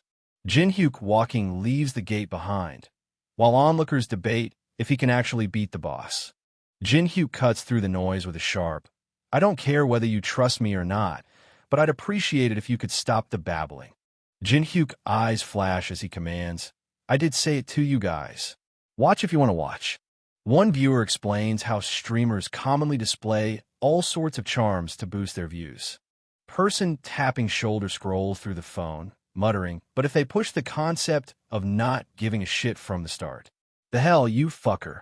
Jin Hyuk walking confidently through the gate, ignoring the stares and whispers, proving he truly doesn't give a damn about his viewers' opinions.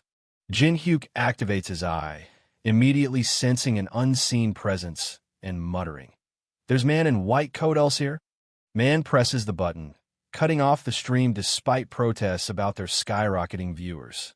Soldiers charge forward with polearms and swords raised, breaking through the fortress defenses in a fierce assault. Magician unleash purple magical circles, turning the tide inside the fortress. Stone soldier and skeleton soldier charge up the raised platform, weapons ready to crush anyone in their path. Stone soldiers tighten their formation, gripping polearms as their red eyes scan for the next threat. The skeleton soldier lunges with a dagger, but the armored figure with sword blocks the attack with a shield, holding the line. The stone soldier slams his polearm into the skeleton soldier, forcing him back as the others tighten their defense.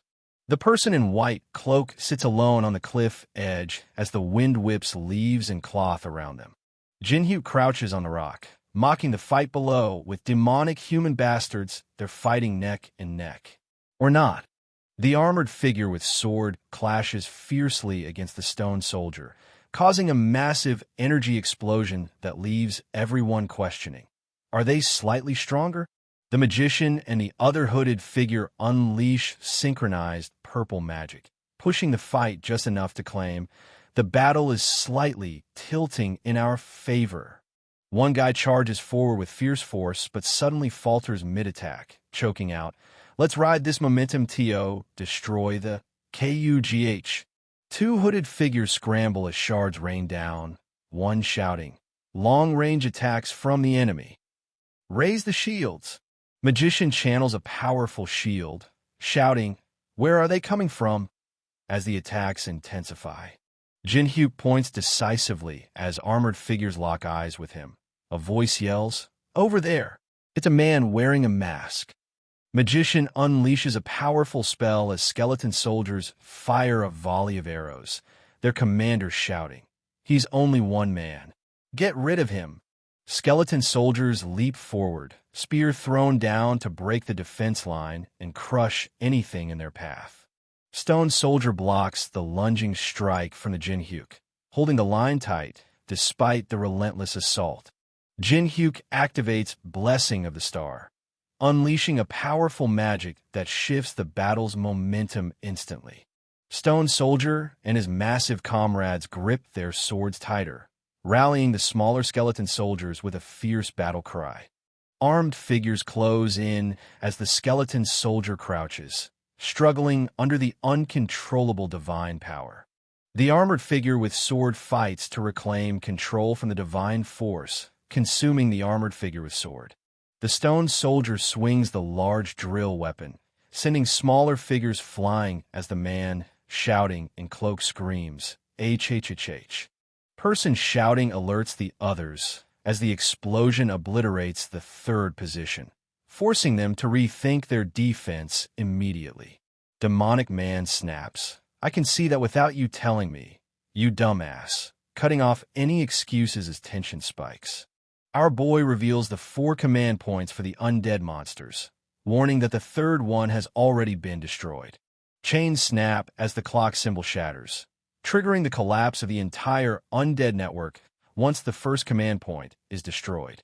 A strike from the purple sword ignites a fiery explosion as a voice shouts, "Over here!"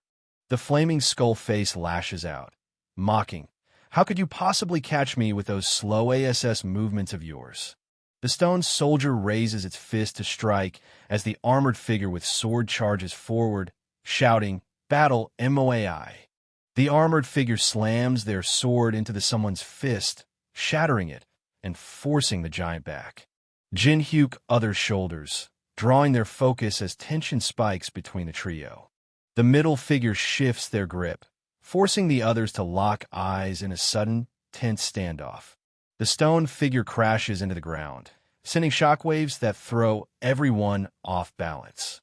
The man shouting in cloak warns, "The first position has also been destroyed," while his companion snaps back, "I said I know, you dumbass."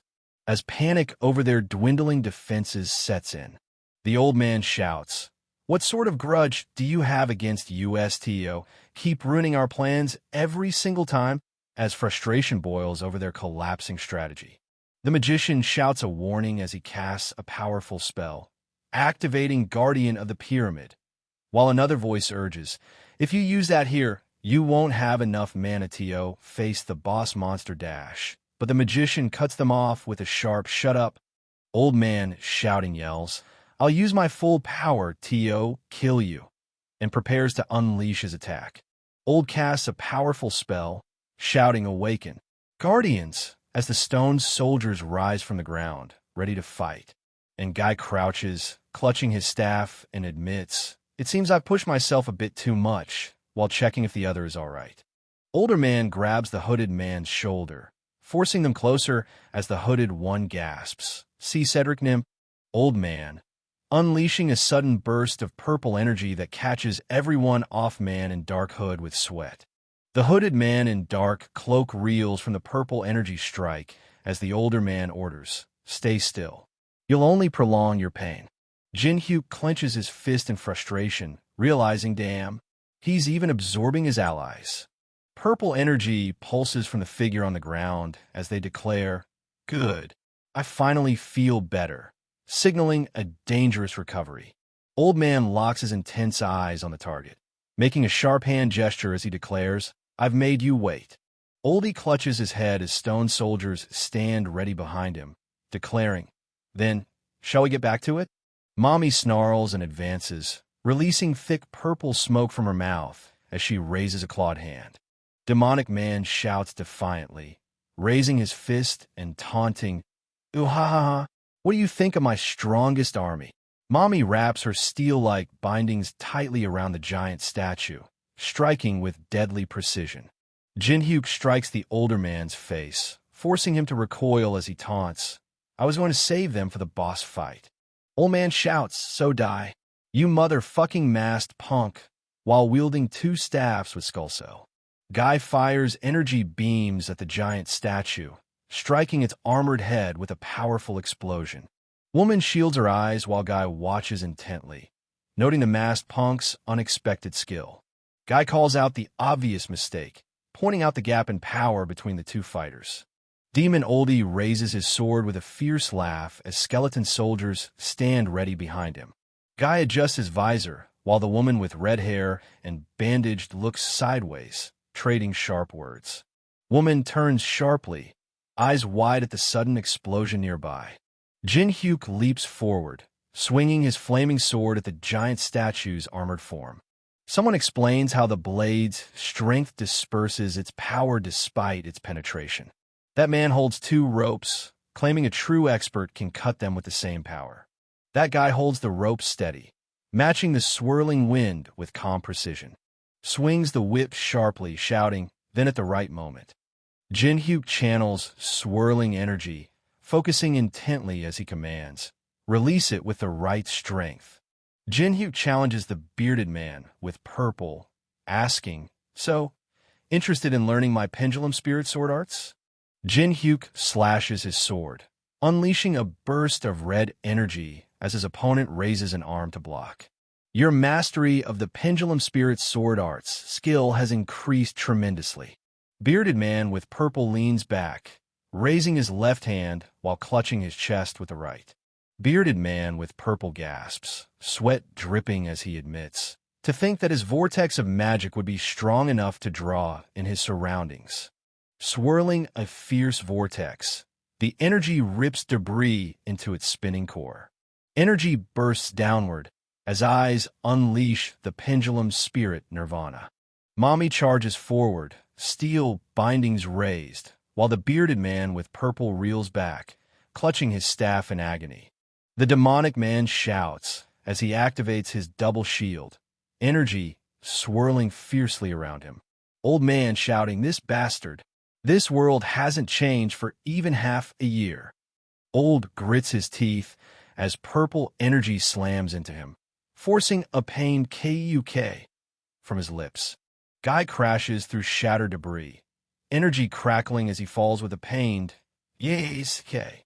Both the giant statue and the figure in dark cloak with white lie sprawled on the rocky ground amid scattered debris. Old man struggles to rise, desperate to escape a fight he knows he can't win. Old man desperately, shouting orders to protect him amid the chaos.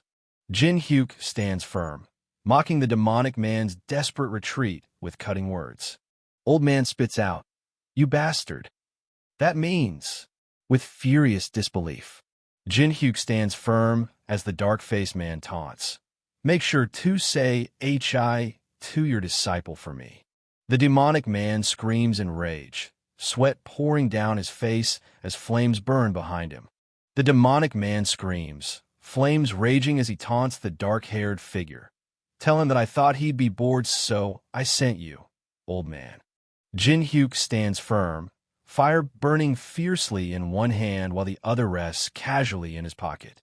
Skeletons rises from the dust, horns gleaming, while Oldie stares in shock, questioning the summons. The giant statue raises its sword as man telling, don't tell me Sir Kedrick was defeated. Jin Hyuk stands on the stairs, catching his breath and admitting, suddenly using the pendulum spirit nirvana at this level is pretty exhausting. Jin Hyuk holds vials of blue liquid, determined as he says, still, it'll be a waste if I don't go in, so? Jin Hyuk raises his hand, channeling energy as HP symbols swirl around him, declaring, let's give it all I've got. Jin Hyuk catches multiple flying shields, recalling memories as he stands surrounded by them. Jin Hyuk stands ready, gripping his sword and shield amid scattered leaves. Jin Hyuk stands amid shattered statue pieces, challenging with a sharp, isn't that right, guys? The giant statue raises its sword, standing firm as the four armored guardians unleash their energy. Jin Hyuk grips his sword, facing off against two towering armored statues that begin to stir. The armored warrior with sword swings down hard, but the man with beard and long hair blocks the strike with grim determination. Jin-hyuk blocks the strike with a shield while gripping a dagger, taunting, "I love that you guys are silent." Jin-hyuk dashes forward, kicking the cracked ground beneath him. Jin-hyuk dodges a volley of pink laser beams, weaving between the giant statues. Jin-hyuk demands a key. Voice sharp and tired. "Spit out the key already." The giant statue unleashes a surge of energy, catching the other statue off guard.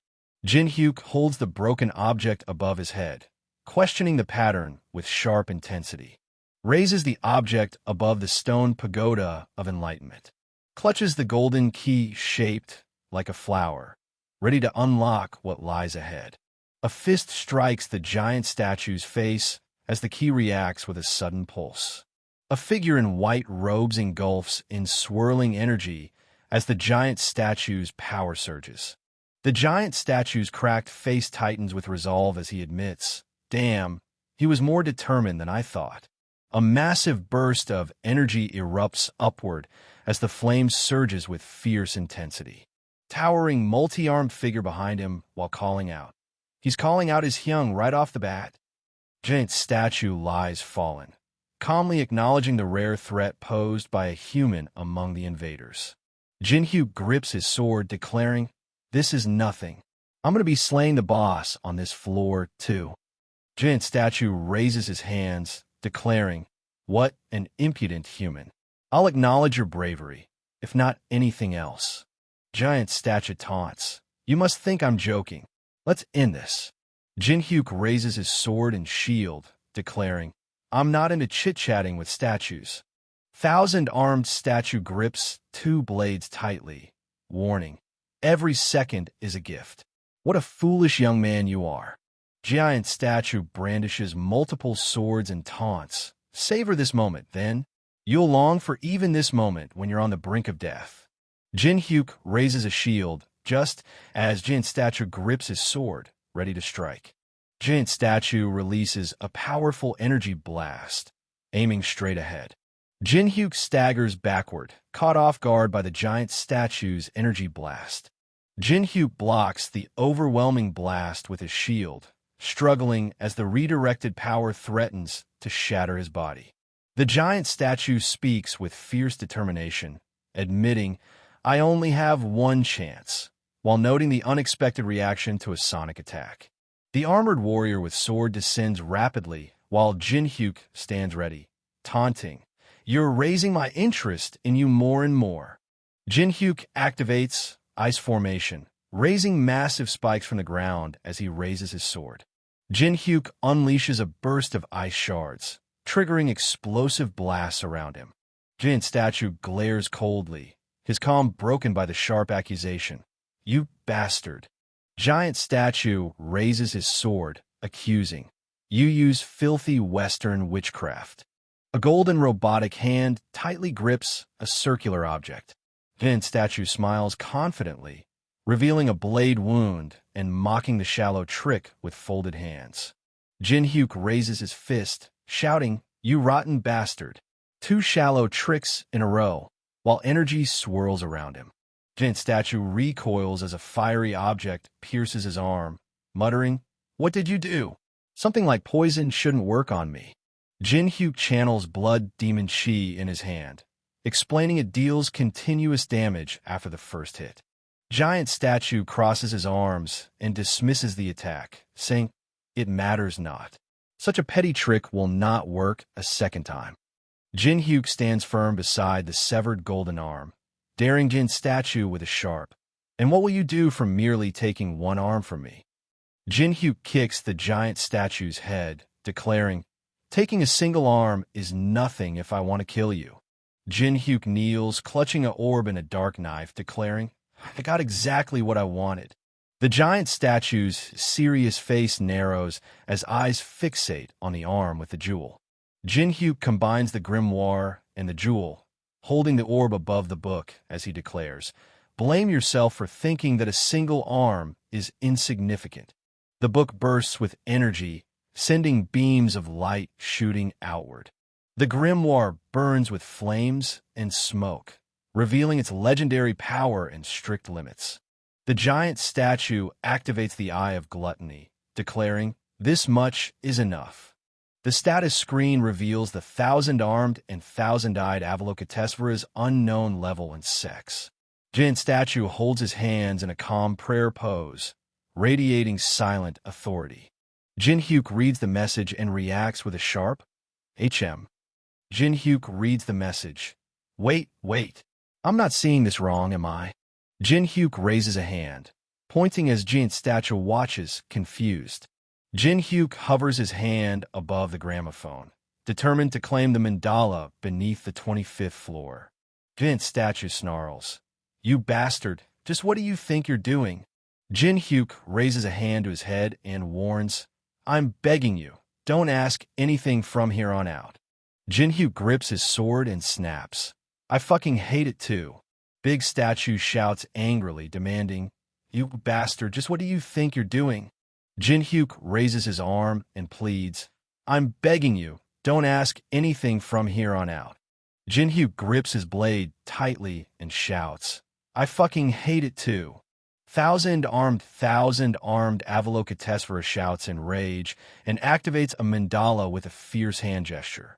Thousand-armed Avalokitesvara descends with fierce intensity, shouting, "I'll let you experience pain worth 1,000,000 samsaras." Jinhyuk activates Glacier Formation, unleashing massive ice spikes from the ground. Big Statue praises the advanced version of ice formation as shards explode around the masked man. Debris flies as the explosion hits the ground, leaving the someone with long red hair back and the guy staring in disbelief. The guy questions the sudden music and advanced ice magic, while the someone with long red hair back watches with concern. Guy leans on the stone surface, questioning the sudden appearance of a consumable wig or possibly a hidden divine artifact. Woman pushes herself up behind the rock, glaring fiercely, while guy stands calm with hands in pockets.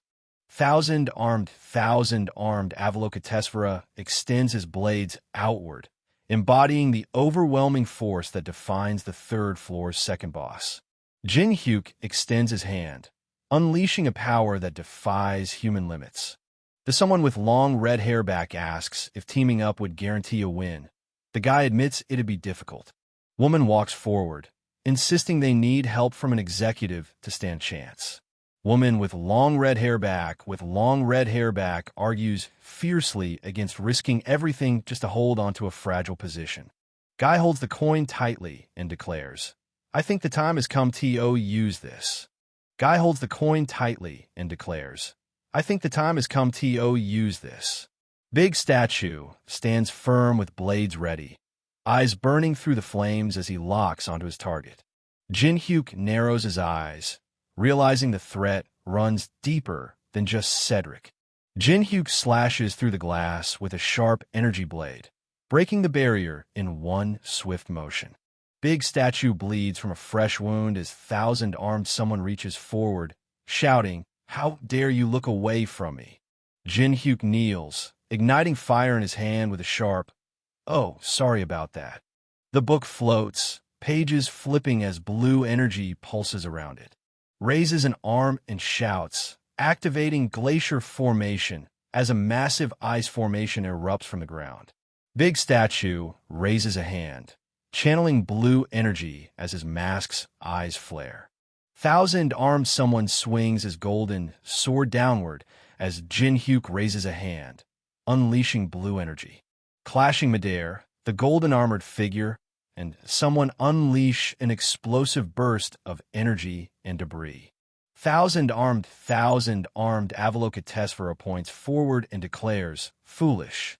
Thousand-armed Avalokitesvara activates the inescapable lattice, trapping the man in the long coat inside its hexagonal energy cage.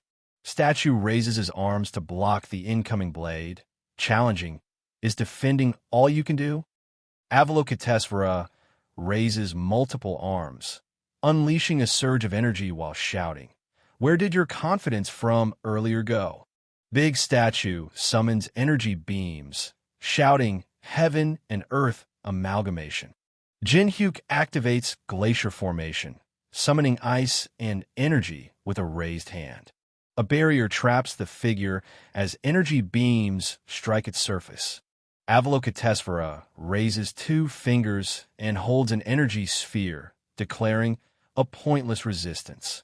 The statue unleashes a massive energy blast that slams into the shield, triggering a sharp displeasure. Avalokitesvara raises his spear, activating the swastika spear with focused intensity. Avalokitesvara raises his spear, activating the swastika spear with focused intensity. Big statue performs precise hand gestures, mocking the failed trick with cold words. Big statue performs precise hand gestures, mocking the failed trick with cold words. Big statue raises multiple arms, preparing to strike as Avalokitesvara staggers backward with hands. Avalokitesvara is trapped inside a massive pillar of ice, sealed by the glacial prison. Jin Hyuk kneels amid jagged ice spikes, questioning the weight of his opponent's hatred for his magic. Big statue grimaces, questioning, how can Big statue said To have attained nirvana through self-discipline be so prejudiced? A giant blue hand rises from the ground as Jin Hyuk stands firm, declaring, there's nothing better than shock treatment for such an obsession. Avalokitesvara freezes in shock, trapped within jagged ice shards, stammering, why you? Avalokitesvara shouts curses from inside the ice, vowing endless pain and reincarnation as a bug. The condition is fulfilled, and the unique ability Mandala S is successfully copied. A braid of white hair falls as the warning echoes, don't waste your strength. A spear strikes as the person falling backward reels in shock, while thousand-armed someone braces for impact. Jin Hyuk activates the mandala, defying limits with a power copied from his opponent's own creation. Jin Hyuk grips the ring tightly, declaring, I'll be using your mandala very well from now on. Jin Hyuk launches a sharp energy blast while snarling. You can screw OFF now. Avalokitesvara traps the person falling backward in solid ice, leaving them frozen and stunned. Avalokitesvara reels back, caught off guard by a sudden, powerful energy strike. A golden hand stretches out, eyes fixed ahead with unsettling intensity. The figure shatters the debris, bursting forward with raw energy. Person with white hair lying down and another figure lies still, enveloped in thick purple smoke as the message, you have leveled up, echoes. Gripping the golden key, they gain the power to summon the zone's boss, only on the 3rd floor. Jin Hyuk clutches his shoulder amid the rubble, muttering, this guy's always so hard to deal with. Jin Hyuk walks past a burning body, muttering about pushing himself too far. Jin Hyuk walks past a burning body, muttering about pushing himself too far. Jin Hyuk stretches his arm, rubbing it as he admits, man, I'm always lacking in mana. Jin Hyuk raises his fists, acknowledging, oh right, there were still some pests remaining. The Tower of Trials shifts as night falls, chilling the air and sharpening the monster's attacks. Player shouts a warning while sprinting down the tower steps, fleeing the portal behind. Fire crackles as shrimp and wrapped food slowly roast over the campfire. Holds up a rare giant shrimp caught near the Tower of Trials' 3rd floor temple. Jin Hyuk bites into the bread, pausing briefly by the fire. Jin Hyuk savors the rare taste, already planning to copy cooking skills next. Jin Hyuk sniffs the food, eyes narrowing as someone approaches, breaking the quiet night. Melina and Li Chao walk forward, negotiating to stay until sunrise with a calm but firm exchange. Melina stands with crossed arms, smirking as Li Chao sits by the campfire, offering a place to escape the cold. Melina introduces herself, while Li Chao and Jin Hyuk exchange weary words around the campfire. Jin Hyuk offers a large bowl of shrimp, asking, I've prepared a lot of food. Would you like some? Melina crosses her arms, refusing the food and warning, we try not to eat food offered by anyone we don't know. Jin Hyuk sits by the fire, eating shrimp while questioning the need for masks with a sharp. Isn't it obvious? You must be wearing a mask because you have something to hide. Jin Hyuk gestures while teasing. If you're really that bothered by it, I can take it off for you. Melina smirks as the man's shocked voice breaks the tension. What? Really? Jin Hyuk sits by the fire, raising a finger as he proposes a simple game, catching Melina and the dark-haired man off guard. A masked figure raises 3 fingers, demanding 3 questions answered before the mask comes off. Li Chao sits calmly, raising 3 fingers and demanding answers before revealing his mask. Melina snaps her fingers with a sly smile, saying, "All right." Melina flips a coin, deciding the order with a confident smirk, saying, "I bet on heads." Melina calls heads, and Jin Hyuk accepts, ready to start with the smallest spark of mana. The coin called Caligula's coin can dominate a target's mind after 5 minutes of mana infusion. Melina smirks and taunts Jin Hyuk, pressing him for answers he won't give. Jin Hyuk sits silently by the fire while Melina stands with crossed arms, declaring, "I came here by myself. It's my turn to ask now." Jin Hyuk challenges, "From the looks of it, you're also aiming for the boss, so why have you only observed until now?" Melina stands with a smirk, waiting patiently while Li Chao sits cautiously nearby, both ready to enter the notorious temple. Melina smiles confidently and challenges, "My turn again. Why you climb the tower, Mastapa?" Jin Hyuk stirs the fire with a stick, questioning, "What I want? Are you able to do something about it? If I say I want something." Melina smirks, holding a small object as Li Chao promises, "We can do a lot more for you than you think." Jin Hyuk kneels and challenges, then last question, "If you answer this, I will take off my mask as promised." Jin Hyuk holds fire in his hand and taunts, "Did the demonic human association seriously think the likes of you two could actually face me?" Melina smirks confidently as she confirms their strength and acknowledges the masked fighter's feat against the 1,000-armed Avalokitesvara. Jin Hyuk sits by the fire, taunting, "But didn't you push yourself quite hard? We've already figured out you're very weakened." Melina smirks and raises her arm, declaring, "If that's the case, then even 2 of us is too much, actually." Melina extends her arm, channeling purple energy as Jin Hyuk stands calm, whispering. Li Chao shouts in frustration, demanding, "What the hell? Why isn't IT activating?" While Melina smirks, holding the unresponsive object. Jin Hyuk holds a bowl, calmly insisting, "No, Caligula's coin is fine." Melina mocks their inability, declaring, "You just can't use your mana," as purple scales hover between them. 2 voices clash as Melina shouts, "None of my skills are activating," while the other demands, "Melina, we're switching TO Plan B."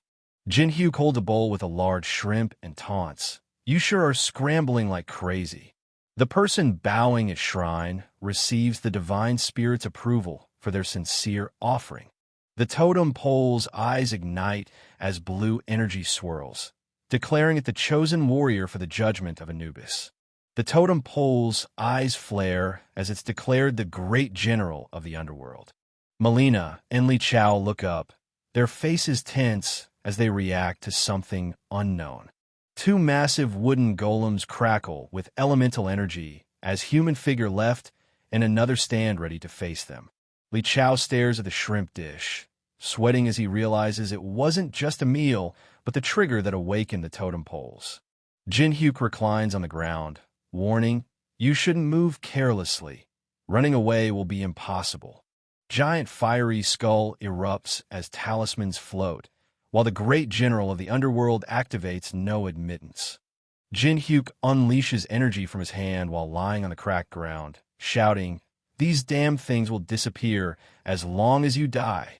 Li Chao shouts a warning as he summons a dark spirit wreathed in blue flames, activating exemplary punishment. Jin Hyuk's clawed hand reaches up as a dark hand crackles with blue energy, warning, "I told you not to move." A giant stone skull unleashes a devastating energy strike as Jin Hyuk shouts, "Great General of all under heaven is activating exemplary punishment." A giant stone skull unleashes a devastating energy strike as Jin-hyuk shouts. Great General of all under heaven is activating exemplary punishment. A massive wooden statue, head crashes down, crackling with energy. Melina clutches her arm, frustration breaking through as she warns, "Damn it, I told you we should have run away in the beginning." A large wooden arm breaks as the man in the white coat demands, "Stop. Since it looks like we've more or less established the hierarchy, shall we have a chat now?" Jin-hyuk's skill activation fails, blocked by the level difference, and his luck stat refuses to trigger. Jin-hyuk's skill activation fails, blocked by the level difference, and his luck stat refuses to trigger. Jin-hyuk demands to know why the demonic humans interfere with the players despite humanity's extinction risk. Melina shouts warnings as the man struggles, trapped in the cracked ground. Li Chao shouts, "Never," as the giant statue raises a fist charged with blue energy. Melina sits on the ground, stunned as she reads a sharp message on her phone. Melina turns her head, laying down a ruthless rule with a summon warning. Jin-hyuk holds his sword steady, warning that information from the inside comes at a deadly price. Leader reveals the codename, Lancelot, and admits limited knowledge about the other executives while Melina kneels, someone and worried. Jin-hyuk activates the Eye of Gluttony and commands, "Continue." Melina explains that gathering all 12 cursed divine artifacts promises survival beyond humanity's end and immense rewards. Jin-hyuk sits, admitting he knows nothing beyond someone's words about Lancelot and the 12 cursed divine artifacts. Jin-hyuk shouts, mocking his opponents as the distorted mask warps his face. Jin-hyuk shouts, mocking his opponents as the distorted mask warps his face. Melina kneels, someone and worried, as Jin-hyuk thanks her for the information and asks if he can leave. Melina pleads desperately, shouting, "You promised you'd let me go if I told you everything I knew." Jin-hyuk steps forward, energy crackling in his hand, warning Melina, "Don't worry, I'll keep my promise, after you sign the contract." Jin-hyuk steps forward, energy crackling in his hand, warning Melina, "Don't worry, I'll keep my promise, after you sign the contract." Melina grits her teeth, tears and sweat mixing as she clings to the desperate hope of survival. Alonyon breaks the quiet under the bright sun and swaying bamboo, taps the screen, reading the heated comments under the notice. Jin-hyuk steps forward on the path and challenges, "Now, then, shall I begin?" Jin-hyuk holds the key near the portal as the stone statue's key starts reacting. Jin-hyuk unleashes a powerful energy beam straight downward. Jin-hyuk glares up at the energy beam slicing through the sky, calculating his next move.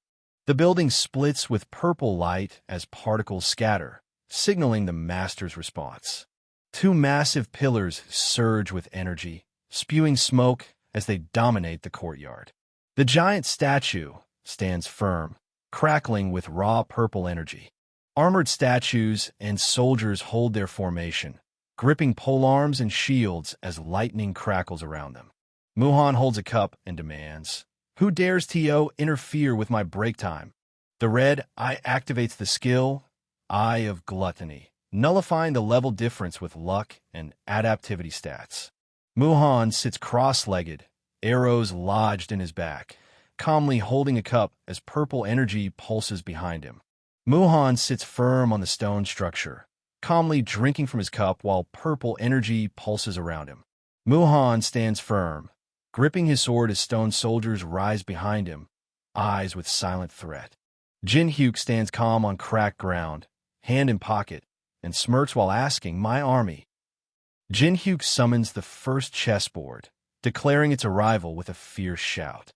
Jin-hyuk stands firm, activating the first chessboard beneath his feet with a sharp command. Jin-hyuk extends his hand, summoning 2,851 mana-infused chess pieces in a precise line. Jin-hyuk smirks, holding a small cup as he mocks, "What can you possibly do with those little things?" Jin-hyuk activates the pills with a confident smile, declaring, "Just wait. I'm not done yet." The giant statue and armored figure charge forward, their eyes and the horse head crackling with blue energy. Muhan calmly holds a cup and admits, "Chimum, I must admit that you're not like the other humans who came before you." Staring down 2,851 giant chess soldiers, they stands unshaken as the halberd-wielding giant readies for battle. Jin Hyuk shouts defiantly, gripping his sword with unwavering resolve. Giant stands towering with sword raised, mocking the small, exhausted force that dared approach. Jin Hyuk strikes the ground with a smirk, calling out, "Why don't you cut the bullshit? I know you open up a path for me on purpose." Muhan calls out the trap and mocks the weak troops guarding the crown. Muhan extends his hand, casting a powerful spell with energy and a magic circle, declaring, "I'll finish this right here." Jin Hyuk slashes forward with his sword as the two giants roar, ready to counterattack. The giant laughs loudly while the cool giant strokes his chin, mocking the lack of worthy opponents in perfect forms. Muhan shouts angrily, "You son of a bitch, are you insane?" Jin Hyuk smirks, unbothered by the rising tension. Jin Hyuk challenges with a smirk, asking, "What? Are you worried about me?" as the woman folds her arms silently. Alice admits her worry, saying, "That guy isn't the guardian of the third floor for nothing." Jin Hyuk smirks as the angry woman lashes out, accusing him of praising a rival too much. Alice crosses her arms, grimacing as she mutters, "If only I wasn't confined in that corridor." Alice raises her leg and turns her body, confidently declaring she can leave the rest to others despite her condition. Alice stands firm with arms crossed, unmoved amid the swirling shadows. Jin Hyuk smirks and activates magic while warning, "I'm sure a certain someone would be pissed off by what you just said." Alice stands firm, arms crossed, as spears and swords hover around her while she snarls, "Damn small FRY." Alice lunges forward, shouting, "How dare you try to lay your hands on my head?" The figure in the dark cloak unleashes red energy beams, striking the armored figures and sending debris flying. Armored figure left clenches a fist as chains lash forward, tightening their grip on the fight. Alice unleashes a swirling blood explosion above armored figure left, turning the fight volatile. Alice raises her hand, casting a deadly spell while shouting, "Die." An explosion erupts, sending debris and energy bursting upward around Alice. Alice crosses her arms and turns her head with a sharp humph amid the smoky ruins. Muhan shouts in disbelief, questioning how such a feeble girl can wield that much power. Jin Hyuk smirks, channeling dark energy into his arm as he taunts, "Your biggest blunder was letting me get this close." Activating Blood Demon Chi, the black leaf symbol pulses in response. Jin Hyuk grips a cylindrical object crackling with red and purple energy. A new item attribute grants continuous decay damage and causes targets to lose friend or foe distinction. Jin Hyuk charges forward on his black horse, swinging his massive weapon with fierce intent. Three armored figures look up, frozen by a towering beam of energy piercing the sky. The giant and armored soldier front right lock eyes, their purple energy crackling between them. The cool someone clenches his fist while Hyant stands firm, declaring, "I never liked them from the start." The giant shouts and swings wildly, but the cool giant takes the punch squarely without flinching. Hyant raises a massive hand as armored soldiers ready their polearms, bracing for the next move. Armored figure left stands firm atop the statue, spear raised as others form a defensive circle below. Giant shouts, "My tactics," as debris flies from the force striking him. Muhan clutches his head in shock, shouting, "I can't believe they're all being ruined by one man." Jin Hyuk lunges forward with a smirk, taunting, "Stop freaking out. IT makes you look weak." Hyant activates Glacier Formation, summoning sharp ice shards as the orb on his chest pulses. Muhan clutches his chest, grimacing as he utters, "I am possible." Jin Hyuk fires an arrow as a woman shouts, "Stop that bastard." Hyant slams his fist down, shattering the ice beneath as a rider charges forward. An explosion rips through the air, hurling debris and everyone nearby backward. A massive sword crashes down, scattering debris and knocking riders from their horses. Jinhyuk activates Mandala, raising his spear as Hyant recoils under the pressure. Jinhyuk draws his bow and releases an arrow as Glacier Formation and Mandala resonate. Jinhyuk smirks and strikes with a decisive blow, declaring checkmate. A dark figure crashes hard into the stone wall, sending sparks and debris flying. A fiery impact slams down as Muhan falls backward, barely holding on. Muhan roars after a powerful energy beam straight from his chest. Muhan kneels, channeling intense energy beams that crackle amid the jagged crystals.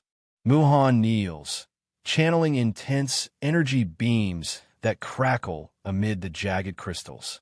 Alice smiles slightly as the crown appears above her head, announcing, "The fourth floor of the Tower of Trials, IS opening." A timer counts down the time left to conquer the next floor. 89023H, 55M, 55S. Zinho stares at the timer, counting down nearly 90 days, while Maria smirks, clearly unfazed by the ticking clock. Teresa reads the countdown. Time left TO, conquer the next floor, 8D. 23H, 55M, 55S. Jinhyuk stands confidently amid the ruins, phone pressed to his ear, declaring, successfully conquered.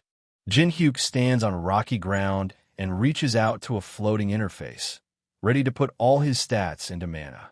Jinhyuk studies the gems closely, noting how their colors mark the treasures from different floors. Jinhyuk studies the gems closely, noting how their colors mark the treasures from different floors. Jinhyuk claps his hands with a confident smile, crediting the Monopoly effect for his solo hunt's best reward. The chest bursts open, releasing a pink diamond, a top priority ticket, squishy grain, and natural water. Jinhyuk holds the cards and grins, saying, "Wow, what a haul." Jinhyuk's chest opens, revealing the sun-shaped eclipse stone floating above it. Jinhyuk grins with eyes, clutching the fiery sun-shaped object, while the woman glares, clearly displeased. Alice scowls, muttering, "You're incorrigible." High-level meeting. Everyone is tense after hearing about a successful solo raid. One man admits internally that the guy really succeeded alone. Jealousy starts. Maria exhales in relief as the man laughs, celebrating the hard-won time they secured for the next floor. Another reacts angrily to "thank God," showing irritation, not relief. The man in red explodes, shouting that the raid benefits them in no way. He complains the successful guy will now take all the attention and views. Another reacts angrily to "thank God," showing irritation, not relief. The man in red explodes, shouting that the raid benefits them in no way. He complains the successful guy will now take all the attention and views. Teresa clenches her fist, declaring they almost joined forces with the demonic humans, but gained 90 days of time without their help. Teresa lashes out, demanding, "How could you say something like that about someone who helped US in such a crisis?" Mr. Beck stays silent, sweat trickling down his face, while Maria anxiously pleads for a response. Teresa spits out, "Are you all serious?" with sharp disbelief. Wait, T sits with arms crossed, demanding, "Do you all really feel the same way as 10-way SSI? Say something." Teresa stands firm, declaring, "I will withdraw myself from the conference from today onwards." Maria demands, "Teresa, what are you talking about?" While Teresa looks down, serious and conflicted. The man explains that the conference is an exclusive group only open to those capable of saving humanity. Maria, give warning to Teresa. Once you leave, you can never come back. Teresa points sharply, declaring, "With my life." Jinhyuk walks alone on the beach, debating whether to splurge on a luxury hotel despite feeling exhausted. Jinhyuk catches a call from Yao someone, eyes fixed on the screen. Jinhyuk answers the call, explaining he was in the tower when someone tries to speak. Jin-hyuk holds the phone close, his voice tense as he reports, "Someone isn't opening his eyes." Jin-hyuk holds the phone to his ear, demanding, "Where are you?" Yanawa clenches her fists with a confident grin, standing firm beside Alice amid the smoke and flames. Yanawa grins while Wei-T sweats nervously as a tearful "Opp" breaks the tense silence. Jin-hyuk grabs the other's shoulder, asking, "Don't cry. Can you tell me what happened?" The hospital marks the outbreak's origin, tied to the Tower of Trial's sudden appearance. Jin-hyuk recalls, "Oh, when Park Hannah and I were in the labyrinth, I saw it on the news, as the wolf snarls nearby, and Park Hannah stands confidently." Yanawa leans against the doorframe, recalling how her someone fought monsters but never fully recovered from his injuries. Jin-hyuk and Yanawa stand over the older man, grimly noting, "And his condition has gotten worse recently." Alice lies weakly in a hospital bed, hooked up to N4 as they reveal, "So this person is Yu Chien-yong, the man who used to be called the strongest man in Korea?" Jin-hyuk smirks, eyes sharp as he processes the deadly stakes and the unbelievable claim about Yu Chien-yong. Jin-hyuk steps forward with a sharp question as Yanawa glares sideways, tension rising between them. An A-rank healer, Hyo Jin-soo, steps in and claims even an S-rank couldn't do anything there, trying to downplay the achievement. Jin-hyuk admits he's known Yanawa for a long time and just came to see if he could help. Jin-hyuk leans forward with a calm smile, easing someone's nervous tension with a sharp, reassuring remark. Woman clenches his fist in frustration as Jin-hyuk leans on the bed with a calm smile. Yanawa shouts angrily, clenching her fist as she demands, "The greatest experts of this field are looking after him, but why isn't someone showing any signs of getting better?" Jin-soo sighs and wipes his glasses clean, muttering, "We're doing our best." Hyo Jin-soo raises a hand and stresses, "We're severely lacking time to research every disease caused by the Tower of Trials." Yanawa apologizes, admitting she let her emotions take over as she activates Eye of Gluttony. Yanawa urges someone to leave so the doctors can focus. Jin-hyuk glares intensely, baring his teeth as he recognizes the voice calling out, "Someone OPPA?" The protagonist appears behind them with a terrifying presence and glowing red eyes. His inner thoughts reveal suspicion. He knows they were getting greedy and hiding something. He's tired of pretending and silently judges them. He openly calls them leeches. Grandpa's hand trembles as the pen hovers near his arm, his cultivation clashing with the tower's mana and trapping him in a coma. Jin-soo explains a costly new treatment using magic crystals while the patient listens quietly in bed. Yanawa clenches her fist, promising, "I will prepare it for you, even if I have to sell the entire dojo." Yanawa clenches her fist, promising, "I will prepare it for you, even if I have to sell the entire dojo." Jin-hyuk shouts, "You damn thug," while the man in the white coat sweats nervously. Jin-soo points angrily, demanding, "What are you talking about?" "Scamming." Jin-soo adjusts his glasses and warns, "This is very unpleasant. Even if you're the young lady's guest, you can't just spout whatever you want." Jin-soo sweats nervously, glancing sideways as doubt creeps in despite his confident words. Jin-hyuk points accusingly, demanding, "Look at you, borrowed name accounts, and even a crypto wallet? Just how far have you gone?" Yanawa frowns, questioning, "Appa, what do you mean?" "Borrowed name accounts." The group panics and shouts back, accusing him of lying and demanding proof. They try to suppress and steal credit. The protagonist arrives, sees through them, and puts them on the defensive. Jin-hyuk's eye flashes red as he processes the shocking realization about the Black Cloud Guild and the resident. Jin-hyuk stands frozen, piecing together the shocking link between the Black Cloud Guild and the resident. Jin-hyuk processes the shocking message. A resident of the tower made contact with a human, while Alice looks on with displeasure. Yanawa faces off against three men in a tense standoff inside the cramped room. Jin-hyuk stands tense and serious, processing the shocking news about Hong Deokpyo's contact with a resident. Jin-hyuk stands tense and serious, processing the shocking news about Hong Diokpyo's contact with a resident. Jinsu rushes toward the hospital bed while Jin Hyuk watches, tense and someone. And foot delivering kick crashes into Jinsu's face, halting him mid-stride. Jin Hyuk blocks the runner's path, pointing a finger and demanding answers. Yanoa spits out a harsh warning, tears running down her face. If someone passes away, you'd better give up on getting out of here alive. Jin Hyuk raises his arm, trying to calm down Yanoa, as tension fills the cramped room. Grandpa lies unconscious on the bed, purple veins spreading across his skin as the urgent treatment begins. Jinsu shouts in frustration, clutching his chest as he defends their efforts to help Yu Chien-yo. Jin Hyuk orders someone kick him just once, while calling out the other's stubborn defiance. A fighter flips through the air, landing a kick while Jinsu watches, startled. Grandpa grimaces in pain, trapped by a severe mana congestion disease that should have killed him long ago. Jin Hyuk clenches his hand, focusing on the squares while shouting, "I can't let him die." A man bleeds from his mouth, eyes wide in shock, as Jinsu sweats nervously nearby.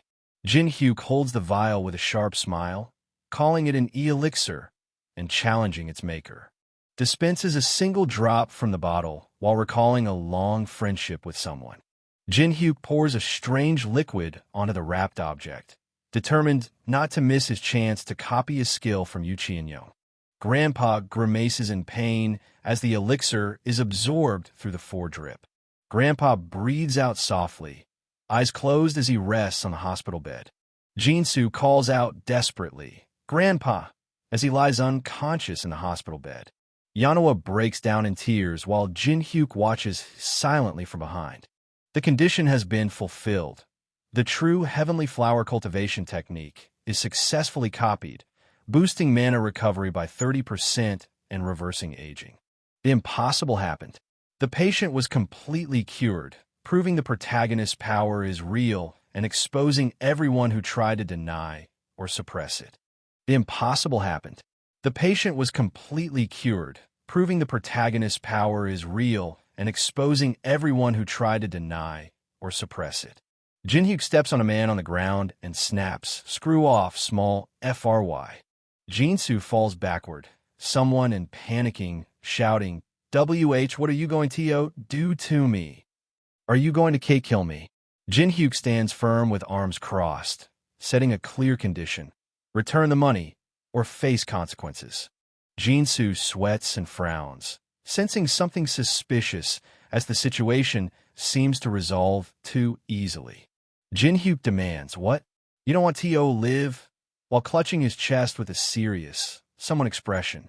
Yanoa stares at her phone showing 36,350,000,000 Korean wons has been transferred to you. Jin Hyuk watches as the man charges forward, shouting, "I'm alive! I'm alive!" Jin Hyuk stands on the rooftop, eyes fixed on a man running across the street below. Jin Hyuk listens as the woman explains they let the target go to trace his base instead of wasting time. Jin Hyuk stands tense on the rooftop as the winged woman leaps off, warning, "Don't stray off anywhere." Yanoa asks for a moment to confirm the elixir's absorption while the other person reaches for the door. Jin Hyuk stands tense beside Grandpa's motionless form and admits, "Everyone's gone now." Grandpa lies still on the bed, admitting, "You knew? I thought I had completely hidden it." Grandpa sits up in bed, smiling and apologizing, while the young man reassures him it was perfect. Jin Hyuk sits beside Grandpa's bed, admitting he understands the distrust toward the healer. An older man laughs heartily, amazed by Jin Hyuk's accurate insight and happy to see him healthy. Jin Hyuk explains how someone's unusual call showed just how worried she was, confirming their connection. A hand lies still with an 4 needle taped in place as a voice promises to answer any question after waking up. Grandpa sits up in bed, his voice shaking as he asks, "What happened during the outbreak?"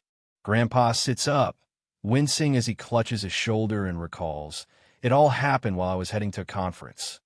Grandpa leans forward, someone in worry demanding, "Why in the world?" A sudden explosion of purple energy rips through the street, shattering cars and sending debris flying. The police officer jumps back, eyes wide as a massive object crashes onto the street. The police officer struggles as his gun jams, while a man throws a punch at the lunging monster. Grandpa orders the police officer to evacuate the people while he braces to hold off the creatures. A heavy step cracks the concrete as the voice notes, "I see that there are some useful people among the outsiders." Two figures on the rubble as one speaks. Well, then, setting the stage for what's next. One of them smiles confidently and declares, "Let's play." The blackened hand grips the clawed object tightly as a sharp crack echoes out. They unleashes a blast of energy that forces the dark creature to recoil against the towering buildings. Panting, Grandpa swings his sword with effort, admitting, "I can more or less take care of these giant monsters," but Grandpa's smirk fades as surprise hits him, realizing the fight just took an unexpected turn. The dark-haired man with torn cloak grips his sword as the unknown man clenches his fists, declaring, "My fists," before launching into the fight. Grandpa swings his sword with a smirk, shouting, "Aren't reaching this man," as he blocks the attack effortlessly. Grandpa clenches his fist, blood dripping as the dark-haired man with torn cloak smirks, taunting, "Damn. IT." Grandpa touches his chest thoughtfully, recalling, "That's my last memory. I've never seen Grandpa have command over such a swift sword." The young man narrows their eyes, piecing together the elder's words, long hair and oriental attire. If the elder is telling the truth, this changes everything. They clenches their fist, realizing the elder's warning points to a hidden threat closer than anyone expected. Boy narrows their eyes, piecing together how far they'd go to break the boundary between game and reality. The woman in pink suit reveals, "The man who attacked you is one of the tower's residents," turning the situation inside the hospital room sharply more complex. Yanawa confirms their long acquaintance, making the connection between them undeniable and raising the stakes in this tangled tower mystery. Grandpa laughs off the black-haired man in dark outfit's denial, demanding, "Proceed with your marriage to my granddaughter immediately." Grandpa admits aging sharpened one skill he never wanted, his eye for people. The hand rests on the hospital gown as someone reflects. There's a saying that you need to dedicate at least 10,000 hours to a field to truly know it. I don't think that's wrong either. The dark-skinned man with sunglasses calls out the harsh truth. Only a few months after the tower appeared, the most overestimated are those awakened or self-proclaimed experts. Jin Hyuk acknowledges a change, saying, "It's like you've been endlessly tempered," recognizing the harsh lessons behind every victory and defeat. Jin Hyuk admits humility, but can't hide the natural composure that Grandpa notices despite the hospital setting. Grandpa sits up, touching his chest as he offers, "Well, that's that, but I'd like to repay my life's savior somehow." Boy smiles softly, asking, "Something I want? Can I really ask you for anything?" Grandpa laughs, cutting through the tension with a sharp, "Don't worry and just tell me." Yanawa asks about someone's condition while holding hands, and the black-haired man in hoodie assures her, the elixir has been properly absorbed. He'll make a full recovery in a few days. Yanawa expresses deep gratitude, saying, "What a relief. How can I possibly repay you for this?" And he calmly replies, "It's all right, Yanawa." Jin Hyuk smiles calmly, leaving the elder confused despite the overflowing gratitude. Grandpa smiles through tears, overwhelmed as he whispers, "I can't believe he asked me to give him that." Jin Hyuk steps into the apartment and stares out the window, lost in thought as the city lights stretch before him. The man mutters, "Money sure is nice," while eyeing the towering building lit against the starry night. Fingers press the phone buttons as a voice cuts through. "When you're somewhere expensive, room service." Cutting into the steak, the knife slices smoothly as the fork steadies the meat, signaling a moment of brief calm before the next move. Jin Hyuk tastes the food and declares, "This flavor, it's insane." Jin Hyuk listens as the other recalls surviving on cup ramen months ago, joking about how people once paid to watch them eat. Host introduces Dangun Jang as an expert ranker from Korea's strongest guild, inviting the audience to welcome him warmly. Host breaks down the two main ways to get stronger in the Tower of Trials, emphasizing that strength is the key to climbing. They explains the first way is to raise your skill and level, then prompts for the second method. Alice lies upside down on the couch, explaining it's using coins, revealing the Tower of Trials has its own exclusive currency. He explains, having the purchasing power to obtain even better items is one of the best ways to become a ranker, while the woman in pink suit listens attentively. Lying back on the couch, the man holds a plate stained with red as they declares, if the dollar was the key currency that made the world go round until now, then the coins will be that same key currency from now on. Jin Hyuk touches his neck and says, to rest, ignoring the question, as the woman watches from behind the counter. Alice casually pours wine and smiles, explaining, it's because of the third floor clear privileges. Man points at the map, explaining the fourth floor's challenge. The key is to occupy a base and protect it through 100 large-scale waves. Arrows shatter the hourglass, sealing the fourth floor for 20 days if all players fail to defend the base. Man warns that the risk of calamity grows if each floor isn't cleared in 90 days, meaning even unknown can announce his entry recklessly. The shower knob twists open, water flowing as the voice questions humanity's fate and the tower's power beyond causality. Jin Hyuk stands under the shower as the chilling truth sinks in. It is highly likely that humanity could become extinct. Host grabs the man's arm, confirming, you're really free for a month, right? As they discuss the tight deadline to clear the floor. Host grabs the man's arm, confirming, you're really free for a month, right? As they discuss the tight deadline to clear the floor. Dangun Jang reads the sudden announcement on the windshield display and mutters, HUH, in surprise. Dangun Jang reflects the urgent message. We ask all players who will challenge the fourth floor TO, get ready. The first wave will begin in 8 hours. Dangun Jang reflects the urgent message. We ask all players who will challenge the fourth floor TO, get ready. The first wave will begin in 8 hours. Dangun Jang explodes. WTF is going on, Hyung? Do we have a plan? The blue sports car tears through the street, sending debris flying as the angry man yells. What the hell are you thinking, T.O.? Pull something like this. Lying awake, the dark-haired man's eyes fix on the keychain beside the sleeping white-haired woman, whispering, unknown. Jin Hyuk stretches his arms and grins. You are GH. I slept like a baby, ready to face whatever comes next. The black-haired man with eyes sits on the bed, eyes fixed on the city sunrise as he asks, shall we head out? The female zombie leads a relentless charge, flanked by the muscular zombie and a horde of aggressive zombies pressing forward. Some player raises his hammer to block as female player stands ready behind her shield. A foot presses down on the map, highlighting a base marked for defense. Jin Hyuk steps forward, announcing the first entry into the fourth floor of the Tower of Trials while noting the usual dreariness. Smoke billows from damaged cars as the street lies in chaos. Jin Hyuk stands silently amid the rubble of Sangam World Cup Stadium. Jin Hyuk presses the high-priority base ticket against the cracked wall, activating it with a steady hand.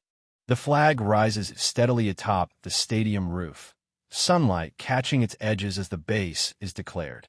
Jin Hyuk stands firm amid debris as seeds spread across the cracked street, water flowing naturally around them. A group gathers at the fourth floor starting point, swords drawn and tension rising among the famous guilds. Yanawa and the man with grayish hair call out loudly, OPPA, and Hyung, as they wave eagerly at the man in the. Teresa waves her hand and calls out, someone SSI. Yanawa raises a hand, warning, don't be surprised, I called her here, as Teresa and the man with grayish hair exchange shocked looks. Yanawa stands among the ruins, explaining the sudden meeting as the others listen intently. Teresa turns back, softly saying, being together with you is better, too. The blond man points out a distant group, shocked to spot you someone, Lee Taemin, Teresa, and even Kong Jin-hyuk standing together. Jin-hyuk states, "There aren't many of them, but the lineup is insane. Have you all come prepared?" Yanawa and the man with grayish hair and brown assess their limited control over summons against the overwhelming zombie waves. Jin-hyuk gestures confidently, challenging the idea that difficulty kills the fun while revealing the stadium choice. Yanawa counts on her fingers, sweating nervously, while Yusung holds his head in frustration. Yusung clenches his fists, glaring fiercely as tension crackles between the four. The girl calls out, "Teresis, you're like a pervert," breaking the tension with a sharp jab. Smoke rises over the damaged street as shouting echoes through the rubble-strewn city. Teresa asks about base defense, and Jin-hyuk listens closely, ready to explain. Teresa points out, "But you know that there's only 4 of us here, right?" As the others pause, realizing the harsh truth. Jin-hyuk speaks calmly with his eyes closed, assuring, "OH, don't worry about that. The last one will be here soon." Yusung lands forcefully near the group, sword ready as he calls out, "Kong someone." Yusung glares fiercely, sword thrust forward as he snarls, "I'll kill you, you son of a bitch." Yusung stands firm on rocky ground, gripping his sword as blue crystals pulse behind him. Yusung stares intently at the screen hovering before him, tension tightening his grip. Yusung sweats nervously, his mind racing with doubts about the impossible order. Yusung sweats nervously while staring at the floating holographic screens, defiantly declaring, "If you come now, I'll face you without using my left arm and right leg." Yusung raises his sword, taunting as he prepares to strike with sharp confidence. Yusung clenches his teeth, sweat dripping as blue fragments flicker around him. Jin-hyuk glares intensely, his voice cutting through, "I'll kill him." Yusung shout, "You son of a bitch, I'll kill you," while the black-haired man points sharply, demanding, "You're finally here? Over here." Yusung grips the sword, its elemental magic pulsing as he mutters, "A tribute sword." Yusung grips his sword tight, snapping, "You asked if I'm a chicken? I'll show you right here." Swings his sword upward with fierce force, shouting, "Whether I'm a chicken or not."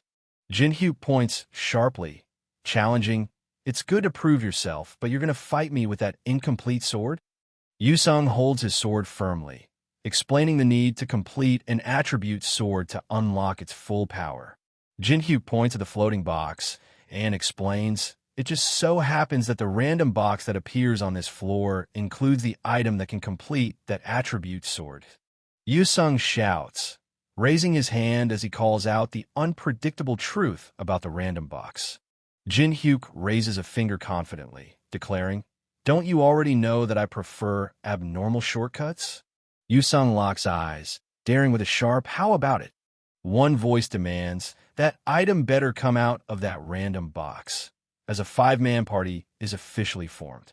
The group stands alert, eyes fixed on the city as the announcement declares, the minimum number of members for the base defense has been fulfilled. The blonde woman questions the trustworthiness of someone, while Jin-hyuk listens silently. Yanawa watches tensely as the man with grayish hair and brown stands silently between her and the man with dark hair and scar. Teresa calls out loudly to Jin-hyuk, grabbing his attention as Yanawa watches quietly nearby. A hand pushes forward a wrapped object stamped with a golden dragon, saying, "Take these." Jin-hyuk holds twin swords, marveling at their power as he feels the mana rivaling divine artifacts. Yanawa hands over a small object, while Jin-hyuk questions how she got it, revealing a personal connection to Grandpa. Jin-hyuk holds the sword steady, reading the note attached while muttering, "That old man sure is consistent with his jokes." All theme members stand firm on the stairs, eyes locked on the battered stadium crowned with a red flag. Yusung scoffs, "We're supposed to defend this massive base with just the 5 of us?" As Yanawa warns, "You're peerless as always when it comes to thoughtlessness," while Jin-hyuk insists, "I have a plan, so don't worry." 3 figures fix their gaze on the battered stadium, while Jin Hyuk breaks the silence with, "I was wondering who made the stadium their base." Blondie and the others stand firm on the steps, confronting the man below with a sharp, accusing, "But it was you guys?" Jin Hyuk examines the sword handle closely, muttering, "That pattern is—" Lee Sir stands casually with hands in pockets, speaking off dash. "So, you're Kong, Jin Hyuk." Jin Hyuk and Teresa lock eyes on the approaching group, tense as the truth hits. He's one of the members of the Murim on the 21st floor. The brown man shouts accusations while gripping his sword, eyes locked on Nam Gung as tension rises. A woman with long black hair steps forward confidently and declares, "Yeah, that's me." A woman with long black hair steps forward confidently and declares, "Yeah, that's me." A man in black raises a hand to cut off Teresa's introduction with a sharp insult. A man in black raises a hand to cut off Teresa's introduction with a sharp insult. Teresa confronts Jin Hyuk with sharp questions, her surprise clear as he responds with a calm, knowing smile. Jin Hyuk declares the Someone family's elite status and arrogance with sharp conviction. One man shouts furious threats, clenching his fist as the tension explodes between them. Teresa snaps back with a sharp glare, refusing to tolerate the empty threats, while Nuna stands firm, unshaken by the bitter words. A man with black hair spits out a brutal challenge, questioning the Jin Hyuk family's pride and mocking their only value, name. Nam Gung shouts furiously, unleashing his rage with a fierce insult. Draws his sword, blue flames flickering around the blade as Nam Gung prepares to strike. Jin Hyuk questions sharply, "There are other residents here, besides Someone, Hyun? This is a bit excessive for simply just coming to pick a fight." Teresa asks urgently, "What should we do?" Jin Hyuk SSI. While Jin Hyuk listens, his face serious and unreadable. Jin Hyuk smiles confidently and declares, "Whatever their goal is, I just have to copy his skill. Let's prepare for battle." The man shouting with hood orders, "Cut off these bastards' limbs," as he charges forward. The gray-haired boy shouts orders while Nuna crouches, ready to strike on the left side. Boy extends his hand, activating Machine King as gears whirl around him. The boy activates a large machine, summoning drones that buzz into the damaged street. Nuna clenches her fists, activating a red energy shield with a fierce declaration, refusal to retreat. Teresa declares, "I will handle the rear," her voice steady as she prepares to take control. Teresa braces with her shield raised as two men stand back-to-back behind her, ready for whatever comes next. Yusung demands 3 minutes, locking eyes with Jin Hyuk as the tension sharpens. Jin Hyuk steps forward with his sword drawn, declaring, "There's no need for that," as Yusung holds his blade ready to block. Jin Hyuk swings his sword fiercely, sending multiple opponents flying back as he declares, "Since I'll take care of them all by myself." Teresa swings her sword, activating Sacred Reinforcement and Battle Song with a sharp command. Nuna clenches her fists, energized and ready as the man cheers her on. Missiles streak through the sky, detonating in a fiery blast as the attacker shouts, "Take this, you sons of bitches." She lands a fierce punch to Anime's face, sending him reeling backward. Teresa swings her sword, sending 2 men flying backward with a single powerful strike. The man with light hair shouts, "This is crazy. Those bastards are strong," as Nam Gung and Jin Hyuk react seriously to the chaos around them. 3 swords clash, blue energy beams exploding on impact as Jin Hyuk and Teresa block the dark-haired attacker's strike. Yusung blocks an attack with his sword as 2 men recoil and a bald man turns away, tension crackling in the air. Yusung blocks a fierce sword strike with his hand, eyes locked on his hooded opponent. Jin Hyuk grimaces as he slashes his sword, pushing through the pain. Nam Gung stands over the person on the ground, sword raised, acknowledging their skill with a sharp, good reflexes. "You seem to have handled a sword before." Nam Gung grips his sword tightly, declaring his mastery over empty attacks. Gripping his sword tightly, Jinhyuk prepares for whatever comes next. Namgung charges forward, sword raised high, shouting King's sword form. Jinhyuk swings his sword, unleashing a swirling energy that cuts through the air between the towering buildings. Blocks a barrage of swords with a shield, sweat dripping as the weight pushes hard. It's heavy, compared to the triad. Yusung clashes swords with a fierce opponent, shouting, "He's on another level." Brown Man shouts, and swings his sword as the other man grimaces, bracing for impact. Teresa blocks Jinhyuk's sword swing with her shield, eyes wide in surprise. Teresa swings her sword as the man in black outfit kicks an opponent, grinning and saying, "Nice timing, Teresa." Jinhyuk raises his hand and commands, "That's 3 minutes. Switch." Jinhyuk casts fire with a sharp gesture, flames erupting from his fingertips. Jinhyuk stands firm on the edge as flames burst fiercely below him. Namgung stands firm amid roaring flames, clutching his sword behind his back as he mutters, "Tricks like this." Namgung shouts as he swings his sword, sending a man flying through the air between tall buildings. Namgung raises his sword, shouting a fierce warning to his opponent. Namgung raises his sword, eyes widening as jagged ice shards burst from the ground nearby. Jinhyuk activates an energy from his hand, warning, "You should always double-check." Jinhyuk extends his hand, unleashing a powerful energy blast with a sharp shout. Namgung grimaces, sweat dripping as fear flashes across his face. Dark figure with polearm jumps, swinging a long weapon in a fierce cross-dividing slash. Namgung stands calm with his sword sheathed as a red energy slash cuts through the sky above. Jinhyuk locks eyes with his opponent, his expression sharpening with fierce determination. A sword slams into the ground, cracking the earth beneath with brutal force. Hyung Nim stands alert with his sword drawn as Namgung calls out, "Hyu, Hyung Nim." The group arrives at the ruined stadium and immediately feels the tension in the air. Everyone stops, sensing danger.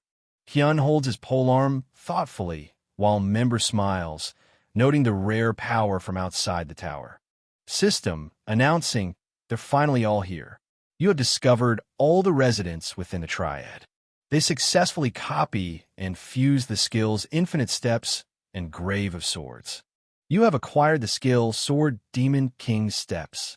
Movement speed increases by 70% upon usage. It can also be used as a form of attack if mana is focused on the feat."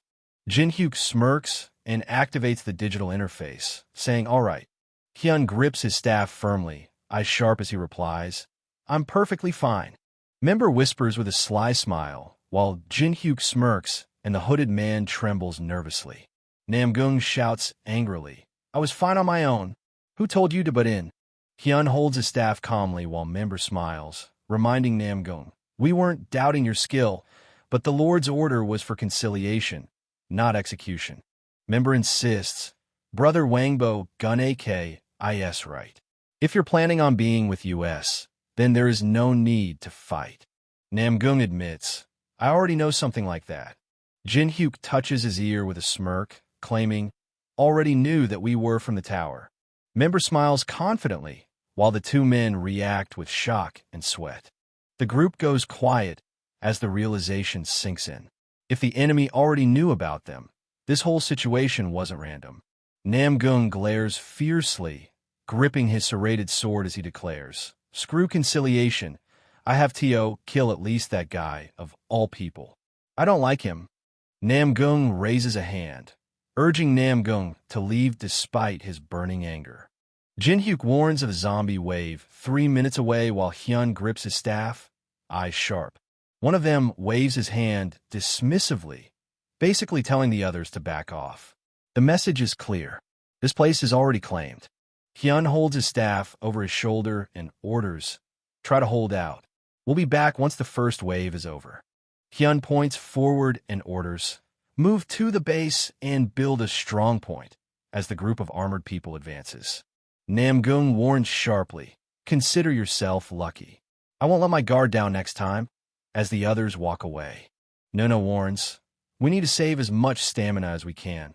As Taemin urges, Hyung, we should go get ready too. A damaged supermarket stands firm with tall walls and plenty of food, making it perfect for a long-term siege. Jinhyuk points out the fatal flaw while his group prepares to move out. Enemies rush forward with furious shouts, closing in fast through the hallway. Taemin studies the holographic zombie images while a man places a hand on his shoulder, asking, Hyung, can we really stop all those zombies by ourselves? Taemin listens as the woman questions his motives, tension rising between them under the metal roof. Jinhyuk points at the massive plant defense tower, explaining, these things are more useful than they look. Jinhyuk raises his staff and commands, now, I'll explain the plan. All of you, gather around. Jinhyuk plants the flag at the stadium's center, declaring at the base to keep zombies from taking ground.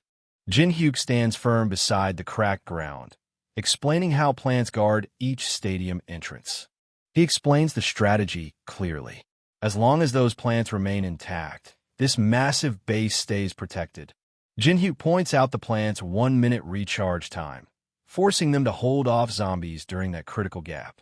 Jinhyuk warns, don't push yourself too hard and get bitten by the zombies, as the other man commits to taking the West. Jinhyuk smirks and taunts, do you seriously think it'll be done in by mere zombies? Yoo-sung walks away, dismissing the taunt with a sigh while Hyun challenges him. That's different from this. Taemin takes charge, instructed to monitor the center and assist with drone surveillance. Teresa smiles confidently and offers to take the north while the other woman claims the south entrance. Jinhyuk commands sharply, all right, everyone, to your positions, as the team braces for what's next. Jinhyuk grips his twin swords with a confident smile, ready to test their power. Taemin kneels, reaching toward the holographic machine while holding his other hand up defensively. Jinhyuk focuses on the floating screen, declaring, beginning the first wave. Taemin shouts a sharp warning. They're coming. The person with light brown hair, holding aims their gun steadily, while the other clenches their fist, tension rising between them.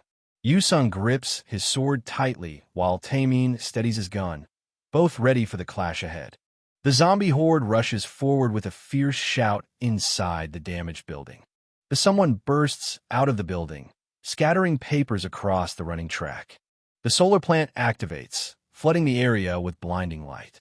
An enormous flower descends as a fiery explosion erupts beneath it. The zombie horde screams as flames rain down around them. Flames consume the large flowers, spreading quickly toward the fence.